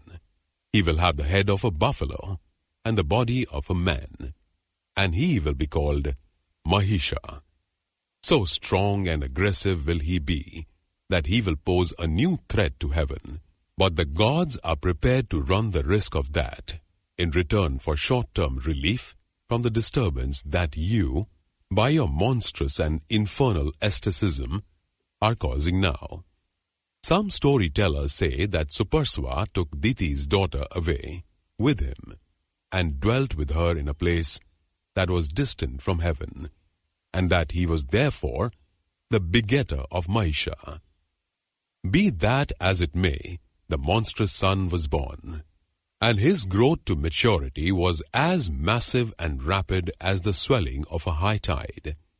The demons were greatly cheered by his arrival, and called an assembly to praise and appeal to him. "We were formerly equal to the gods," they said. "We reigned as kings in heaven. So frightened were the gods by Diti's daughter's asceticism that they bought her off with your birth. Now is the time for you, by your strength and violence, to punish them for their short-sighted foolishness, and restore us to our former glory. Attack the gods, take command of the demon army, and launch an invincible assault." So lustful for battle was Mahisha that he needed little persuasion. He assembled an army and marched to Amarvati, the city of the gods. At first the battle went wholly his way, and the gods fled in terror, scattering in all directions. Keeping a humiliating distance from him, they managed to reassemble, and went in a battle-scarred, shame-faced bevy to Brahma, to beg him to take special measures against Mahisha. Brahma could see, from the seniority of the gods who had come to him, how desperate the situation was. "Your defeat has been too complete, and the power of Mahisha is too great for me alone to restore order," he said. "I must go to Vishnu and Shiva." So he sent word to Vishnu and Shiva that he wished to consult them, and travelled in his chariot to a place where they could all meet together. "Look at what has happened to the gods," he said, pointing to the dishevelled crowd behind him. "Mahisha and his demon hordes have overthrown Indra, Agni, Yama, the sun and the moon, Kubera and Varuna, not to mention all the lesser gods. How can the three worlds function if the sun and the moon are not in their proper places? How can men live without fire? How can its population be controlled and renewed without Yama and the certainty of death? Together, we must do something. You and I and all the gods, demoralized though they are." When Vishnu and Shiva heard what Brahma was telling them, they grew angry. But this was no ordinary anger. Their faces grew so huge and fiery with anger that it became impossible even for Brahma to look at them. It was like trying to look into the sun. And Brahma himself grew furious as he thought of the plight of the gods and the insult that Mahisha had done to them. And when the other gods saw the anger of Vishnu, Shiva and Brahma, they too grew angry, and their anger overcame their despondency. Together, the anger of the assembled gods began to glow and spout, and erupt like a volcano, as vast as the universe itself. And from that vast, cataclysmic combination of furious energy, a woman began to form. Each of her parts came from a different god. Her head came from Shiva's energy, and her arms from Vishnu's. Her feet came from Brahma, and her waist from Indra. Her long flowing hair came hot and glowing from the anger of Yama, and her breasts were made by the moon. Her thighs came from Varuna, who, in his anger, was like a seething ocean of fire, and her hips came from the earth. Her fingers, stabbing into the air like swords of fire, came from the radiant flames of the sun. Her nose came from Kubera, and every other part of her, her teeth, her eyes, her brows, her ears, and all her internal organs, each came from the powerful anger of a god. Thus was the mother goddess born, whose power as Durga or Kali can be angrier than any other deities.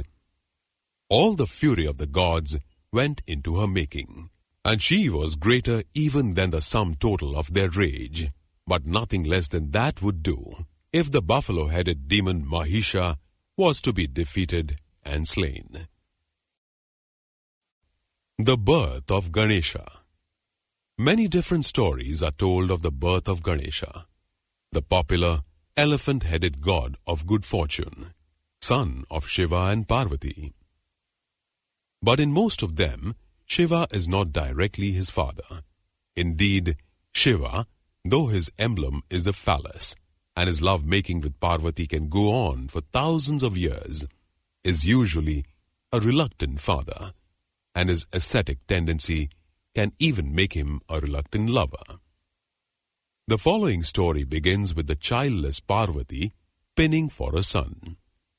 As the mother goddess and divine embodiment of female creative energy, Parvati lived in all progeny throughout creation, but she nonetheless longed for a son of her own.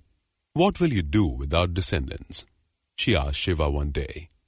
"If a man dies without a son, he has no one to perform the funeral rites. You may be a god, but why should you consider yourself free of that same need?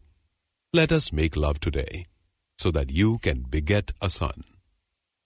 "Daughter of the mountain," said Shiva with a laugh, "why should you think that I have the same needs as men?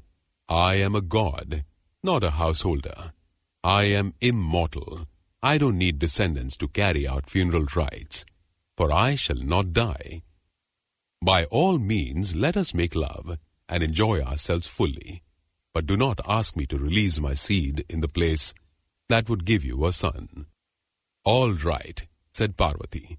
"I accept that you do not need a son in the way that men do, but I have the instincts of a mother as well as a lover, and I cannot bear the prospect of unending life without a son, to hold in my arms and kiss and cuddle and feed at my breast. You say we can enjoy ourselves as lovers, but I shall cease to find much pleasure in love-making if it never gives me a son." Shiva grew angry as she continued to plead with him, and he said sardonically, "If you so badly need a son to kiss and cuddle, then have one now, made from your gown." Then he pulled at her red gown, and with the magic power of his hands, fashioned a baby son from the fabric. "How dare you tease me in this way?" said Parvati tearfully and bitterly. "How can cloth become a child? How can I find any joy in a baby made in so unnatural a way?" "Suit yourself," said Shiva, and left her to her tears.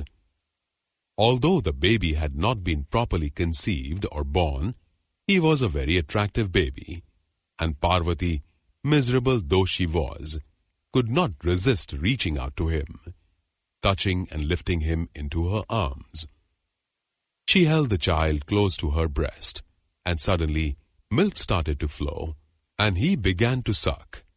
When he had sucked his fill and his mouth fell away from her nipple, he looked up into her eyes. He started to gurgle and say, indistinctly but recognizably, the words, "Mama, Mama." His eyes lit up, and he broke into a ravishing smile. She kissed his face all over with the maternal love and longing that she had felt for so long. Forgetting her anger in the joy of holding her baby, Parvati called to her husband to come back. "Look at my son," she cried. "I thought you were just teasing me when you made him out of the cloth of my garment. But my love has turned him into a real son. He is alive. He has sucked at my breast. He smiles and gurgles and calls me Mama." "Well, I never," said Shiva. "It was indeed to tease you that I made the baby from your gown. But he certainly looks real and live enough." He bent down and began to examine the limbs of the child, as is always done when a baby is born. He seems to be perfect, but Shiva's brow furrowed as he thought of the unnatural way in which he had been born. A child made from cloth could not live long. His birth was too flawed. Shiva turned to Parvati and said solemnly, "This child has been born under the inauspicious sign of Saturn, planet of suicides. He will not live long, but do not grieve. His death will be auspicious." The head of the child was in Shiva's hand as he spoke, and was pointing towards the north, an impure and unlucky direction. It then suddenly broke off like a large fruit falling from a tree, and fell down to the ground at their feet. Parvati went wild with grief when this happened. She screamed and wept and tore her hair, hugged the headless body of her son to her bosom, cursed her husband for his callous cruelty, for teasing her with a baby made of cloth, and then letting him die in so horrible a fashion, when the baby had become so real. My baby, she cried. Give me back my baby." Even Shiva was chastened when he saw Parvati's grief. "All right," he said. "I can see how much the child meant to you, and how deeply you longed for a baby. Let me restore the head to the body." He then picked up the head and attempted to reattach it to the body. But not even Shiva's hands could perform so complex an operation, and the head remained lifeless, eyes shut, skin sallow, mouth unsmiling. The body, too, was inert, without the governing power of the head and brain to activate it. Parvati remained inconsolable as she clasped her lifeless, mutilated son. "See what you have done," she screamed. "His head has not been properly rejoined. Blood is flowing from the wound. Nerves and veins and bones have not been reconnected." Shiva was nonplussed. He did not know now what he could do to console his wife. But then a voice rang out of the sky, saying, "Shiva, you said it was the flaw in the child's birth that condemned him, but in fact, it was your own evil eye. You did not want the child. You created him by magic to tease and taunt your wife. And your lack of love caused the head to drop off after Parvati's love had turned him into a real gurgling, suckling and smiling baby. There is only one way to save him. You need to find the head of someone else to place on his shoulders." The child was facing north when his head dropped off in your hands. Therefore, you should find the head of someone facing north and join it to him. Parvati's weeping grew quieter when she heard these words. Shiva said with some tenderness, "You heard that voice? Divine wisdom has come to our aid. I will send Nandin to find the one whose head will save your baby." So Shiva sent Nandin, the bull, who is his chief attendant and who guards his gate, to find someone with a head facing north. Nandin wandered widely and reached Amarvati, the city of the gods. There he saw Indra's elephant, Airavata, and noticed that his head was facing north. At once Nandin started to bellow and stamp his hooves, and then he charged at Airavata, with the aim of cutting off his head with his sword. The elephant reared and trumpeted, and was about to resist Nandin's onslaught savagely, but the uproar brought Indra and the other gods running. "What is the meaning of this?" demanded Indra. "How dare you charge at my elephant with your sword drawn?" Nandin paused and, with his nostrils streaming, roared back, "I am the servant of Shiva, and I come at his command. I have been told to cut off the head of someone facing north, so that the headless body of Parvati's son can be given a new head." "This is outrageous," roared Indra. "Whether you are acting on Shiva's command or not, you are not going to attack and mutilate my elephant without a fight." A mighty battle then developed, involving not only Indra with his trident and mace and thunderbolt, but the whole army of Maruts, the storm gods who form Indra's entourage. Arrows rained down on Nandin like a downpour during the monsoon, but Nandin's body was so tough that he deflected them all, or cut them in mid-flight with his sword, and roaring and snorting with triumph, he cut off the head of Airavata, despite the onslaught. The gods were appalled and sobered by such an invincible display of strength. They looked on helplessly as Nandin carried off the head back to Shiva and Parvati. "Brave and loyal Nandin," said Shiva when his servant appeared with the head. "This head will be ample recompense for the head that fell off. It will make this child unique and beautiful, and more loved by men and women than any other god." He held the lifeless body in his arms, knocked off the head that had not been properly attached, and firmly placed the head of Airavata on the baby's shoulders. It fitted and welded perfectly, and the child sat up, perfectly alive and well-formed, with 4 arms instead of 2, and 3 bright eyes. Parvati was captivated. The charm of her elephant-headed son dispelled any surprise or repulsion she might have felt at having a son with the head of an elephant. She held him to her breast, and the other gods quickly assembled to admire and bless the child. He was given gifts by them. Saraswati gave him a writing pen with colored inks, making him god of writers and scribes. Shiva gave him a tiger skin. Brihaspati gave him a sacred thread, and Earth gave him a rat for his vehicle. Even Indra honored him by giving him an elephant goad. Brahma gave him his names, calling him pot-bellied and elephant-headed, but also ruler of hosts. And another name designated him Lord of Obstacles, the god to whom anyone undertaking a difficult project, such as a journey or an exam or a business venture, should do homage. There was general rejoicing. Only Indra was sad, for he had lost his beloved elephant.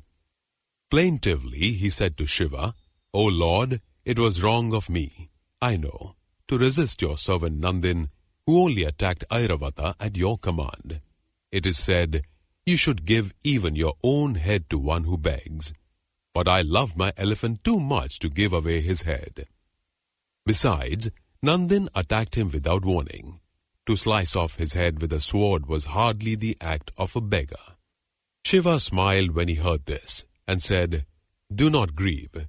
Your elephant is not lost forever. Throw his headless body into the ocean, and he will rise from it perfectly formed again, when the ocean is churned to begin a new creation. And because Airavata's head was taken by my bull, I shall give you a bull too, an immortal bull, as strong and invincible as Nandin." So all ended happily. Indra got his elephant back, and Parvati had a son, the delightful god Ganesha. Shiva had occasion sometimes to curse the existence of the elephant-headed deity, whom his wife adored so much, he once attacked and even castrated him. When Parvati admired Ganesha's handsome body. But the devotion of Hindus through the ages has protected Ganesha from destruction, just as Ganesha has protected them when they pray to him. Devi's slaying of the buffalo. Devi, the mother goddess, was created in order to vanquish Mahisha, the buffalo demon, and the stories that describe her battle with him bring out all her strength and passion and fury. Mahisha's army had been destroyed by the armies of the mother goddess, but Mahisha himself had remained violently at large and had assumed his own enormous buffalo form in order to create maximum terror in her troops. He rampaged among them, striking many of them senseless with his butting muzzle, trampling others with his flailing hooves, whipping them with his lashing tail, or spiking them with his massive horns. Some of them he pierced with his horns, raised them aloft, whirled them round and round, and then, like a discus thrower, threw them miles through the air till they crashed against rocks and fell over cliffs into turbulent waters. He deafened and stunned them with his bellowing roar. His fiery breath assailed them with such force that they were tossed into the sky as if by a hurricane. When he snorted through his nostrils, he was like a volcano. When he stamped on the ground, it was shaken as if by an earthquake. By these means, the vanguard of the goddess's army was slaughtered or put to flight, and then Mahisha attacked the lion who was her vehicle. Paying no heed to its razor-sharp teeth or its fearsome claws, for the buffalo demon was too wild and aggressive to have any conception of fear, and his hide was too thick for any claw or weapon to pierce. Then Devi grew angry. The assault on her lion made her incandescent with rage. Her anger made her grow to awesome size and radiance, and this formidable demonstration of her power made Mahisha angry too, so that the aggression he had hitherto shown was nothing compared to what he now unleashed. He started to assail the whole earth itself, lifting and tossing mountains on his horns, pounding with his hooves, lashing the ocean so furiously with his tail that it overflowed and engulfed human habitations with catastrophic tidal waves. The sky was so disturbed by his fury that it darkened with terrifying thunderclouds, whose crashings and rumblings were as ear-splitting as the roars of Mahisha himself. Flashes of lightning were ignited by snorts from his nostrils. The mountains that he hurled were shattered into fragments by his breath and fell back to earth as a hail of splintered rocks. The goddess herself now set about pursuing and attacking the demon.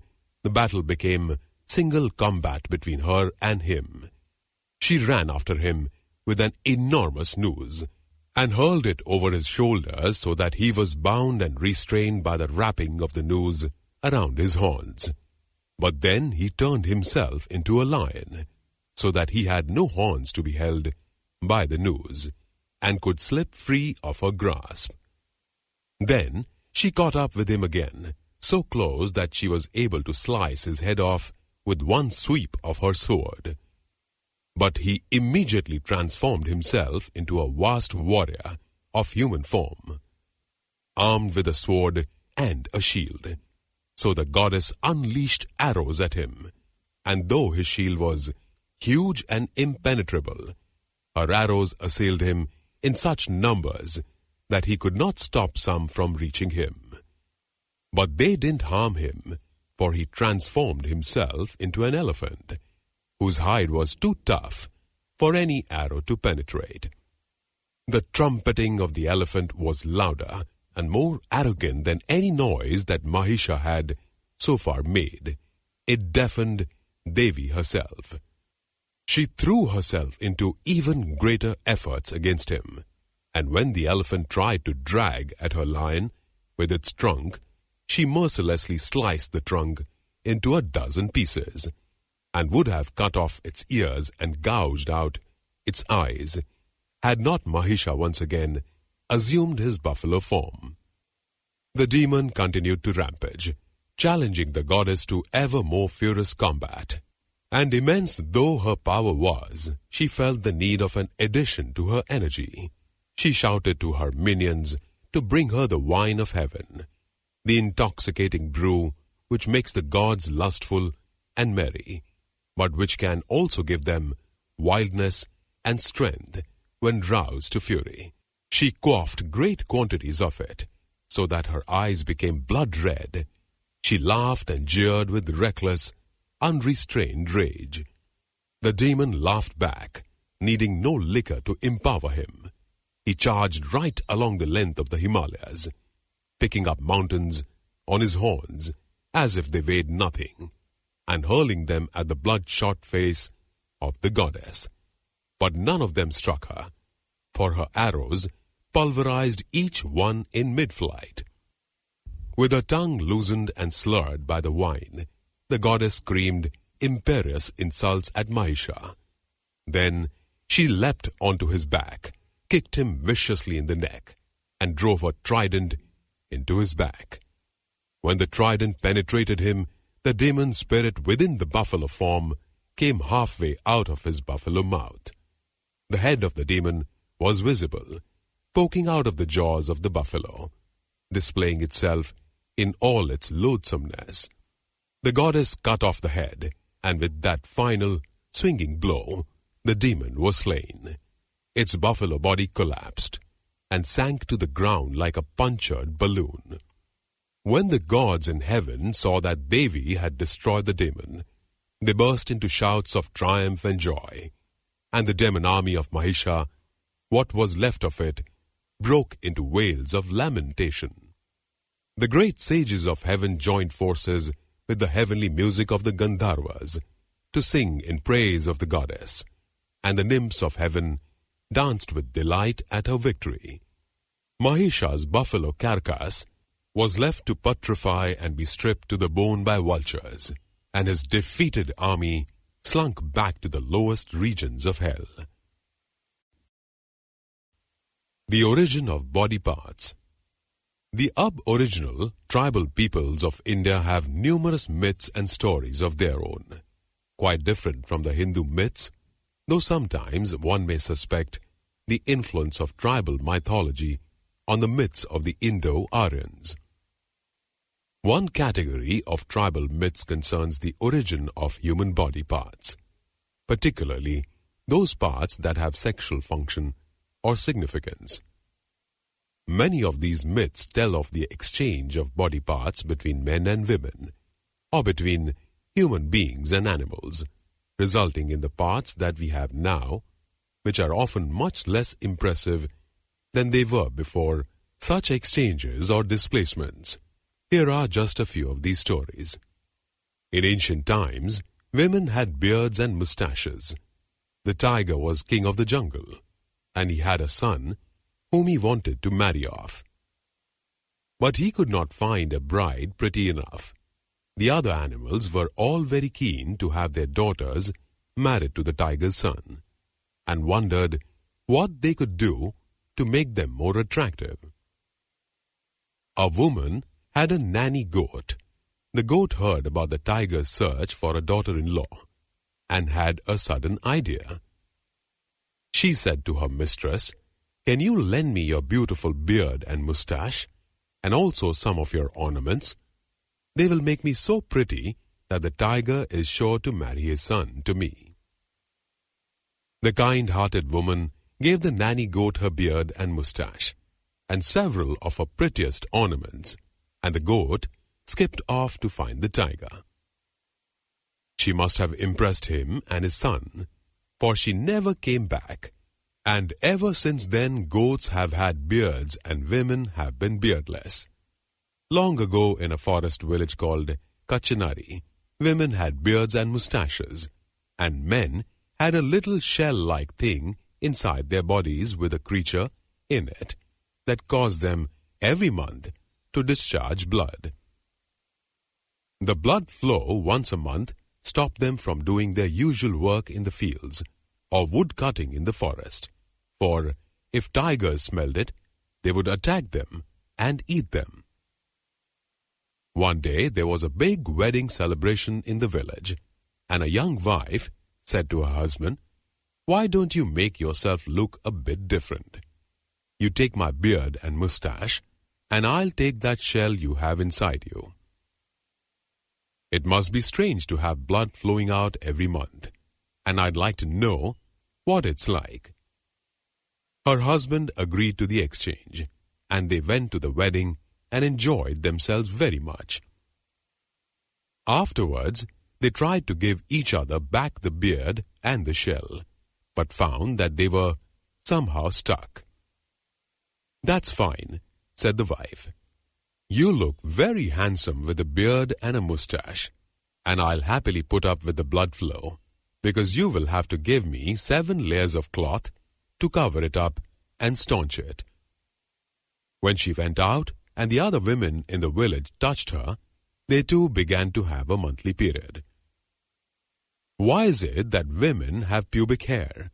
In the days when women had beards and mustaches, men found they were tickled by them at night, when they kissed them, and their faces got sore.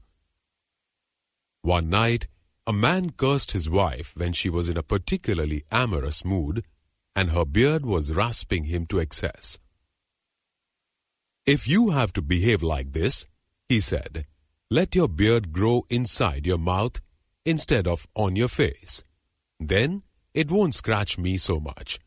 At once his wife found that she had hair inside her mouth, but when she got up next morning and ate, the food pushed the hair down through her throat, into her belly, and down still farther till it came out through her vulva. And that's why women have a thick bush of hair there, and none on their faces. Why do men have such a small penis? In the distant past, it was much longer. Indeed, one tribe believes that it was once like an elephant's trunk and was useful for making clearings in the jungle. But when Hindu rulers put a stop to shifting cultivation, the penis no longer had the same usefulness and gradually shrank to its present size. In the days when penises were long, women also had a long tail, growing where the clitoris is now.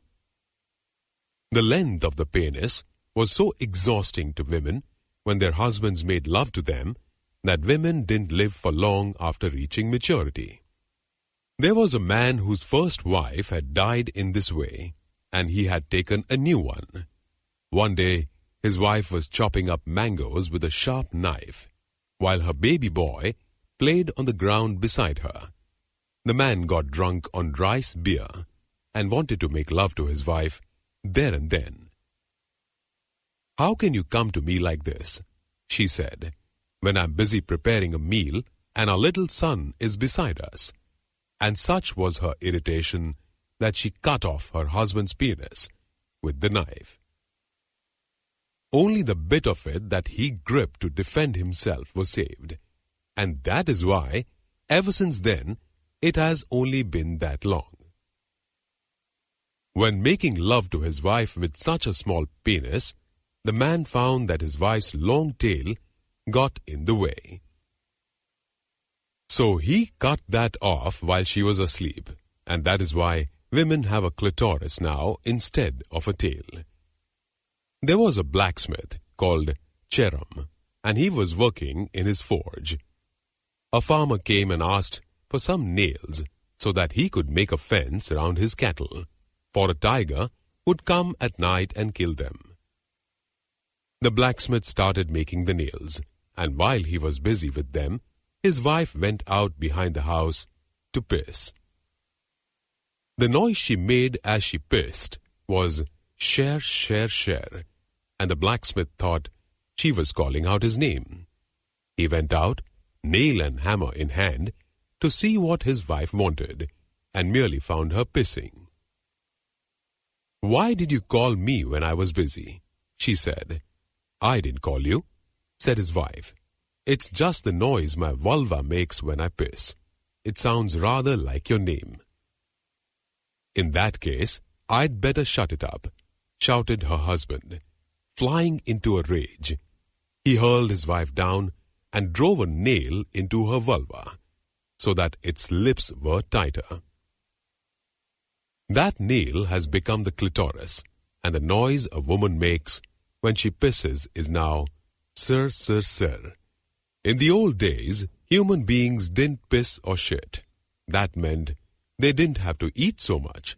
The food stayed in their bodies and sustained them for weeks. In Binajpur, there was a man called Basmasur Dana, who had made a swing for himself and attached it to the branch of a banyan tree. He used to spend many happy hours on his swing. One day, a man came by when Basmasur wasn't there and stole the swing for firewood. A neighbor saw him do this and told Basmasur, who furiously tracked the thief down. He cursed him, saying, "From now on, let the food that fills your body pass out at the other end." The curse was so effective that it afflicted the entire human race. Ever since then, everyone passes food and drink out, and that is why we get hungry and thirsty again, so soon after eating and drinking. In days gone by, women had their vulva in the middle of their forehead, but it wasn't a very convenient place to have it when men and women made love, and people didn't think it looked pretty either. So, the vulva, trying to please, moved to the armpit. That made intercourse even more awkward, so it moved to the navel. It was a bit too exposed there, so it moved to the soft hollow behind the knee.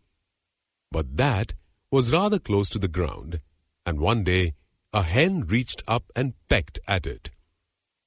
The vulva then fled to its present safe and secret place between the thighs.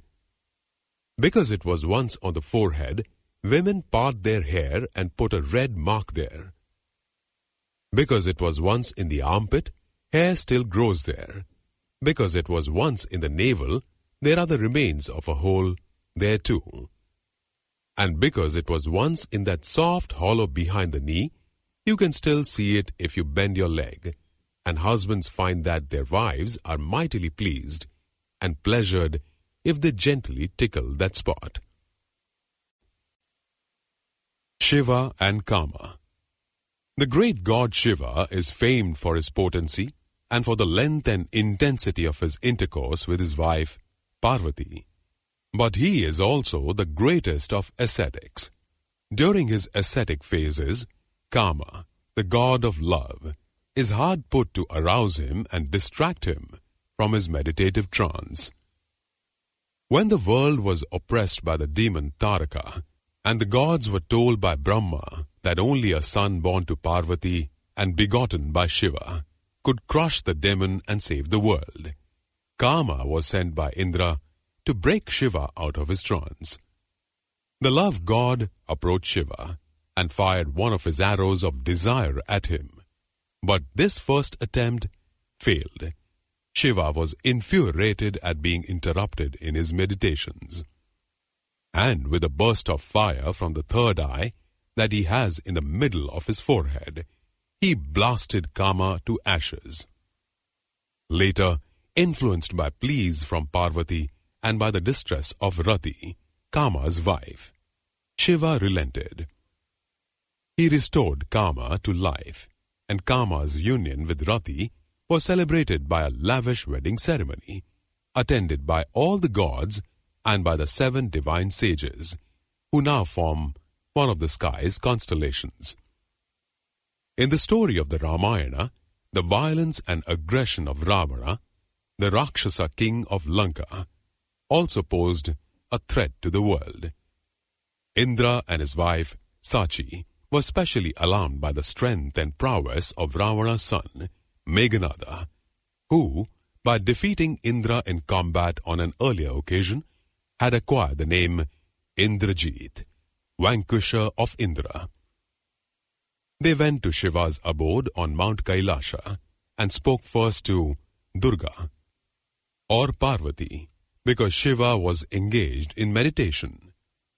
"I appreciate your concern," said Durga, "but I have two problems. One is that my husband is locked in meditation, and it is impossible to distract him from it. The other is that he is indulgent towards Ravana, because Ravana has always been his loyal devotee." "But is it right," said Indra, "to indulge a monstrous Rakshasa who cruelly abducted Rama's lovely wife, Sita?" "Yes," said Sachi, backing her husband. "Just think of the misery of Sita, shamed and humiliated, kept captive on the island of Lanka, pinning night and day for her noble husband, Rama." Durga took note of what Indra and Sachi said, and agreed to do what she could to enlist Shiva's aid. But how to break through his trance? She decided to send first of all for Rati, Kama's wife, and seek her advice. "The first thing a wife must do," said Rati, "if she wants to get her way with her husband, is to make herself seductive and beautiful. You may be a goddess, but even you could do something about your appearance. Let me have a look at your wardrobe and see if I can give you a new and irresistible look." With Rati's help, Durga dressed herself anew in dazzling sexy garments, and when her transformation was complete, she gazed at herself in the mirror with considerable confidence and satisfaction. "Fine," said Durga, "but now we need your husband. My appearance alone won't do it. We need your husband's arrows to plant some desire in my husband. He may look austere and celibate at present, but the moment he gets interested, it's a very different story." But when Kama was called, he himself got very alarmed. "You forget," he said, falling at Durga's feet, "how your husband treated me the last time he was pierced by my arrows. Do you want me to be blasted to ashes again?" "Yes," agreed Rati. "My husband may look well again now, but the pain he suffered was terrible, not to mention the distress that I felt." "Don't worry," said Durga to Kama. "My power will protect you this time, and just to make sure, do a puja to Agni before you approach Shiva. If the god of fire is brought on to your side, he won't allow my husband to misuse the fire of his third eye." Kama was somewhat reassured, but playing for time, he said to Durga, "To be sure of protecting me, you'll need to come with me when I approach your husband. But my wife has helped you to dress in such a ravishing way, the whole world will soon when you emerge from your palace. Ravana and Meghanada will have a free run. No one will be in a fit state to resist them. What are you going to do about that?" "There's an answer to that too," said Durga. "I'll simply cover myself with a cloud, and I won't remove it until you have fired your arrow and Shiva is ready to receive me." So Kama performed a puja to Agni as instructed, and then he and Durga went off to the palace on Mount Kailasha, where Shiva was meditating, immobile and smeared with ash. At Durga's command, Kama shot an arrow at Shiva. It pierced him, and he began to stir menacingly. "You see what you have made me do?" said Kama, getting into a panic. His third eye is getting red, and there'll be a blast of fire from it in a second, and nothing, neither you nor Agni himself, can save me from it. "There's room for you in my bosom," said Durga lovingly. "You just nestle there, and I'll then remove the cloud. When Shiva sees me before him, in the clothes that your wife so cleverly chose for me, I think your arrow will begin to have the right effect, and a few more arrows from you should finish the job. Kama did as she advised, huddling fearfully in her bosom, but also rather enjoying the warmth and fragrance of it. Durga removed the cloud. Shiva looked up at her, and a smile appeared on his lips. Fire again, hissed Durga to Kama, and the love god fired a shower of arrows at Shiva. They did their work. The great god was utterly overcome. The fire in his third eye was eclipsed by Durga's radiance, and flowers rained down from the sky. But Durga did not lose sight of her objective. Before she let her husband gain from her what he now so lustily wanted more than anything else, she insisted that he do something about Ravana and his son Meghanada. "If you must," said Shiva, "Ravana has been my devotee for years. But I dare say you're right. Abducting Sita like that was a criminal act, and he must pay for it. I'll arrange for Lakshmana to be supplied with some special weapons. With those, he will kill Meghanada, Ravana will be defeated, and Sita will be rescued. Is that good enough for you? If it is, then let's not waste any more time." Thus did Kama vanquish Shiva again, without being blasted at all this time. Indra was sent to Maya, goddess of magic and illusion, to collect the weapons. They were given to Lakshmana, and even Meghanada could not withstand them. The world was saved from Ravana, and Sita was freed from his hideous clutches. The Mahabharata. The story of Sakuntala. The Mahabharata, the great epic of India, includes nearly all the most famous Hindu myths and legends inserted into its main narrative of the war between the Pandavas and the Kauravas. Often, these stories are told by one character to another, to make a moral or historical point. Here, the sage Vaisampayana, who has learned the whole Mahabharata from its author, Vyasa, and is its main narrator, tells the story of Sakuntala to King Janamejaya. The story is the source of the most famous play in classical Sanskrit literature, Abhijnan Sakuntalam by Kalidasa. The version in the Mahabharata lacks two elements introduced by Kalidasa, possibly from folk-tale tradition: the curse of the sage Durvasas, which causes King Dushyanta to forget about Sakuntala, and the lost ring whose recovery makes Dushyanta remember and recognize her again. In this version, Dushyanta denies all knowledge of Sakuntala when she arrives at his palace with their baby son. But this is a deliberate lie, not the result of a curse. The Gandharva rite by which he married Sakuntala in the forest permitted marriage without parental permission and without a priest officiating. A lover's license, in fact, easy to exploit, easy to disown. The son of Dushyanta and Sakuntala, Bharata, became the ancestor of the Pandavas and Kauravas, and his name was used for the whole country, Bharat. Hence, too, the name of the epic, Mahabharata. Janamejaya said, "I would like to know in detail the life story of the high-souled Bharata and the birth of Sakuntala. Holy One, tell me in full how this lion among men obtained Sakuntala. Because you know everything, and I ask you, it is proper that you should enlighten me." Vaisampayana said, "Once upon a time, mighty Dushyanta, accompanied by a retinue of hundreds of horses and elephants, decided to go on a hunt. The retinue consisted of infantry, cavalry, elephants and chariots, and of soldiers armed with swords, darts, maces and massive clubs. Surrounded by hundreds of warriors with spears and lances, the king set out on his expedition.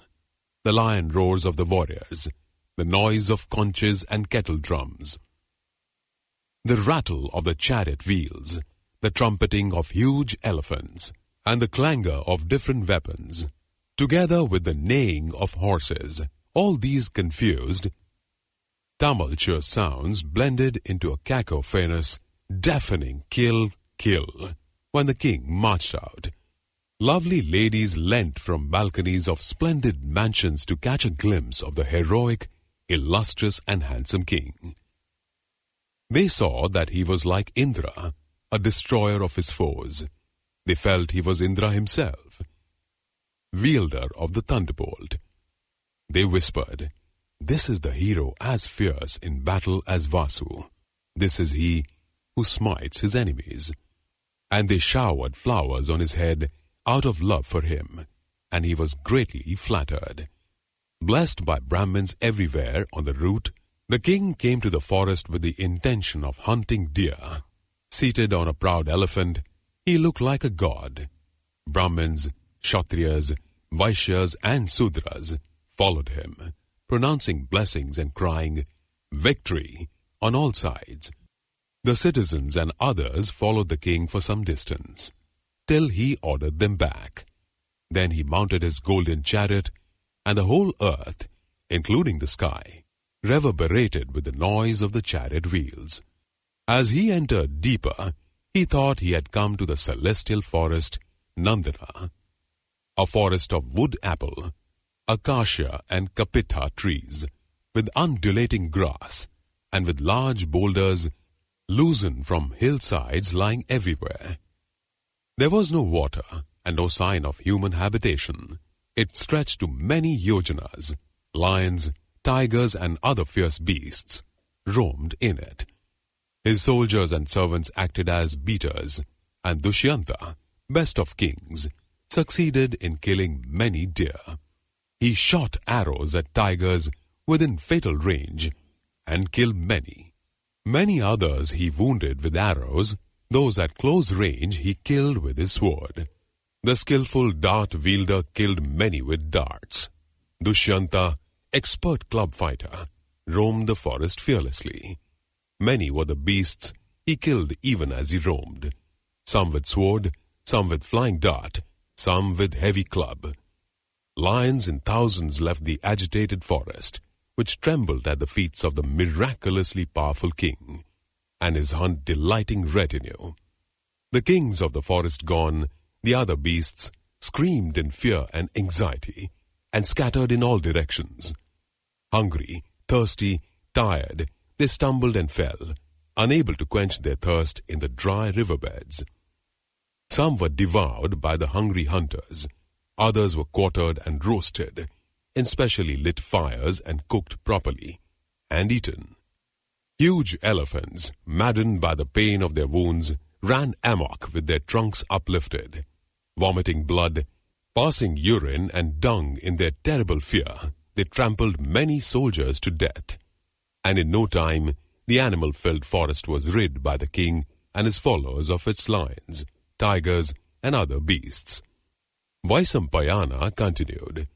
The king and his followers killed thousands of animals and went to another forest to hunt there. Tired and hungry, accompanied by one follower alone, he came to a patch of scrub land at the far end of the forest.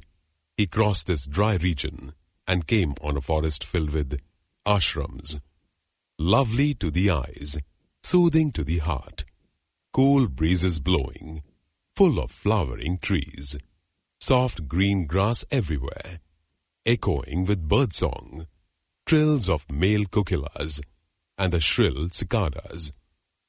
Canopy of big branch trees, bees humming around creepers, fragrant bowers everywhere, no trees without fruits, no shrubs with thorns, no plants without bees, filled with singing birds, perennial flowering, soothing under tree shadows.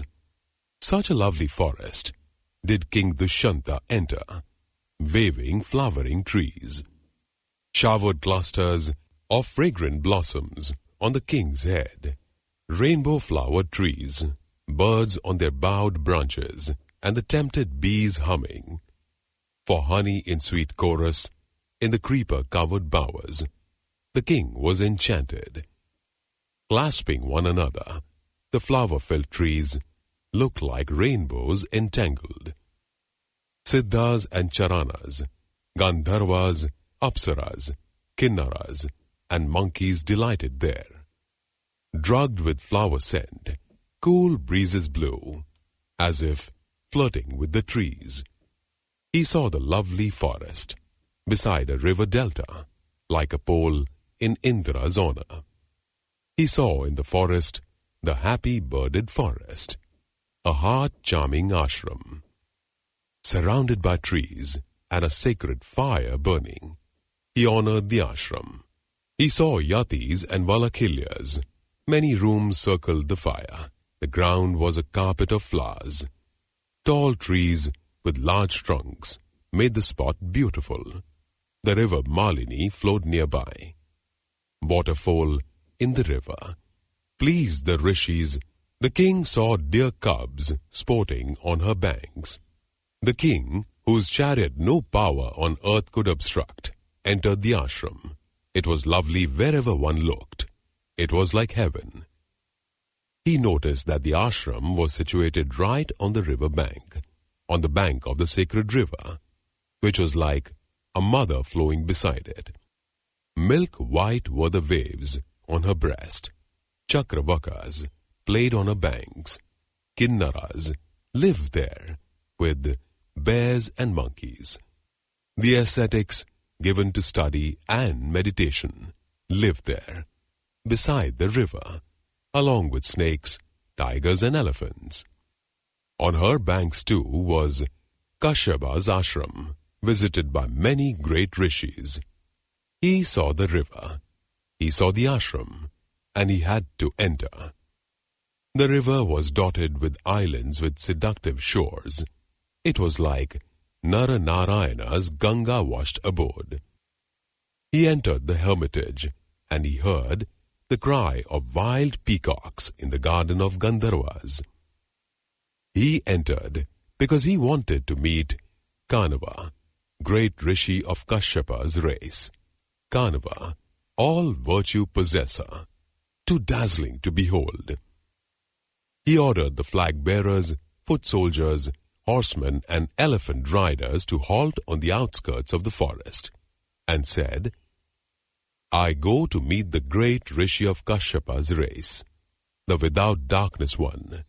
Stay here till I return." He forgot his hunger and thirst when he entered. So lovely was the sight of that infinite pleasured garden, like Nandana itself. He put aside all the trappings and signs of his kingship, and entered, accompanied by his minister and priest. Because a great desire had risen in him to see the rishi of indestructible ascetic virtues. The ashram looked like the realm of Brahma. Bees hummed and the birds sang. In one corner, Brahmins chanted the Rigveda with the proper intonation. In another, Vedanga-knowing Brahmins chanted from the Yajur. In a third, rigid vowed rishis sang the Sama melodiously. In a fourth, he saw Brahmins reciting from the Atharva with the proper intonation. And in various other places, Brahmins skilled in orthopy recited different mantras. The sacred ashram, filled with holy syllables, was like Brahma's own abode. Brahmins expert in yagna edifices and karma, lived there. Others too, skilled in nyaya, mental sciences, Vedas. And some there were learned in the science of semantics, some expert in special rituals, some in moksha, dharma. Some knew the arts of debate, how to draw right conclusions, reject superfluities, some skilled in etymology, prosody, astrology. Some knew the properties of matter, others the fruits of yajna, others the relation of cause and effect, others bird and monkey language, others the Shastras. The king heard them chanting and reciting with captivating excellence. Dushyanta, slayer of foes, saw all around him Brahmins engaged in homa, and japa. He was astonished when he saw the exquisite carpet brought for him to sit on. Seeing all the rituals performed to worship the gods, he wondered, am I in Brahma's realm? The more he saw of Kashyapa's holy ashram, its graces and virtues, the more he wanted to see. Impelled by curiosity to see the entire ashram, he went farther in, accompanied by his minister and priest. Vaisampayana continued. Proceeding still farther, he left his minister and priest behind, but he was unable to find the strict vowed rishi. Seeing no sign of human life, he shouted, "Is anyone there?" The words echoed in the forest. A girl in bark dress, lovely as Lakshmi, emerged from the rishi's hut. She saw Dushyanta. The black-eyed girl honored and welcomed him in. She offered him a seat, water to wash his feet, and the ritual of aragya, inquired after his health. She honored him and, after the necessary courtesies, asked, "What can I do for you?" Honored by her, the king said to the soft-voiced, faultless-featured lady, "My purpose, lovely lady, is to pay homage to Rishi Kanva. Where is the noble Rishi?" Sakuntala said, "My father, sir, is away to collect fruits for the ashram. If you would care to wait, he will be back soon." The king, Vaisampayana, continued, did not see any Rishi near. He heard her talk to him. He saw she was lovely, sweet-smiling. She had a faultless figure. She was in the bloom of her youth. Her simplicity, her humility, and her features constituted her beauty. He asked, "Who are you? Whose daughter, lovely lady? Why are you here, in this forest? O lovely one, accomplished one, from where have you come? Sweet smiling one, you stole my heart with your first glance. Tell me more about yourself." "Lovely lady, tell me all." She smiled and said sweetly, "I am the daughter of Kanva, who is virtuous and wise, a Mahatma ascetic." Dushyanta said, "He is a great rishi. The entire world honors him. He has controlled his sexual passions. Dharma itself may stray, but not he. How is it, O lovely one, that you are his daughter? This I would like to know from you." Sakuntala replied, "Sir, all I know is what I have been told, about what happened, how I became his daughter. A long time ago, a rishi came here and inquired about my birth. This is what the Maharishi told him. In the distant past, Vishwamitra practiced such severe self-discipline that Indra, king of gods, grew frightened. He feared that the penances of the rishi would dethrone him. Alarmed, he summoned Menaka and said, "Menaka, loveliest of Apsaras, gracious nymph, help me. The Maharishi Vishwamitra, sun-refulgent ascetic, is practicing severe self-discipline. I am afraid. Menaka, slim-waisted Apsara, do this for me. Go to Vishwamitra, who is deep in meditation and penance. He has power to dethrone me. Go to him, tempt him, frustrate his yoga. Save me. Lovely Apsara, use your beauty, youth, your charm, your skill, smile and speech, and tempt him." Menka replied, "He is a great rishi. He shines. You know this, my lord. You have heard of his wrath. His power, penance and wrath have made even you fearful. What about poor me?" He was responsible for Vashishta's premature grief over the deaths of his sons. He was born a Kshatriya and became a Brahmin by merit. He created a whole river for the sake of his ablutions. They call it the Kausika. There his wife was looked after by the rishi Matanga during the famine.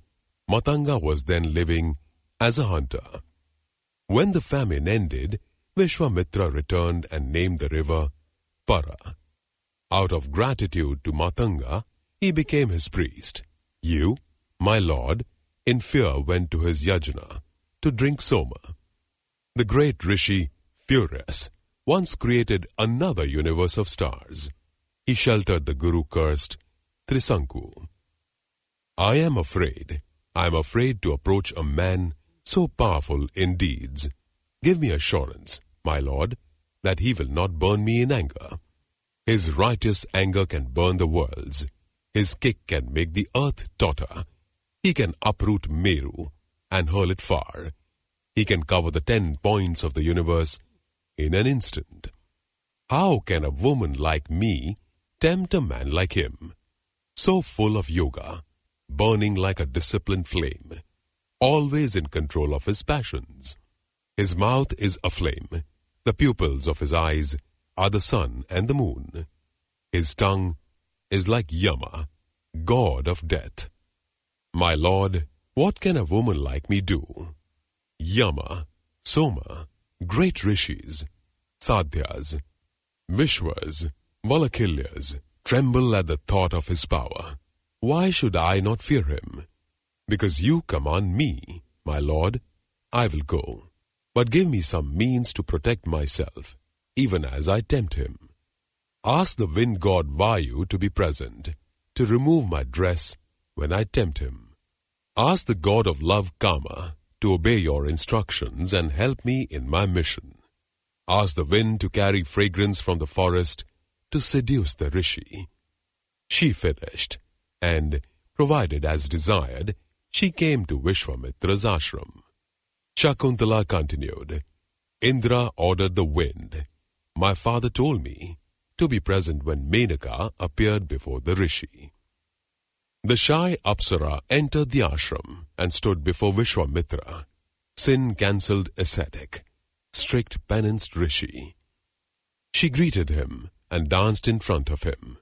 Then, suddenly, the wind stole her moon-white dress. Embarrassed, she ran after it, pretending to be angry with the conduct of the wind god. All this happened before the sun-strong rishi's eyes. He saw her, naked, the ravishing Apsara. She was lovely. He saw her lovely. There was not one mark of age on her naked skin. He saw her beauty. Desire stirred in him. The best of rishis longed for her company. He asked her to come to him. She accepted. Many days they passed alone with each other. Many years went by, seeming but a day to the lovers, and she conceived Sakuntala. Menaka went to the Malini rippling through Himavat valley. There her daughter was born, there abandoned by her. Successful in her mission, she returned to Indra. Meanwhile, vultures spotted the child. In the forest of lions and tigers, encircled her, protecting her, that no beasts of prey harm her. The vultures surrounded Menaka's child. I went there for my ablutions one day, saw the child lying, alone in the forest, surrounded by the vultures. I brought her here and made her my daughter. The Shastras say there are 3 fathers, maker of body, protector of life, and giver of food. Because I found her alone, protected by birds known as Shakuntas, I named her Sakuntala. This, O Brahmin, is how Sakuntala became my daughter, and Sakuntala too treats me as her father. Sakuntala added, That, sir, is what the rishi said to the Brahmin about me. Now you know how I am the daughter of Kanva. I do not know my real father.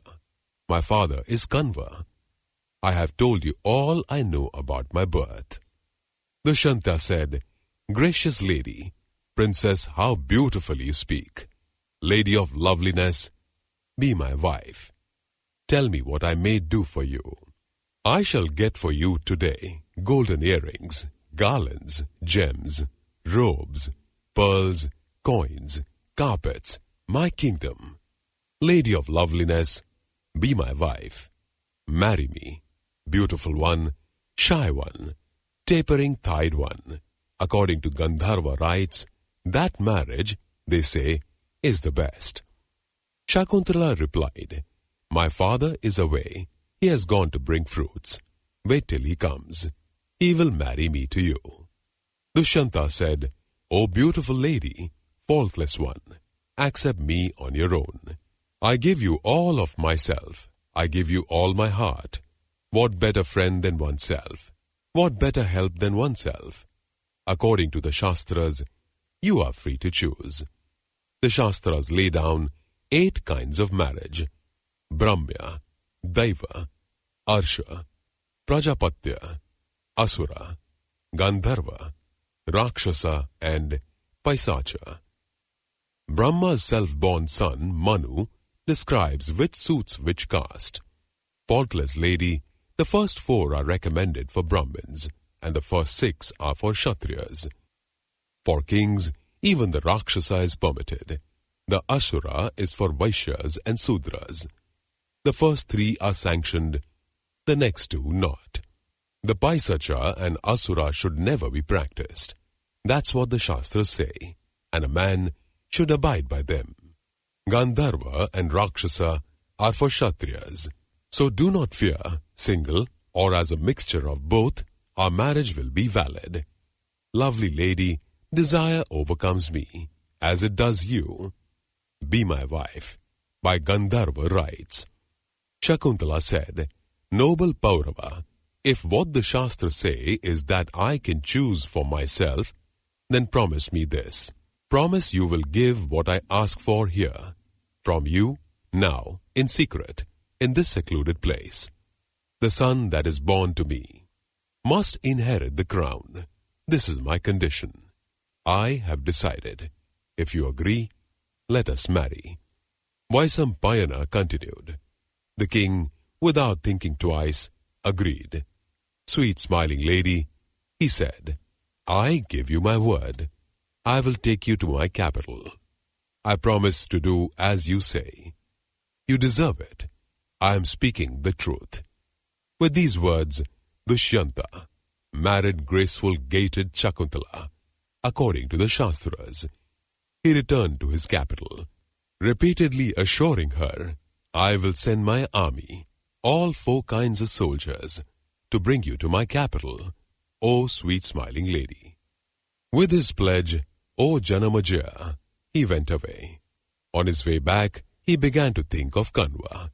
What will he say when he gets to know it all? This was uppermost in his mind all the way to his capital.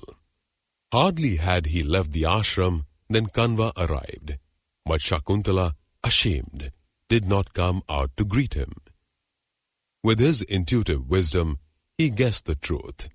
His spiritual eyes showed him all, and he was pleased. My child, your intercourse in secret today, without my permission, has fortunately not violated your virtue. A Gandharva marriage between willing man and woman, though without mantras, is considered best for a Kshatriya. Dushyanta is best among men, noble, high-souled. This is the person you have taken for husband. Your son will be famous, powerful. His dominion will extend over the entire earth, over even the ocean. When your son, illustrious king, will march against foes, they will scatter in fear. Sakuntala came near and washed her tired father's feet.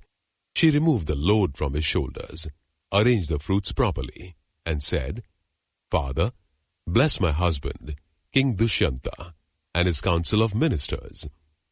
My lovely child, said Kanva, I will bless him for your sake. Sweet girl, ask any boon you like. Sakuntala, moved by desire of her husband's welfare, asked that the Pauravas stay noble and never be deprived of their thrones. Vaisampayana continued. After Dushyanta left the ashram, making his promises to Sakuntala, she gave birth to a boy of extraordinary abilities. When only 3, He shone like a blazing fire. O Janamajaya, he had beauty and magnanimity and every accomplishment. Kanva, best of holy men, performed all the boy's rites as enjoyed in the Shastras. He flourished daily. He had purely strong teeth, broad forehead, auspicious marks on his palms, could kill a lion barehanded. He grew up like a god's son.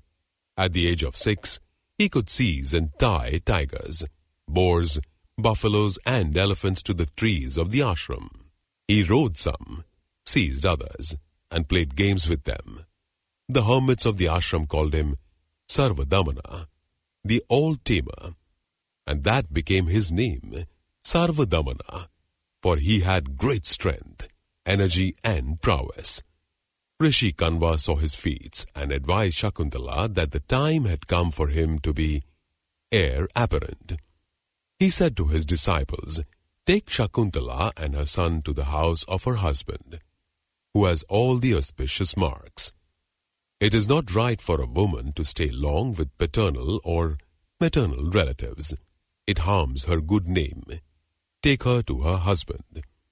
The illustrious disciples of Kanva promised to do so, and took Sakuntala and her son to the city of Hastinapur.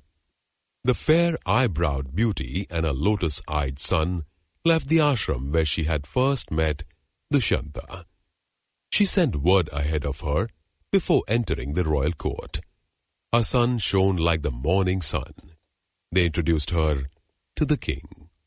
The disciples of the rishi explained everything to him and returned to the ashram. She greeted him and said, "This is your son, your majesty, your godlike child by me. Make him the heir apparent, even as you once promised. Sir, recall the agreement you made with me when we two were married in the ashram of Kanva." He heard her. He remembered all. He said, "I remember nothing. Wicked woman, who are you? I cannot recall ever having anything to do with you regarding dharma, artha or kama. Go or stay, as you please." When she heard this, shame engulfed her. She felt faint. She stood transfixed, like a pole. Then her eyes flamed like copper. Her lips trembled. She cast glances on the king as if they would burn him. But by a supreme effort she checked herself, subdued her flaming anger, suppressed her conscience. She collected herself, looked straight at her husband, sadly and with feeling said to him, "How can your majesty, knowing everything, say, like a petty person, 'I know nothing'? Your heart is the witness if I lie or speak truth. Oh, speak the truth. Do not lower yourself. He deceives himself who is one thing to himself and another to others. No wickedness is beyond such a man. You think only you know what you know. But no, one in your heart knows too.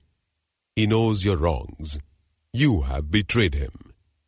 Man, when he does wrong, thinks no one sees him, but the gods see him. The God in his heart sees him.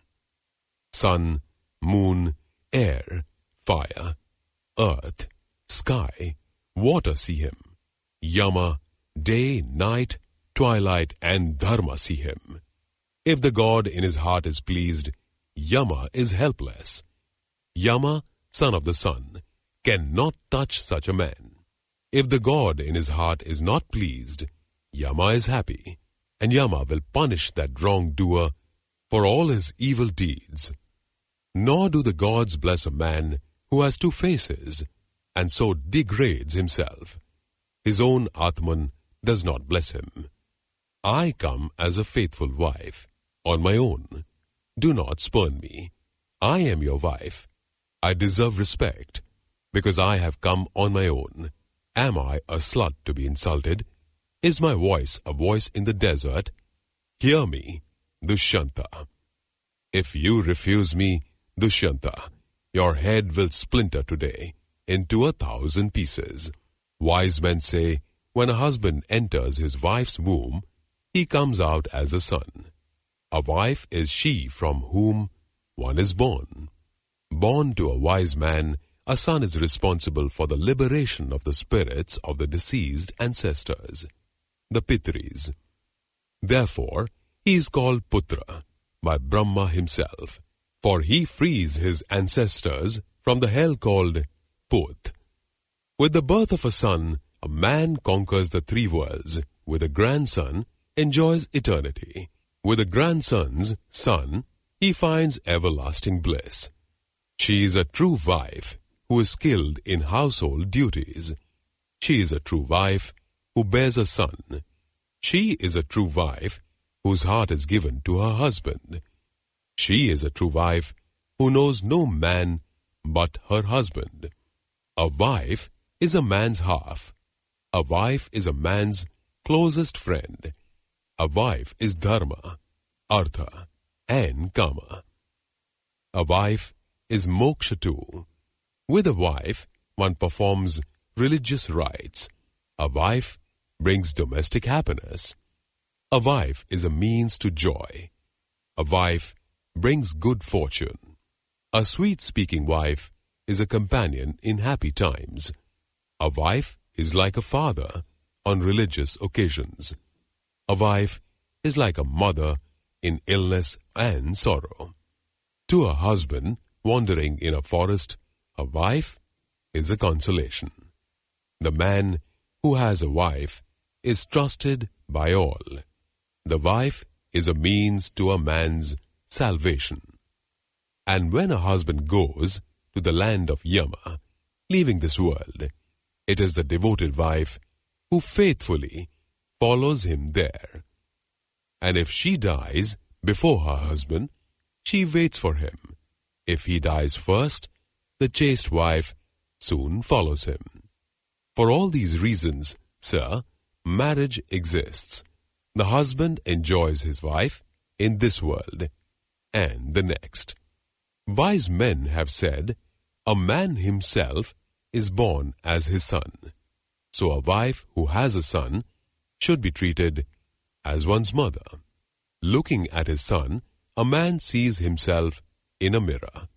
He feels happy, like a good man, attaining heaven. In mental distress, in disease, to look at one's wife is to be relieved, just as a perspiring man is relieved after a cool bath. No man, not even in anger, should displease his wife. Happiness, joy, virtue, everything depends on her. She is the hallowed soil in which he is born a second time. Even rishis cannot create men without women. Is any happiness greater than what a father feels when his small son, though grubby and dusty, runs towards him to be clasped in his arms? Why do you treat this child, your son, so coldly? Look how he looks at you, wistfully, again and again. Even ants do not destroy their eggs, and you, so learned, shouldn't you support your own child? The touch of sandal paste, of women, of water, is not half as pleasing as the embrace of one's own son. A Brahmin is best among bipeds, a cow best among quadrupeds, a guru best among superiors, a son among objects pleasing to the touch. Let this lovely boy touch you, embrace you. There is nothing in the world more pleasing than a son's embrace.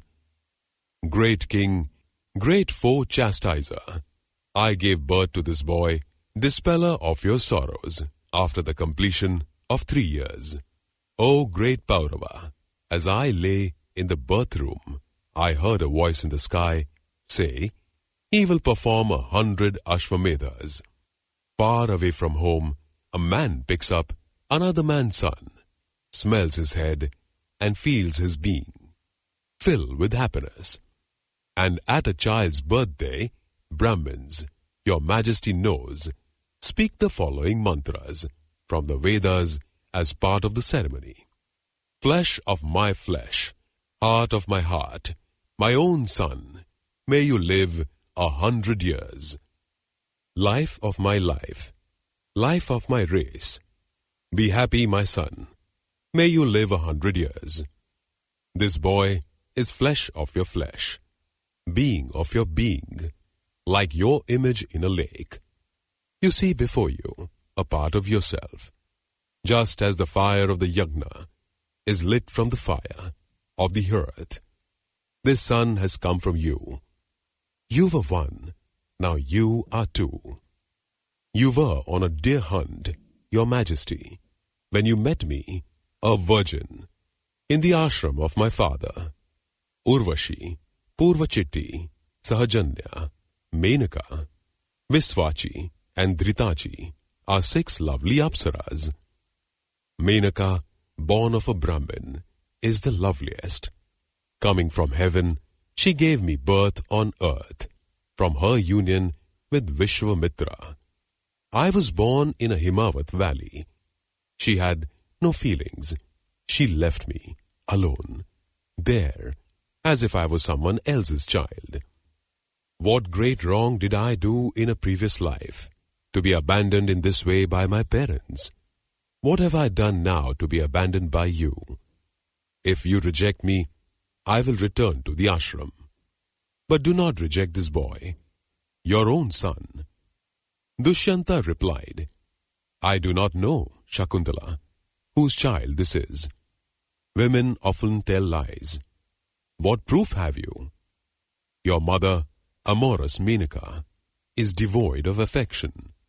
She abandoned you in Himavat, like a ritual flower cast away. Your father, amorous Vishwamitra, is devoid of affection. He is the man who was tempted from his yoga. But Menaka is best of apsaras. To you, Vishwamitra best of rishis. You may be their daughter, but who will believe your words? Your words are valueless. Go away. Are you not ashamed to speak like this before me? Go.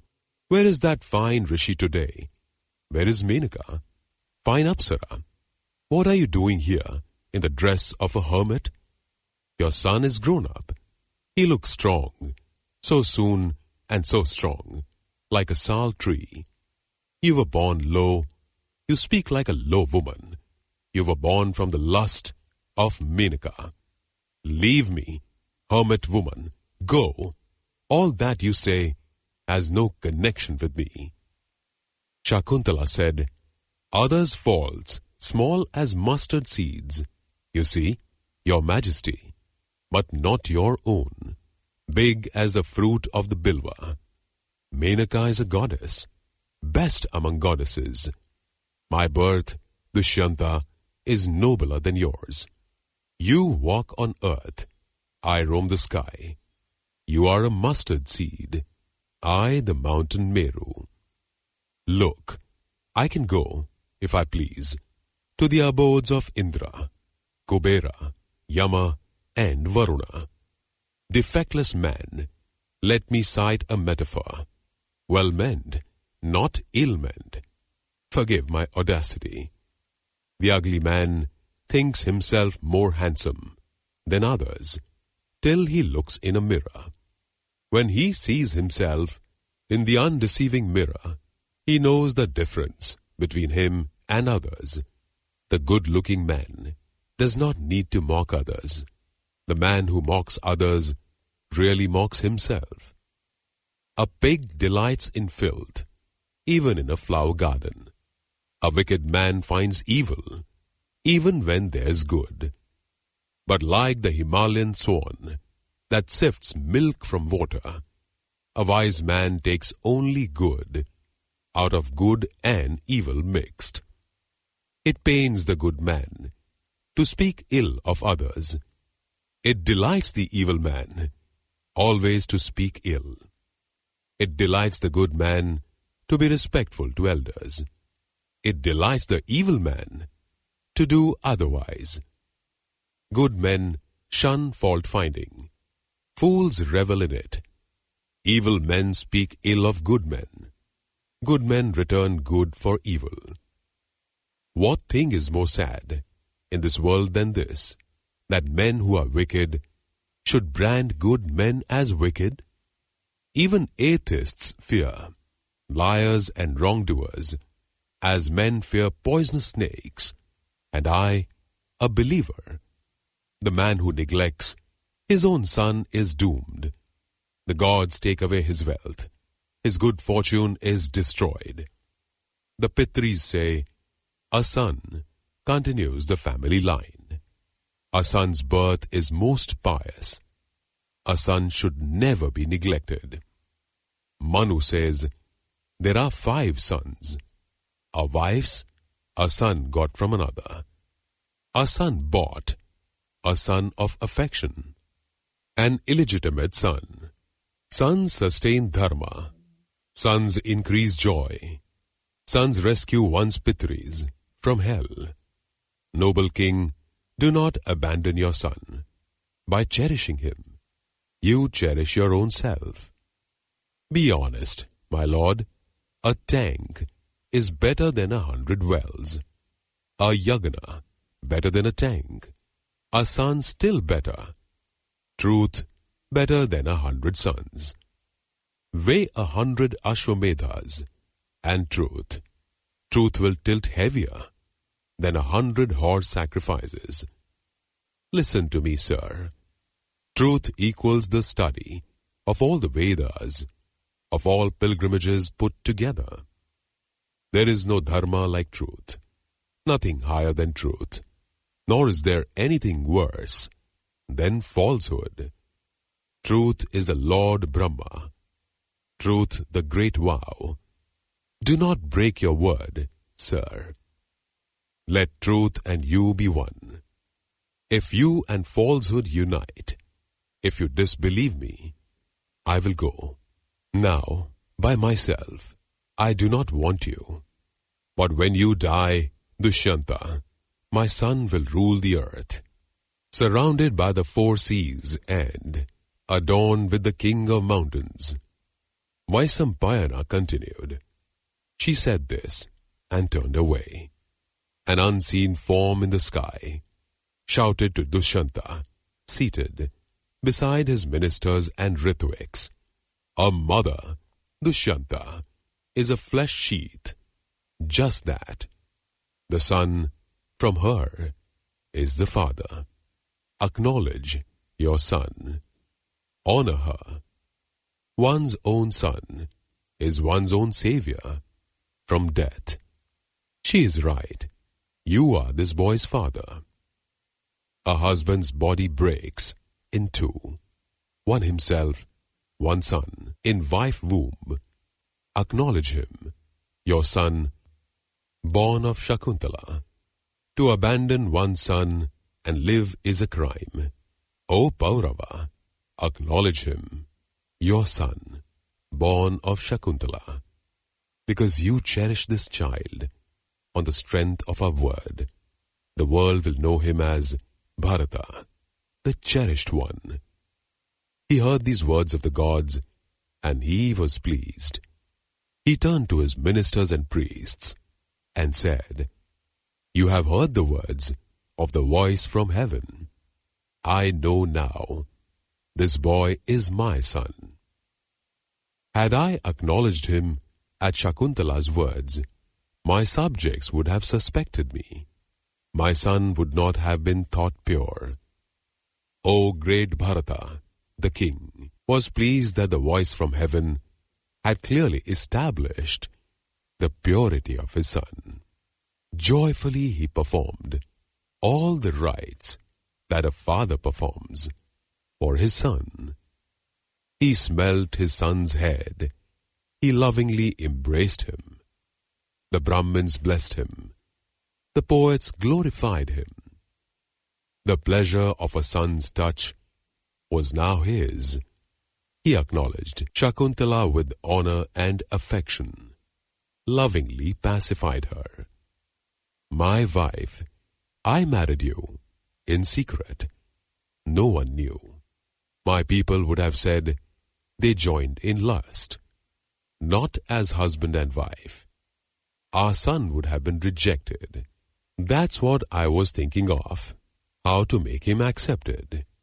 My dearest, lovely-eyed one, I forgive you and all that you spoke in anger, because I love you. He said this to his queen, and presented her with gifts of perfume, choice food and drink, and installed his son as heir apparent, and gave him the name Bharata. From that day, Bharata's chariot, like the god's chariot, dazzling wheeled, filled the earth with noise. Bharata subdued all the kings of the world. He ruled nobly. He became greatly famous. They called him Chakravartin and Sarvadamana. He performed many sacrifices, like Indra, lord of the Maruts. Kanva presided at these yagnas. Offerings were made to Brahmins. The fortune-favored king performed the cow and horse sacrifices. Bharata gave 1,000 gold coins as Kanva's dakshina. He is the many-feeted Bharata, from whom sprang our great race. All kings after him are known by his name. Many among the Bharatas were like gods. Many were greatly powerful, monarchs. Many like Brahma himself. Their names are countless. O great Bharata, I shall name the chief ones, all blessed with good fortune, all truthful, honest, all like gods. King Yayati's adultery. Like the story of Sakuntala, the story of King Yayati is told by Vaisampayana to his grandson, King Janamajaya, in order to explain the genealogy of the Bharata race. The Pauravas, ancestors of the Pandavas and Kauravas, were descended from Yayati's son, Puru, who was also the father of Janamajaya. Devayani's father, Sukra, is not a mortal. He is the son of Brigu, one of the 10 high priests who were allowed by the primal lawgiver Manu to be sole possessors of the knowledge of how to kindle the sacrificial fire. Sukra became guru to the Danavas, titan-like beings, and the Asuras, anti-gods. As such, he knows the mantra that can bring the dead back to life. This is why the curse he delivers to Yayati is so powerful. Although Puru is Yayati's son by his mistress Sarmishta and not by his wife Devayani, the boy's obedience and self-sacrifice win him his father's throne and secure the Paurava line. A long time after this occurred, O best of kings, Vaisampayana went on. The lovely lady Devayani went to the same forest to enjoy herself. She came to the same spot, whither were Sharmishta and the 1,000 maids. She gave herself up to pleasure. She was very happy, having so many maids to wait on her. They were all in a frivolous mood. They began sipping the honey of the flowers. They nibbled at various fruits. King Yayati, son of Nahusha, in the course of a hunting expedition, happened to come there, tired and thirsty. His eyes fell on Devyani and Sharmishta and the 1,000 maids. Glittering with ornaments, tipsy with flower honey, sweet-smiling Devyani, voluptuously reclining, paragon of beauty, loveliest of them all, and Sharmishta beside her, gently massaging her feet. Gracious ladies, said Yayati, it seems these 1,000 maids wait on you. Who are you? Who are your parents? I am the daughter of Shukra, replied Devyani. My father is the preceptor of the Danavas and the Asuras. This girl here is my maid, who goes wherever I go. She is Sarmishta, daughter of the Asura king, Vrishaparva. Strange, why should this lady of lovely eyebrows be your maid?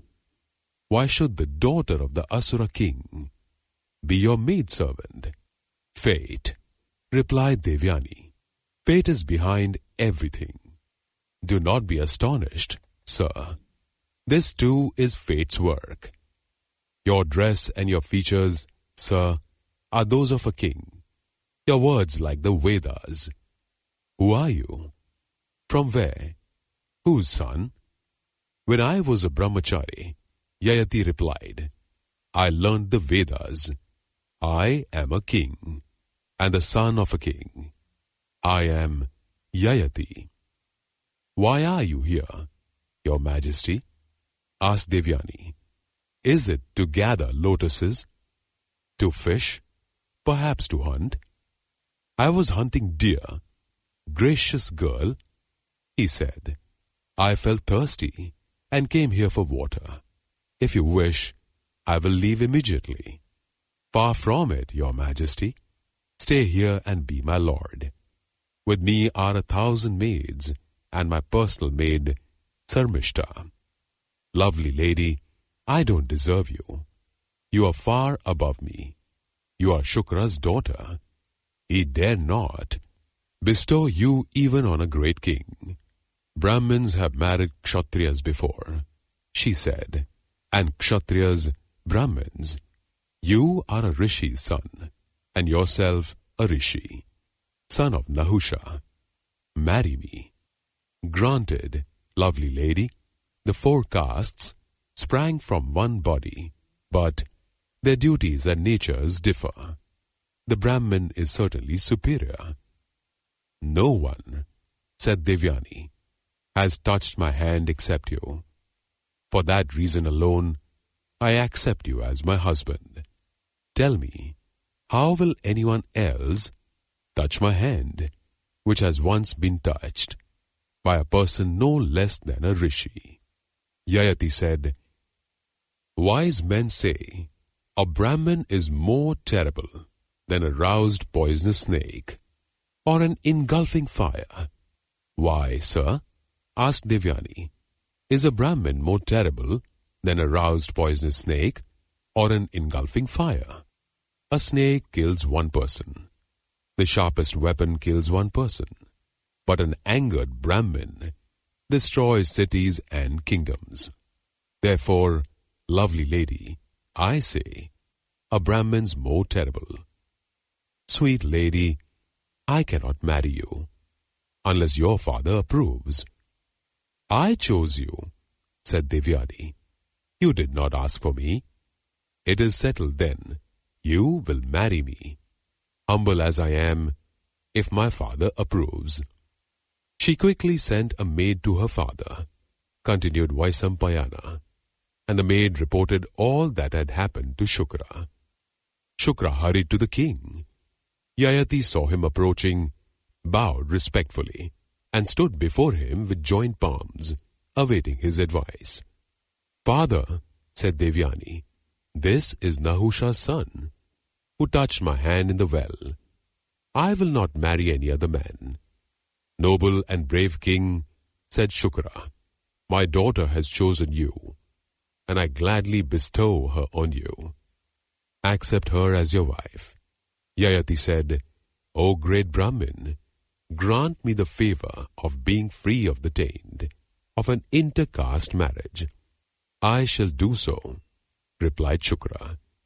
Do not fear to marry her. I hereby absolve you of the taint of an intercaste marriage. Regard her with dharma. Devyani, slender-waisted beauty. May great happiness be yours in the company of my daughter. And as for Sharmishta, treat her well, O king. She is Vrishaparva's daughter, but do not call her to your bed. Yayati respectfully half-circled the great Brahmin and passed through the marriage ceremony according to the rites ordained in the Shastras. He received from Shukra the priceless treasure of Devyani, along with Sarmishta and 1,000 maids. Honored by Shukra and the anti-gods, he returned to his capital, keeping in mind the advice of the shining son of Brigu. Vaisampayana continued. Yayati entered his capital, which was like the capital of Indra himself, and took his wife Devyani to the inner apartments.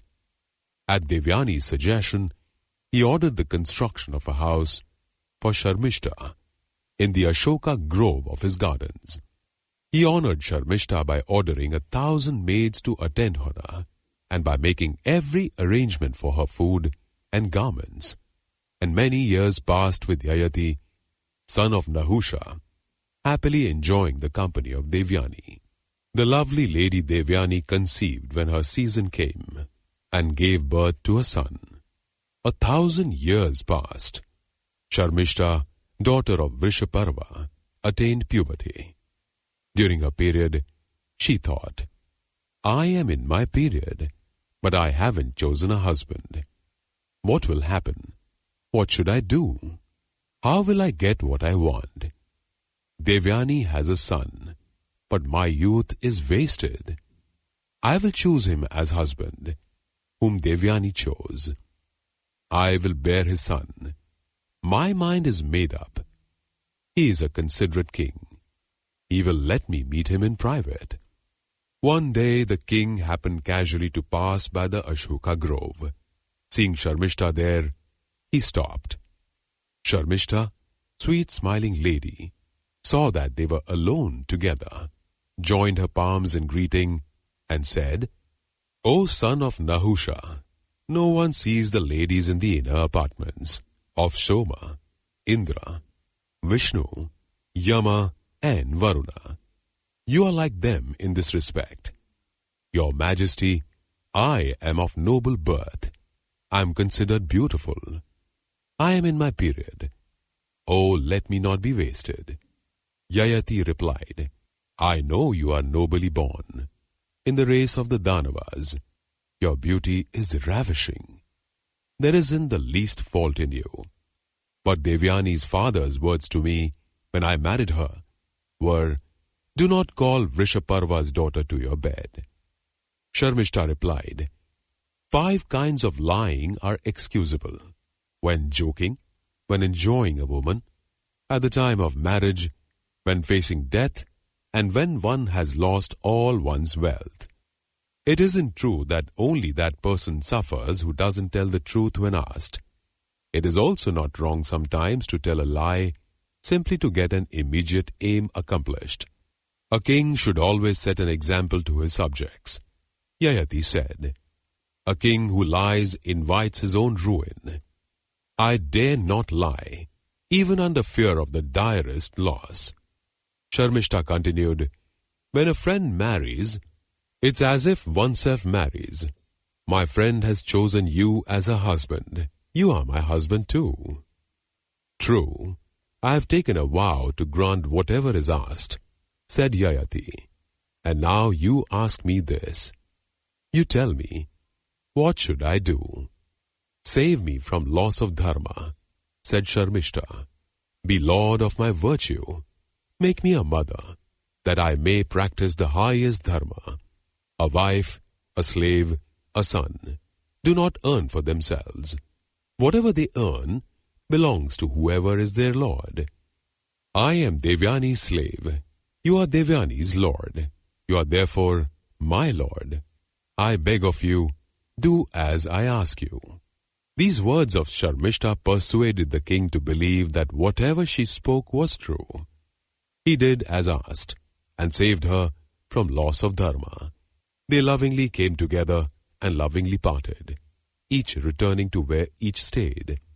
Sweet smiling Sharmishta, of lovely eyebrows, conceived as a result of that union with the king. And in due time, to the lotus-eyed lady, was born a god-like son, radiant with lotus-leaf eyes. When Devyani learnt of the birth of this boy, continued Vaisampayana, she became jealous and mean. She went to Sharmishta and said, Sharmishta, lovely eyebrowed girl, what terrible wrong have you committed by indulging your lust? Sharmishta replied, a dharma-souled rishi came to me. A rishi learned in the Vedas. He had the power of granting boons. and I asked him to grant me one, a pure one. Sweet smiling lady, I would not dream of fulfilling my desires by wrongful means. My son is the child of a rishi. This is the truth. In that case, Shai Sharmishta, I will not blame you, said Devyani. Who is this rishi? What is his name and family? Tell me. Sweet smiling lady, replied Sharmishta, that rishi shone like the sun. His asceticism had radiance. I hadn't the courage to ask him. If what you say is true, if indeed your son has been fathered by such a Brahmin, I have no reason to be angry with you, said Devyani. They laughed and chatted for some time, and Devyani returned to her mansion, believing all that Sharmishta had told her. Devyani had 2 more sons by Yayati, Yadu and Turvasu. They were like Indra and Vishnu, and Sharmishta, daughter of Vishnuparva, by that royal rishi had 3 sons, Dhruyu, Anu, and Puru. One day, sweet-smiling Devyani went with Yayati for a walk in a secluded part of the royal gardens. There she saw 3 children of divine beauty, happily playing. Surprised, she said to the king, "Whose children are these? They are handsome, just like children of the gods, like you." She turned to the children, "Who is your father, little ones? Tell me, where do you live?" They pointed their fingers at the king, continued Vaisamapayana, and indicated that Sharmishta was their mother. And they ran towards their father and clasped his knees. But the king dared not caress them in front of Devyani. Sobbing, they left the place and went to find their mother. Their behavior embarrassed the king greatly. From the affection of the boys, Devyani guessed the truth. She went to Sharmishta and said, "You are dependent on me, and yet you insult me like this. Aren't you ashamed at all to behave in this monstrous fashion?" Sharmishta replied, "Sweet smiling lady, all I said about the rishi is true. What I did was perfectly in accordance with dharma. I am not afraid of you. When you chose him as your husband, I chose him too. Lovely lady, according to dharma, a friend's husband is one's own husband. You are a Brahmin's daughter, so I respect you. But don't you know how much more I respect the royal sage?" Devyani listened and said, "You have wronged me. I refuse to stay here anymore." She went with tears in her eyes to her father. The king was alarmed to see her so angry. Apprehensive, he followed her, trying to placate her. She would not return. Her eyes flashed with anger. She refused to speak to him. Weeping, she stood before her father, Shukra, son of Brigu. She bowed before him respectfully and stood before him. Yayati stood behind her and bowed respectfully too. Devyani said, "Father, adharmas defeated dharma. The low rise, the high fall. I have been insulted by Vrishaparva's daughter. This king here, Yayati, has 3 sons by her, and me, unfortunate me, I have only 2. Son of Brigu, they say, this king knows dharma, but I tell you, father, he has violated dharma."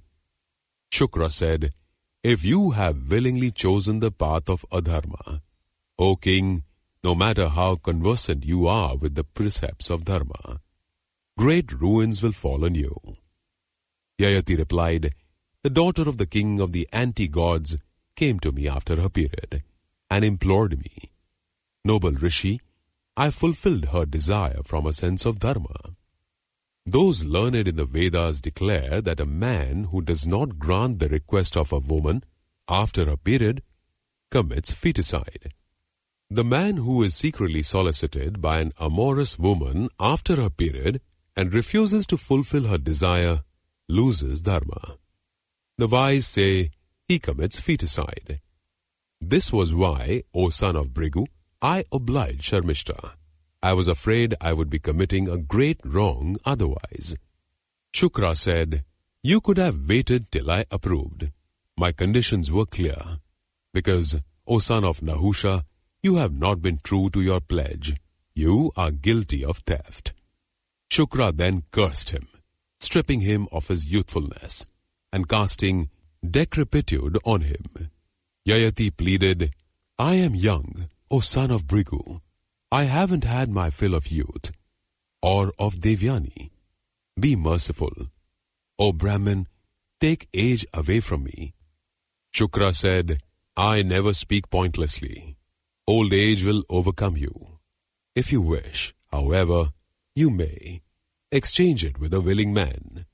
"Make this condition then, O Brahmin," said Yayati, "that whichever of my sons accepts my old age will enjoy my kingdom and gain dharma and fame." "Son of Nahusha," replied Shukra, "keep me in mind and you will be able to effect the transfer of your old age onto a willing man. Whichever of your sons exchanges his youth with you will be your successor. He will have long life, universal fame, and a large progeny."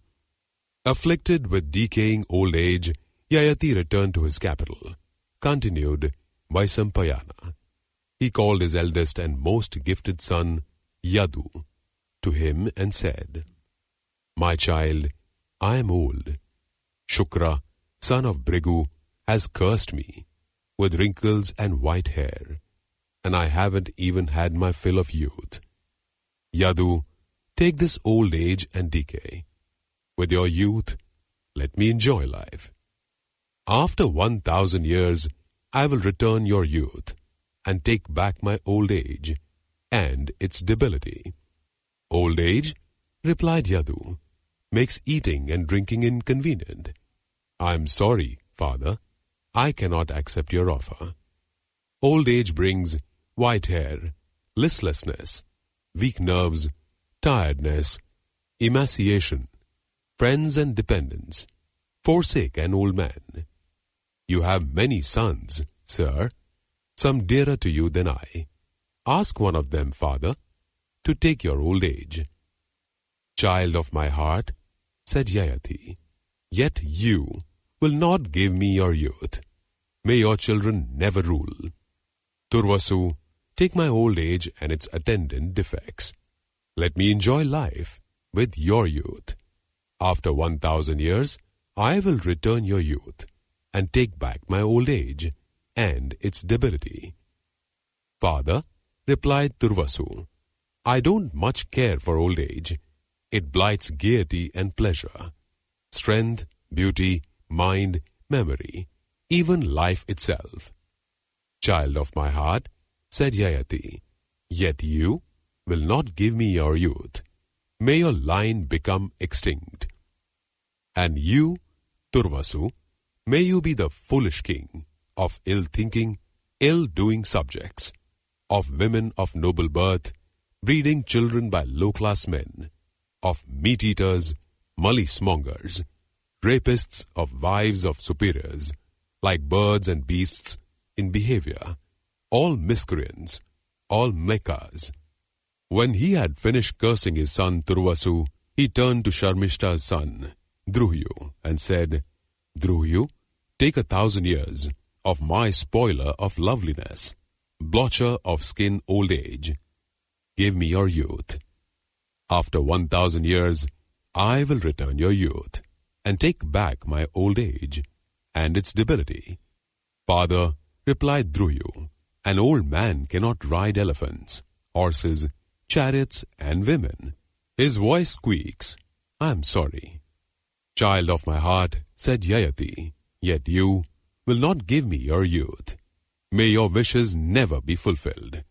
Be a king only in name. Rule a kingdom without roads, without passages for horses, elephants, asses, goats, bullocks, or palanquins, only rafts and boats. There, live with your friends. Anu, take my old age and its weaknesses.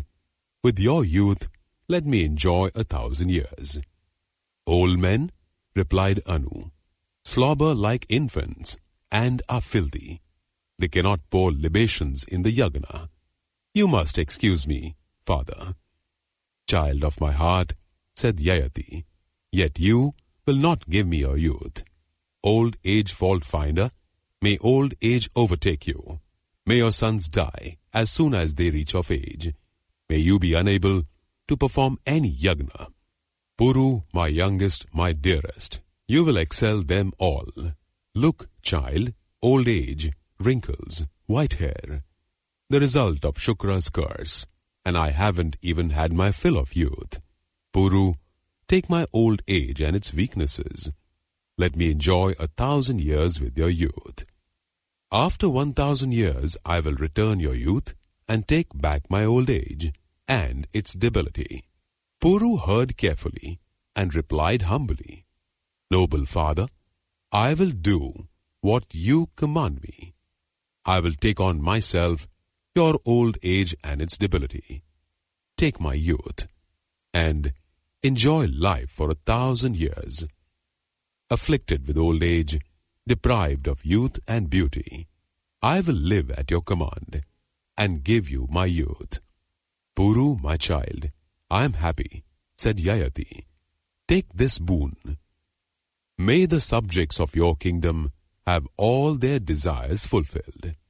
He called to mind the great ascetic, Shukra, son of Bhrigu, and projected his crumbling age into the body of his Mahatma son, Puru. Vaisampayana continued, Yayati, son of Nahusha, took the youth of Puru and rejoiced. He began to indulge himself sensually. He enjoyed himself as much as his energy permitted, in all varieties of ways and in all seasons. He took care, however, not to transgress the bounds of dharma.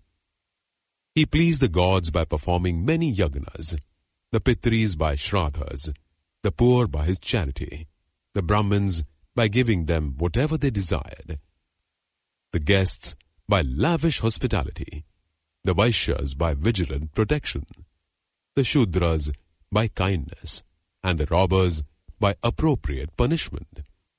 Yayati pleased all his subjects by ruling wisely and well, even as Indra does. He had leonine strength. He was young. He tasted all the pleasures of life. His joys were unbounded, and he did not transgress the dictates of dharma. The fact that he was able to enjoy all the sensual delights life had to offer thrilled him. His only sorrow was that the 1,000 years would soon come to an end. That royal rishi, wise in the mystery of time and enormously gifted in every way, had youth at his command for 1,000 years. He kept an eye on kalas and kasthas. He made love to the Apsara Viswavachi, sometimes in the garden called Nandana, sometimes in Alaka, and sometimes on the high slopes of the mountain Meru. And in due time, he discovered that his time was over. He called Puru to his side and said to him, Son, for Vankisha, I have enjoyed all I could, to the best of my powers, everything, in all seasons. Desire never ends. Desire grows with feeding. Like sacrificial flames, lapping up ghee, become the sole lord of the world's paddy fields, wheat fields, precious stones, beasts, women, still not enough. Discard desire. This disease kills. The wicked cannot give it up. Old age cannot lessen it. True happiness lies in controlling it. For 1,000 years, my mind lusted for pleasures. Now, instead of resting, I lust for more pleasure.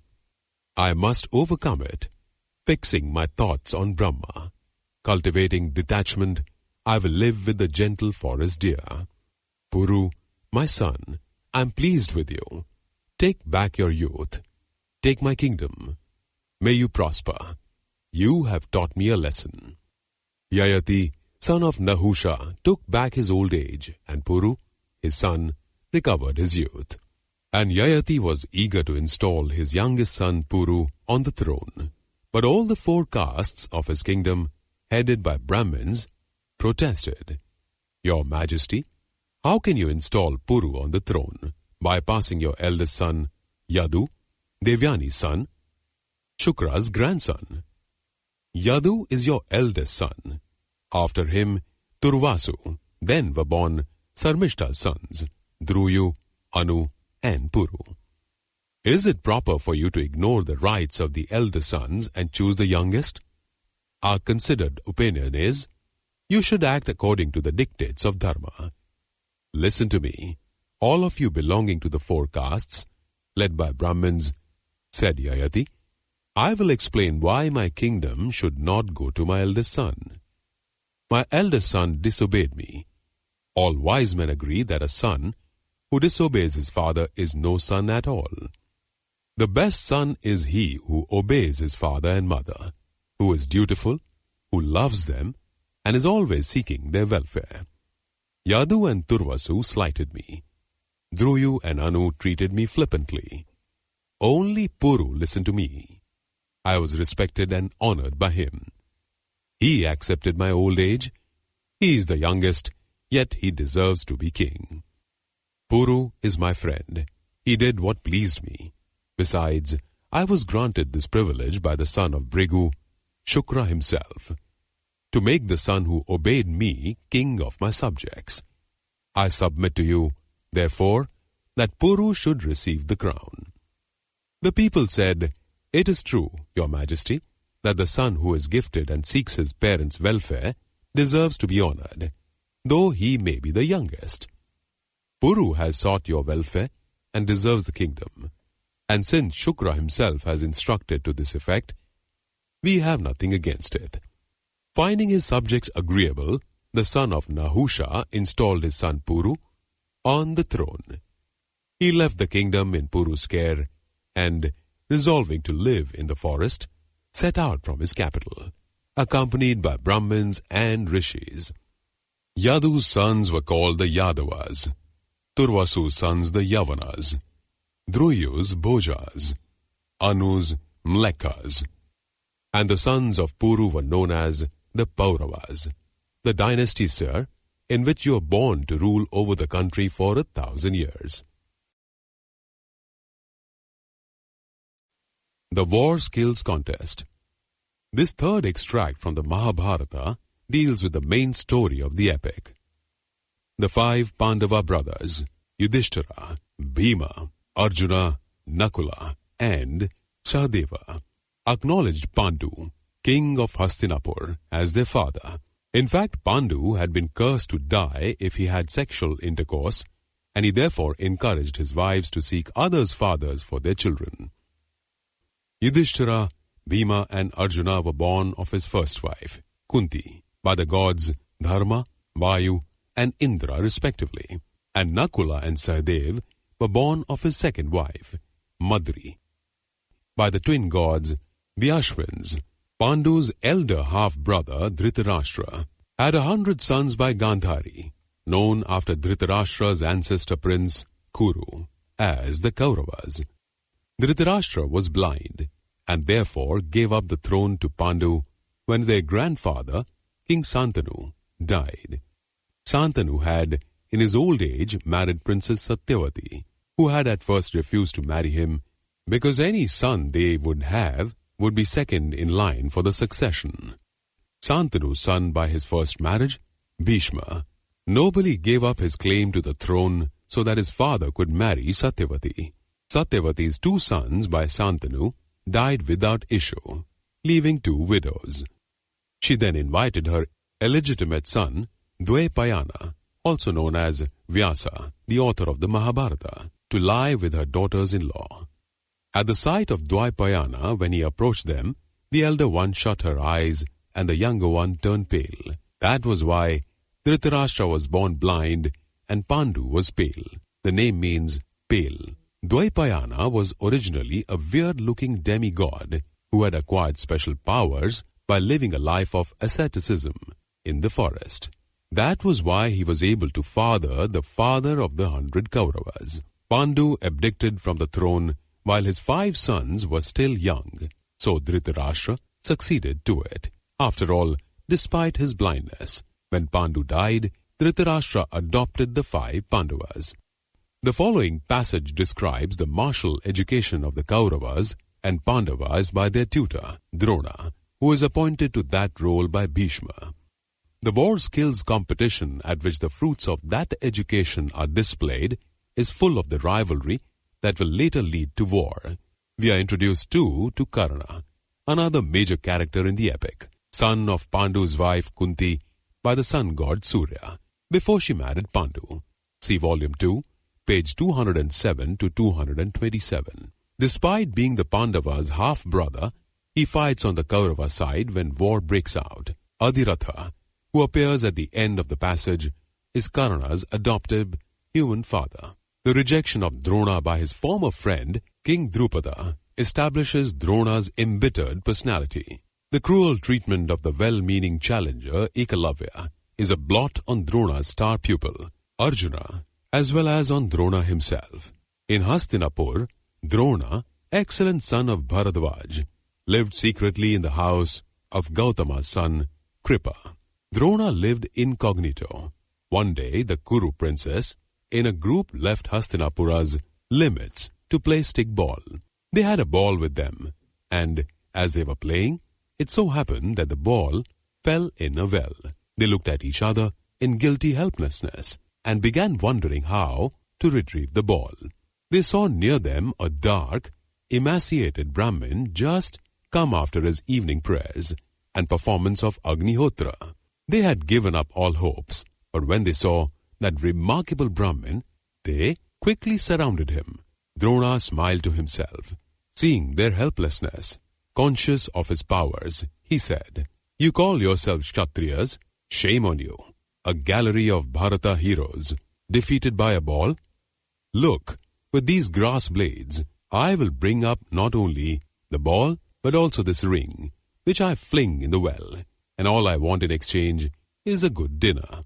Drona took off his ring and threw it in the waterless well.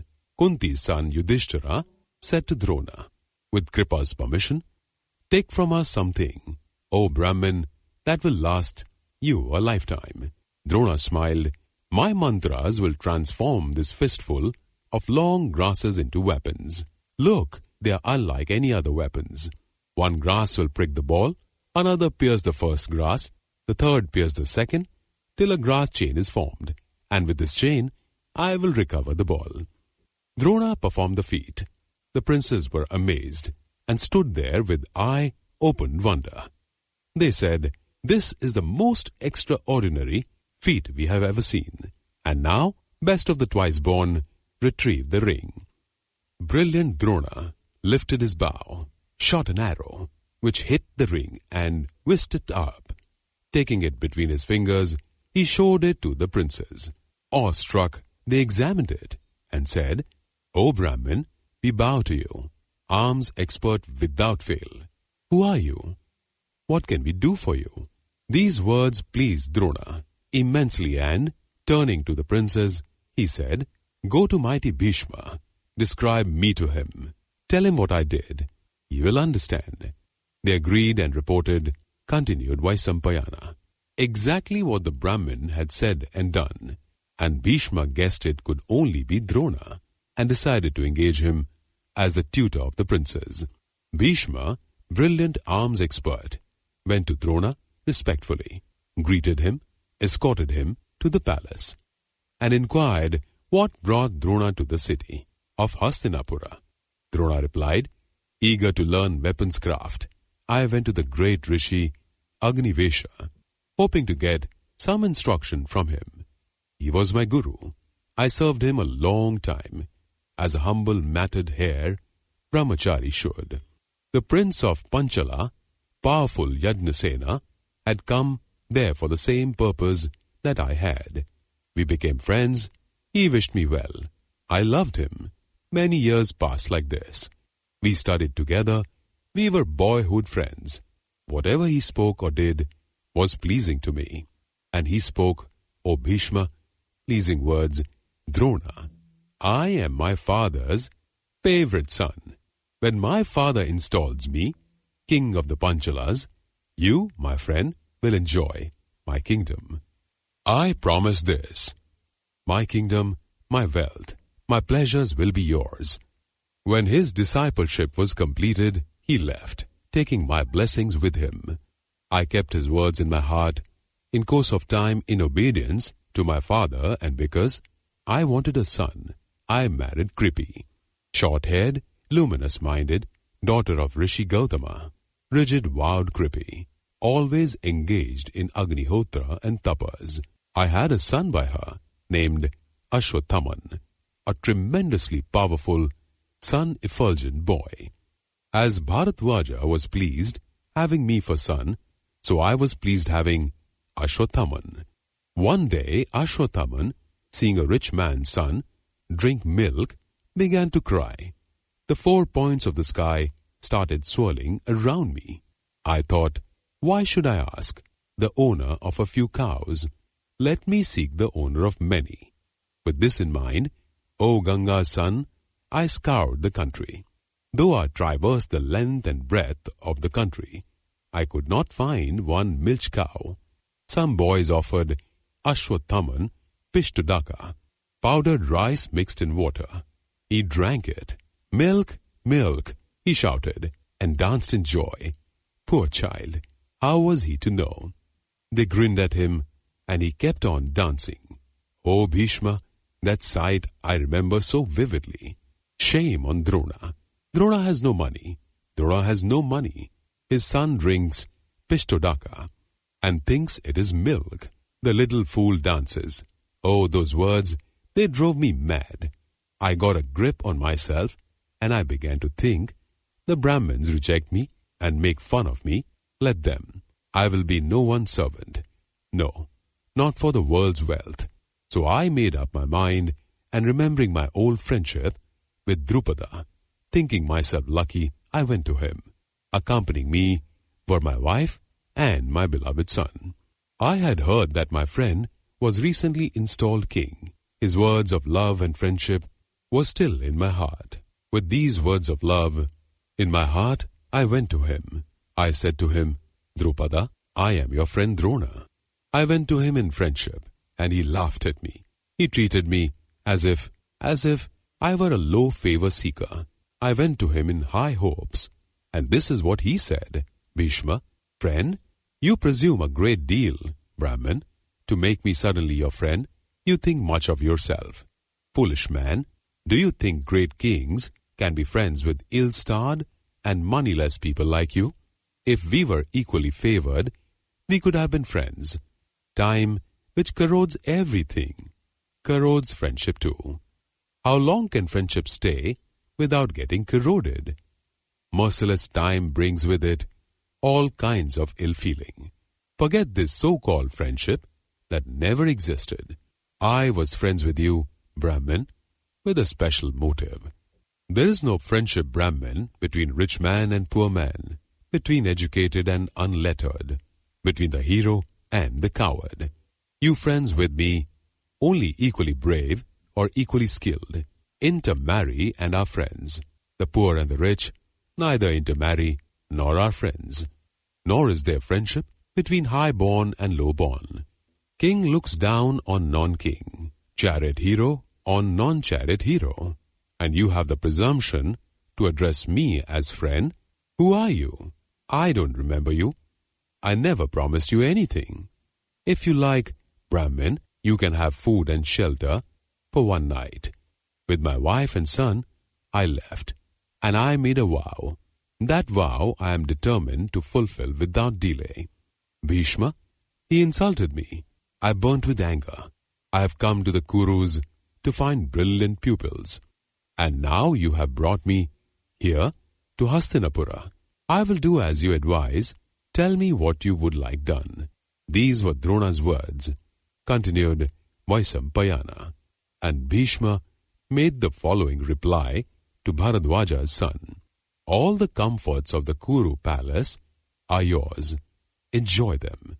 Only unstring your bow and teach the princes archery.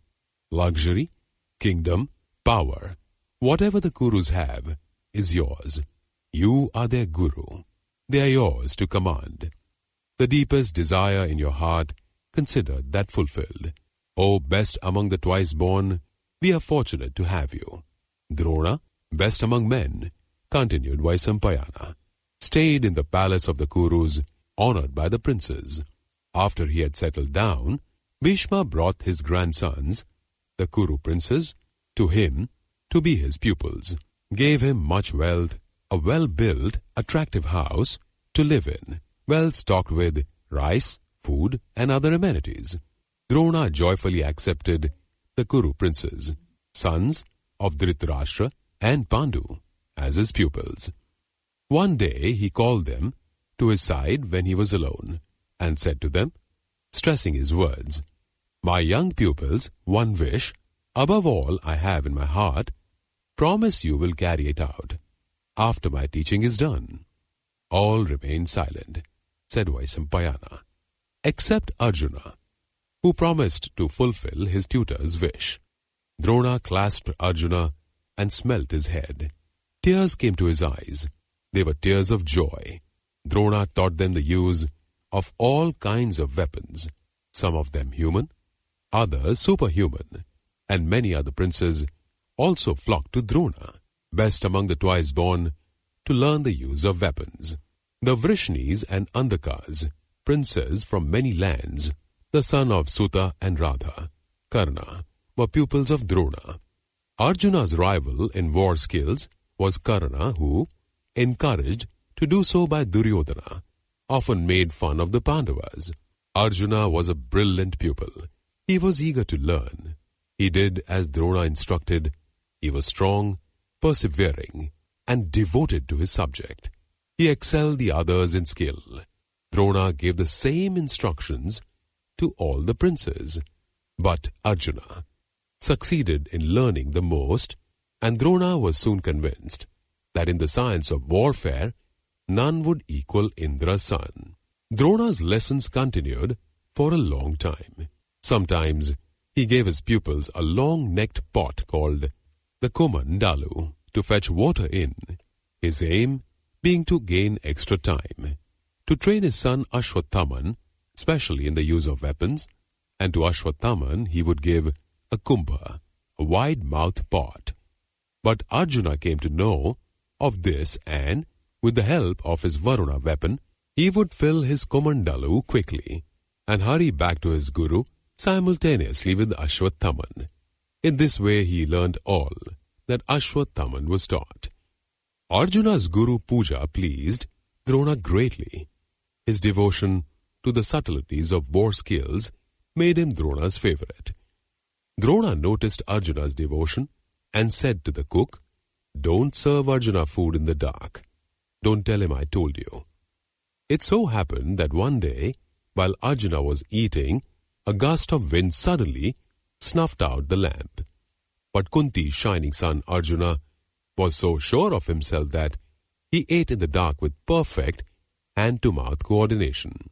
He was so sure of himself that he would practice shooting with his bow in the darkness of night. O Janamajaya, Drona heard the twang of his bowstring at night, and came to him, embraced him, and said, "You, my child, will with my help be the finest archer ever. None in the world will equal you. I promise you this." And Drona instructed Arjuna on shooting from horseback, from the backs of elephants, from chariots, and on the ground. Drona instructed Arjuna to fight with mace, sword, lance, spear and dart, with other weapons, against group of enemies. Thousands of kings and princes, hearing of Drona's skill, came to Hastinapur with the purpose of learning from him. Among them was Ekalavya, continued Vaisampayana, son of Hiranyadhanush, king of the Nishadas. But Drona, prudent in dharma, refused to accept a Nishada as his pupil. He was guided by the interests of the Kauravas. But force-smitting Ekalavya bent his head at Drona's feet and went to a forest where he made a clay statue of Drona.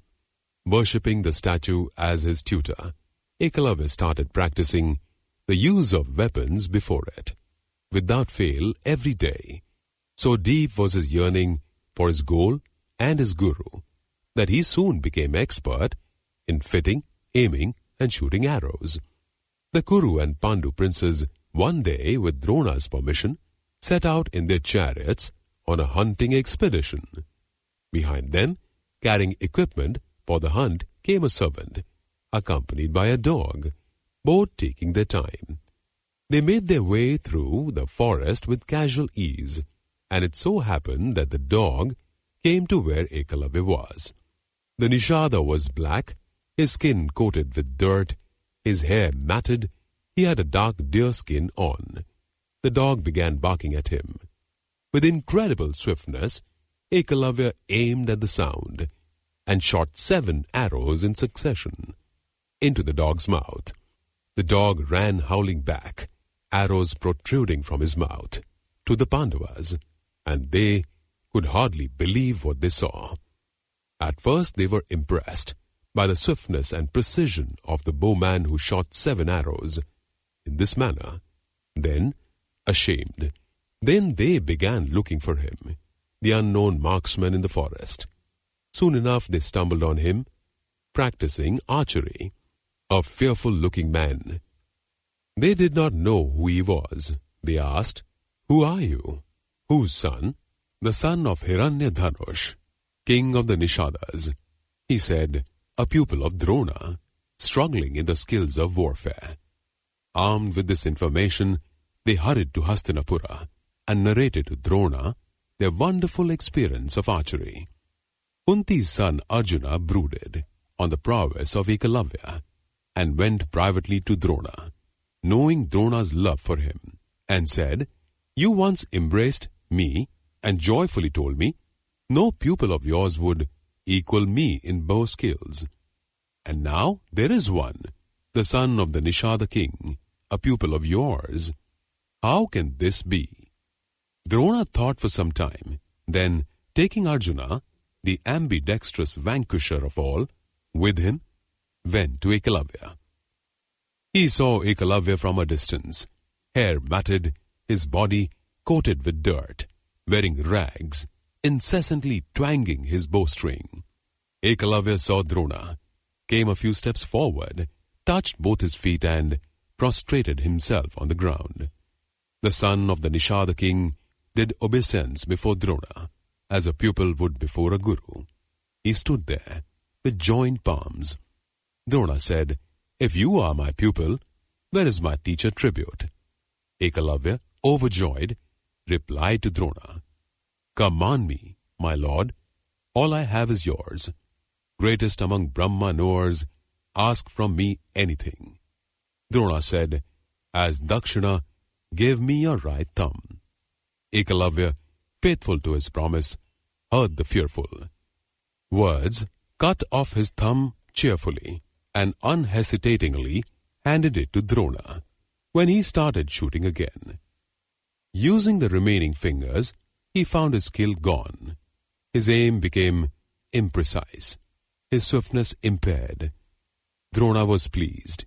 He showed Ekalavya the art of how to shoot arrows, using the middle and third fingers. And Arjuna was pleased. His anxiety disappeared. None will equal Arjuna. Drona's words now had truth. 2 pupils of Drona excelled in mace duel. They were Bhima and Duryodhana, constant mutual rivals.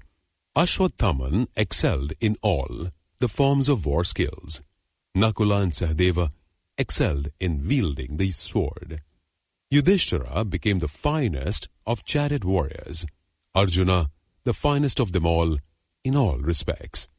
In intelligence, in use of weapons, in devotion to his guru, he became even better than Yudhishthira. Drona taught all equally. Yet it was excellent Arjuna who became the Atiratha, a warrior fit to challenge 60,000 of the enemy simultaneously. Dhritarashtra's ill-intentioned sons were jealous of Bhima's extraordinary strength and Arjuna's manifold accomplishments. Drona, intending to test the skills of his pupils, had them assemble one day with all their weapons.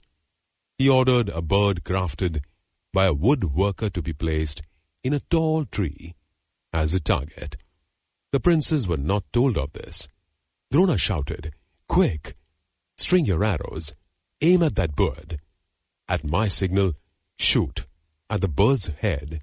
I will signal, each in turn." His first signal was to Yudhishthira, invincible child. "Aim. Ready? Yudhishthira. Great." Poor subduer stood still, aiming at the bird as ordered by his guru. Suddenly, Drona turned to Yudhishthira, standing with strung bow, and asked, "You see that bird on the treetop?" He replied, "Sir, I do." Drona asked, "What do you see?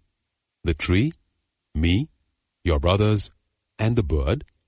"Sir," replied Kunti's son, "I see you, the tree, my brothers, and the bird." Reply matched question. Drona looked away. "Make room," he said. "Your turn will come later." One by one he asked Duryodhana and the other sons of Dhritarashtra the same question. Then Bhima and the other Pandava brothers and the visiting pupils, and got the same reply. Smilingly, Drona said to Arjuna, "Your turn now. Look at the bird. Shoot, my son, when I give the signal. Stand here. Aim." Ambidextrous Arjuna pulled the string to a half circle, aimed, and waited. "What do you see, Arjuna?" asked Drona. "The bird, the tree, and me?" "Sir," replied Arjuna, "I do not see you. I do not see the tree. I see only the bird." Invincible Drona, pleased, said to Pandu's son, great chariot warrior, "What bird? Describe it to me." "I cannot," replied Arjuna. "I see only its head." "Shoot," said Drona, horripilating with happiness, and Arjuna fired. The shaft that sliced the vulture's head, the severed head, fell on the ground. Drona embraced Arjuna and thought to himself, "Drupada and his friends are as good as finished." Some time after this, Drona, son of Bharadwaja, went with his pupils to swim in the Ganga. While he was swimming, a crocodile, a messenger of Yama himself, it seemed, snapped at his thigh. Though he could easily have freed himself, Drona shouted, "Save me! I am bitten by a crocodile." Arjuna heard him and shot 5 sharp and deadly arrows underwater at the crocodile. The other boys stood there, petrified. Drona was pleased with Arjuna's swift response and judged him his best pupil. This was how the crocodile, wounded by Arjuna's arrows, released Drona and died. Then the son of Bharadwaja turned to Arjuna and said, "Mighty armed son, I give you this weapon called Brahmasira. It is fierce, irresistible. I give you also the power to hurl and recall it, but on one condition. Do not use it against a human foe. If you do so, the 3 worlds may explode. There is no weapon more powerful than this in the 3 worlds. Cherish it with special care, and listen to my warning. Use it only against a superhuman foe. I have blessed it so that it killed such a foe." Arjuna, with folded palms, promised to honor the condition. He accepted the weapon, and his guru said to him, "No bowman, Arjuna, will ever equal you. Be radiant, my son, be invincible." When Drona was convinced Dhritarashtra's and Pandu's sons had achieved excellence in warcraft, he said to Dhritarashtra, in the presence of Kripa, Somadatta, Vahalika, Ganga's son Bhishma, Vyasa and Vidura, "Lord of the Kurus, I have finished instructing your sons. Let them display their skill." The king was pleased. "Good Brahmin, I am grateful. Tell me the place and time I should order the skill show, and how it should be organized. I am blind. I am envious of those who have sight. They will see my son's prowess, and I will not. Vidura, do as he says. Drona is our honored guru. What could be greater than obeying the words of a guru? Vidura promised and took leave of Dhritarashtra, and Bharadwaja's son, Drona, measured an area of land that had wells and springs and was bushless and treeless. There, eloquent-tongued Drona paid tribute to the gods, as laid down in the Shastras. A vast concourse of people, summoned by proclamation, gathered on an auspicious day. A huge open-air theatre hall was built by architects. On orders from the king, special seating arrangements were made. For ladies, citizens vied with each other for the honor of erecting platforms. The rich set up their own luxurious tents. On the appointed day, the king arrived in procession, his ministers following, Bhishma and Kripa leading. In the large procession were Vahalika, Somadatta, Burisravas and other Kurus, men of eminence and dignity. The theatre hall glittered with celestial radiance. Light shone from gold work, strings of pearls, and Vaidurya gems. O ever victorious Janamajaya, fortune favored Gandhari and Kunti and other palace ladies in resplendent dresses, accompanied by their maids, joyfully climbed the platform. Like goddesses on Meru mountain, Brahmins, Kshatriyas ran from the city hoping to reach in time the spot where the princes would display their varied war skills. And the noise of the trumpets, the drums, the tumultuous shouts and cries made the crowd look like a tempestuous ocean. White his robes, white his sacred thread, white his hair, white his beard, white the flower garland on his body, white the sandal paste smeared on his body. Drona appeared, accompanied by his son, like the moon, accompanied by Mars, in a cloudless sky.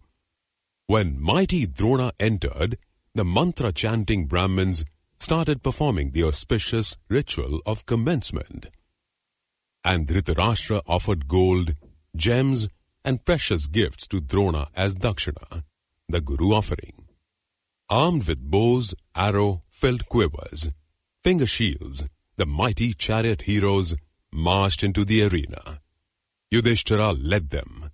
In priority of age, they displayed marvelous skills in the use of arms. As the arrows whizzed above, some spectators ducked. Others watched the spectacle in fear and amazement. Galloping by on horses with expert ease, the princes shot arrows carved with their names at assigned targets. So brilliant was the display, the spectators thought they were in the city of the Gandharvas. They were dumbfounded. Eyes expanding in surprise, hundreds of thousands of them shouted, "Sadhu! Sadhu!" Excellent! Excellent! First, bowmanship, then chariot maneuvering, then duel on horseback and on elephant back, then the impressive buckling of shields, the clash of sword on sword as they circled each other, the nimbleness, the shining bodies, the grace and energy, the steady grip on sword and shield. Then entered wolf-waisted Bhima and Duryodhana, intent on duel, looking like two mighty hills. They girded their loins, they invoked their strength, they roared like two furious rutting elephants. They circled the arena with mighty maces, feinting and challenging in the approved manner. Vidura took it upon himself to describe to Dhritarashtra, Gandhari and Kunti the feats of the contenders. When Duryodhana and Bhima appeared in the arena, the spectators split into two groups, cheering both heroes. Some shouted, victory to the Kaurava prince. Others countered, victory to Bhima. Drona saw the assembly heave like a stormy ocean. He turned to his dear son Aswathaman and said, "Stop them, my son. They are both skilled and valiant. Don't let this occasion rouse passions in the people." Like wind-whirled waves of oceans at Yuga end, they circled with waving clubs. Continued Vaisampayana. Drona stood in, with hand uplifted ordered the musicians to stop playing, and roared like a cloud. "With me is Arjuna, more dear to me than my son. Look at him, lord of weapons, Indra's son, like Indra's younger brother." Ordered by his guru, Arjuna, star-blessed hero, armed with finger shields, arrows, bow in hand, stepped forward in gold armor, saluted the crowd. He shone like a cloud shot with sunset light.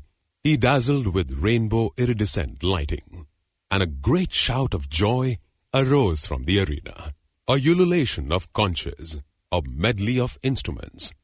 Kunti's handsome son, Pandu's third son, they shouted. Indra's son, protector of the dynasty of Kuru, lord of the skilled in arms, lord of guardians of dharma, lord of the nobly behaved, reservoir of good manners. Kunti heard these loud cheers. Her breast milk gushed out, mingled with her tears, and drenched her bosom. The noise reached the ears of Dhritarashtra, lord of men, and turning to Vidura, he asked in joy, "This great shout, O Vidura, like an ocean in storm, reaching up to the sky, what is its cause?" "Your Majesty," Vidura replied, "Kunti's and Pandu's son, Arjuna has entered the arena, so everyone shouts."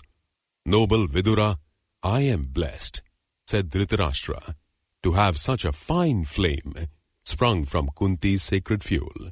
When the excitement subsided, continued Vaisampayana, Arjuna displayed before his guru his expertise in arms.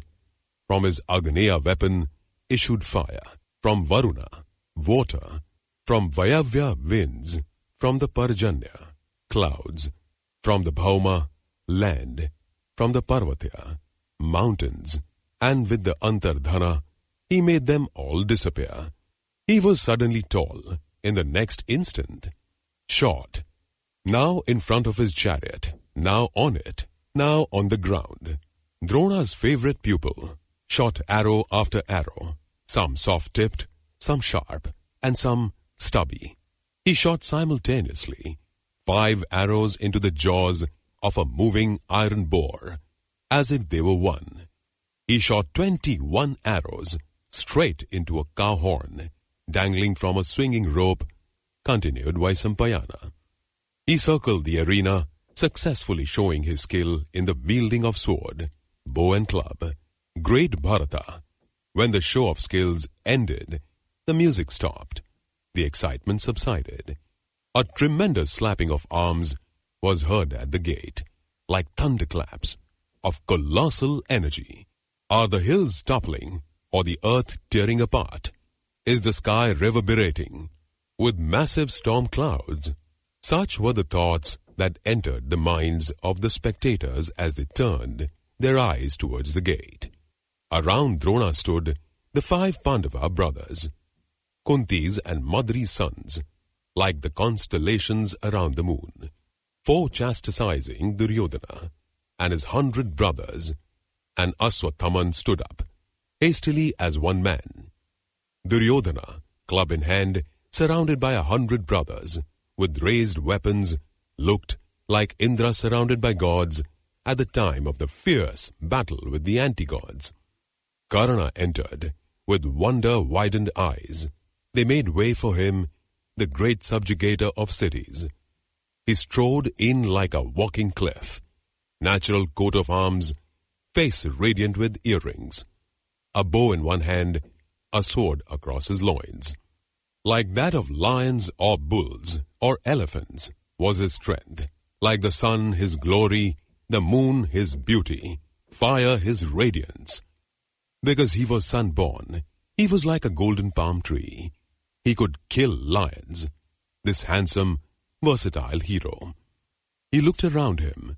Casually he bowed, first to Drona and then to Kripa. The crowd of people stared in hypnotized wonder. Curious, they asked each other, "Who is he?" Best among eloquent men, Karna, son of the sun, boomed in a cloud-roaring voice, not knowing it was his brother. "Arjuna, whatever you have shown this assembly, I will show too. Look on then, and be amazed." He had not even finished when all the crowd stood up, as if stirred into movement by a hidden machine. Duryodhana was overjoyed. "Arjuna, your majesty," swallowed his anger and humiliation.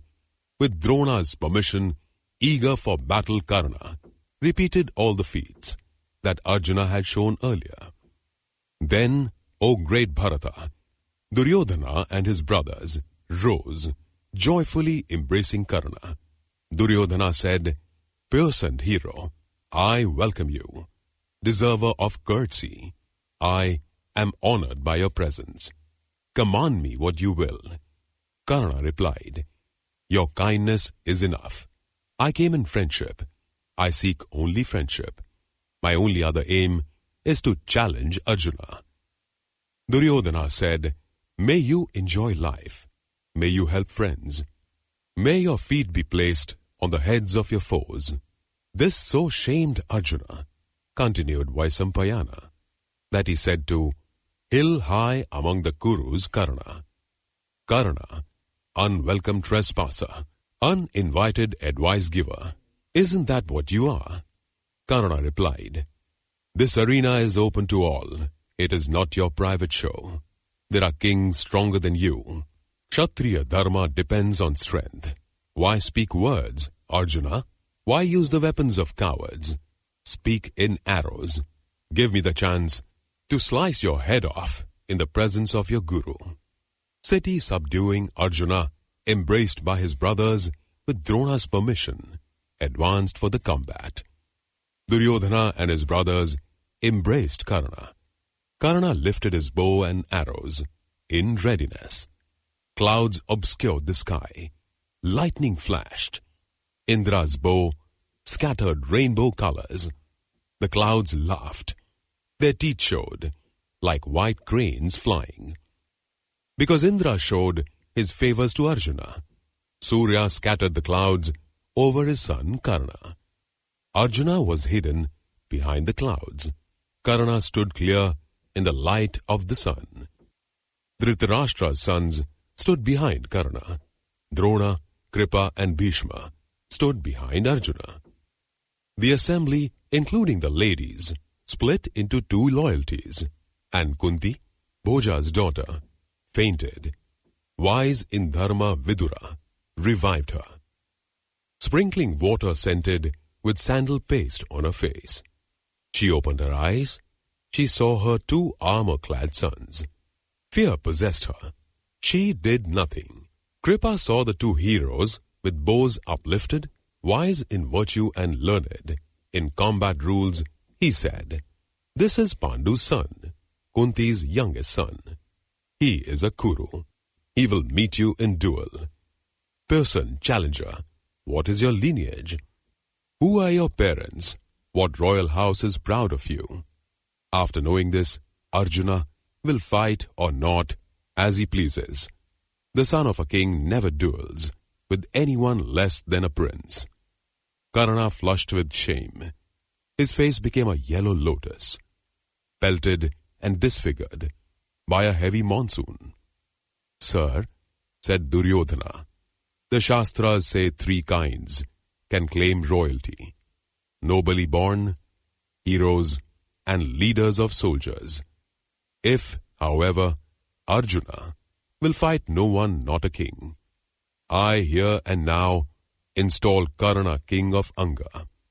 When the shouting died down, great chariot hero Karna, hooded by an umbrella, yak-tail fans waving on both sides, was placed on a golden seat, and mantra-learned Brahmins, with rice grains, flowers, pots and gold, installed him king of Anga. Then your majesty said to Duryodhana, "You have given me a kingdom. What will I give you? King, best among men, you have only to ask." Duryodhana replied, "Be my friend." Karna replied, "I will be your friend." They embraced each other. Both were happy.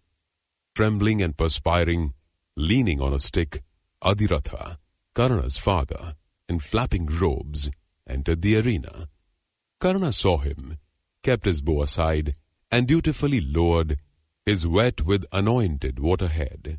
The charioteer Adhiratha quickly covered his feet with one end of his robe, addressed Karna as his son, embraced him till his tears wet Karna's wet with anointed water head. King of Anga, son, honored charioteer father.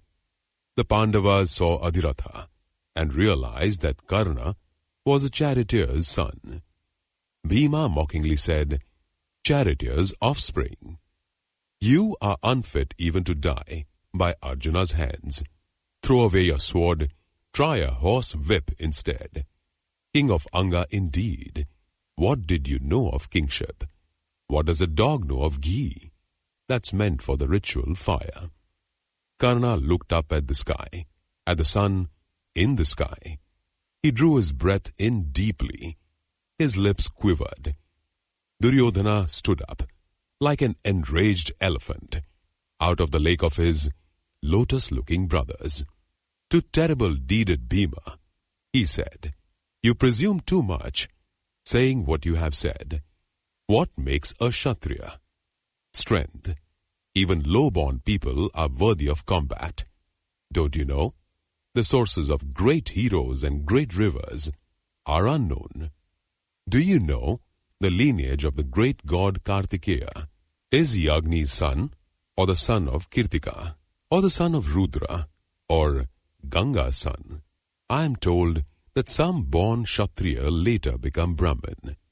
I am told Vishwamitra and others achieve the ultimate, Brahman.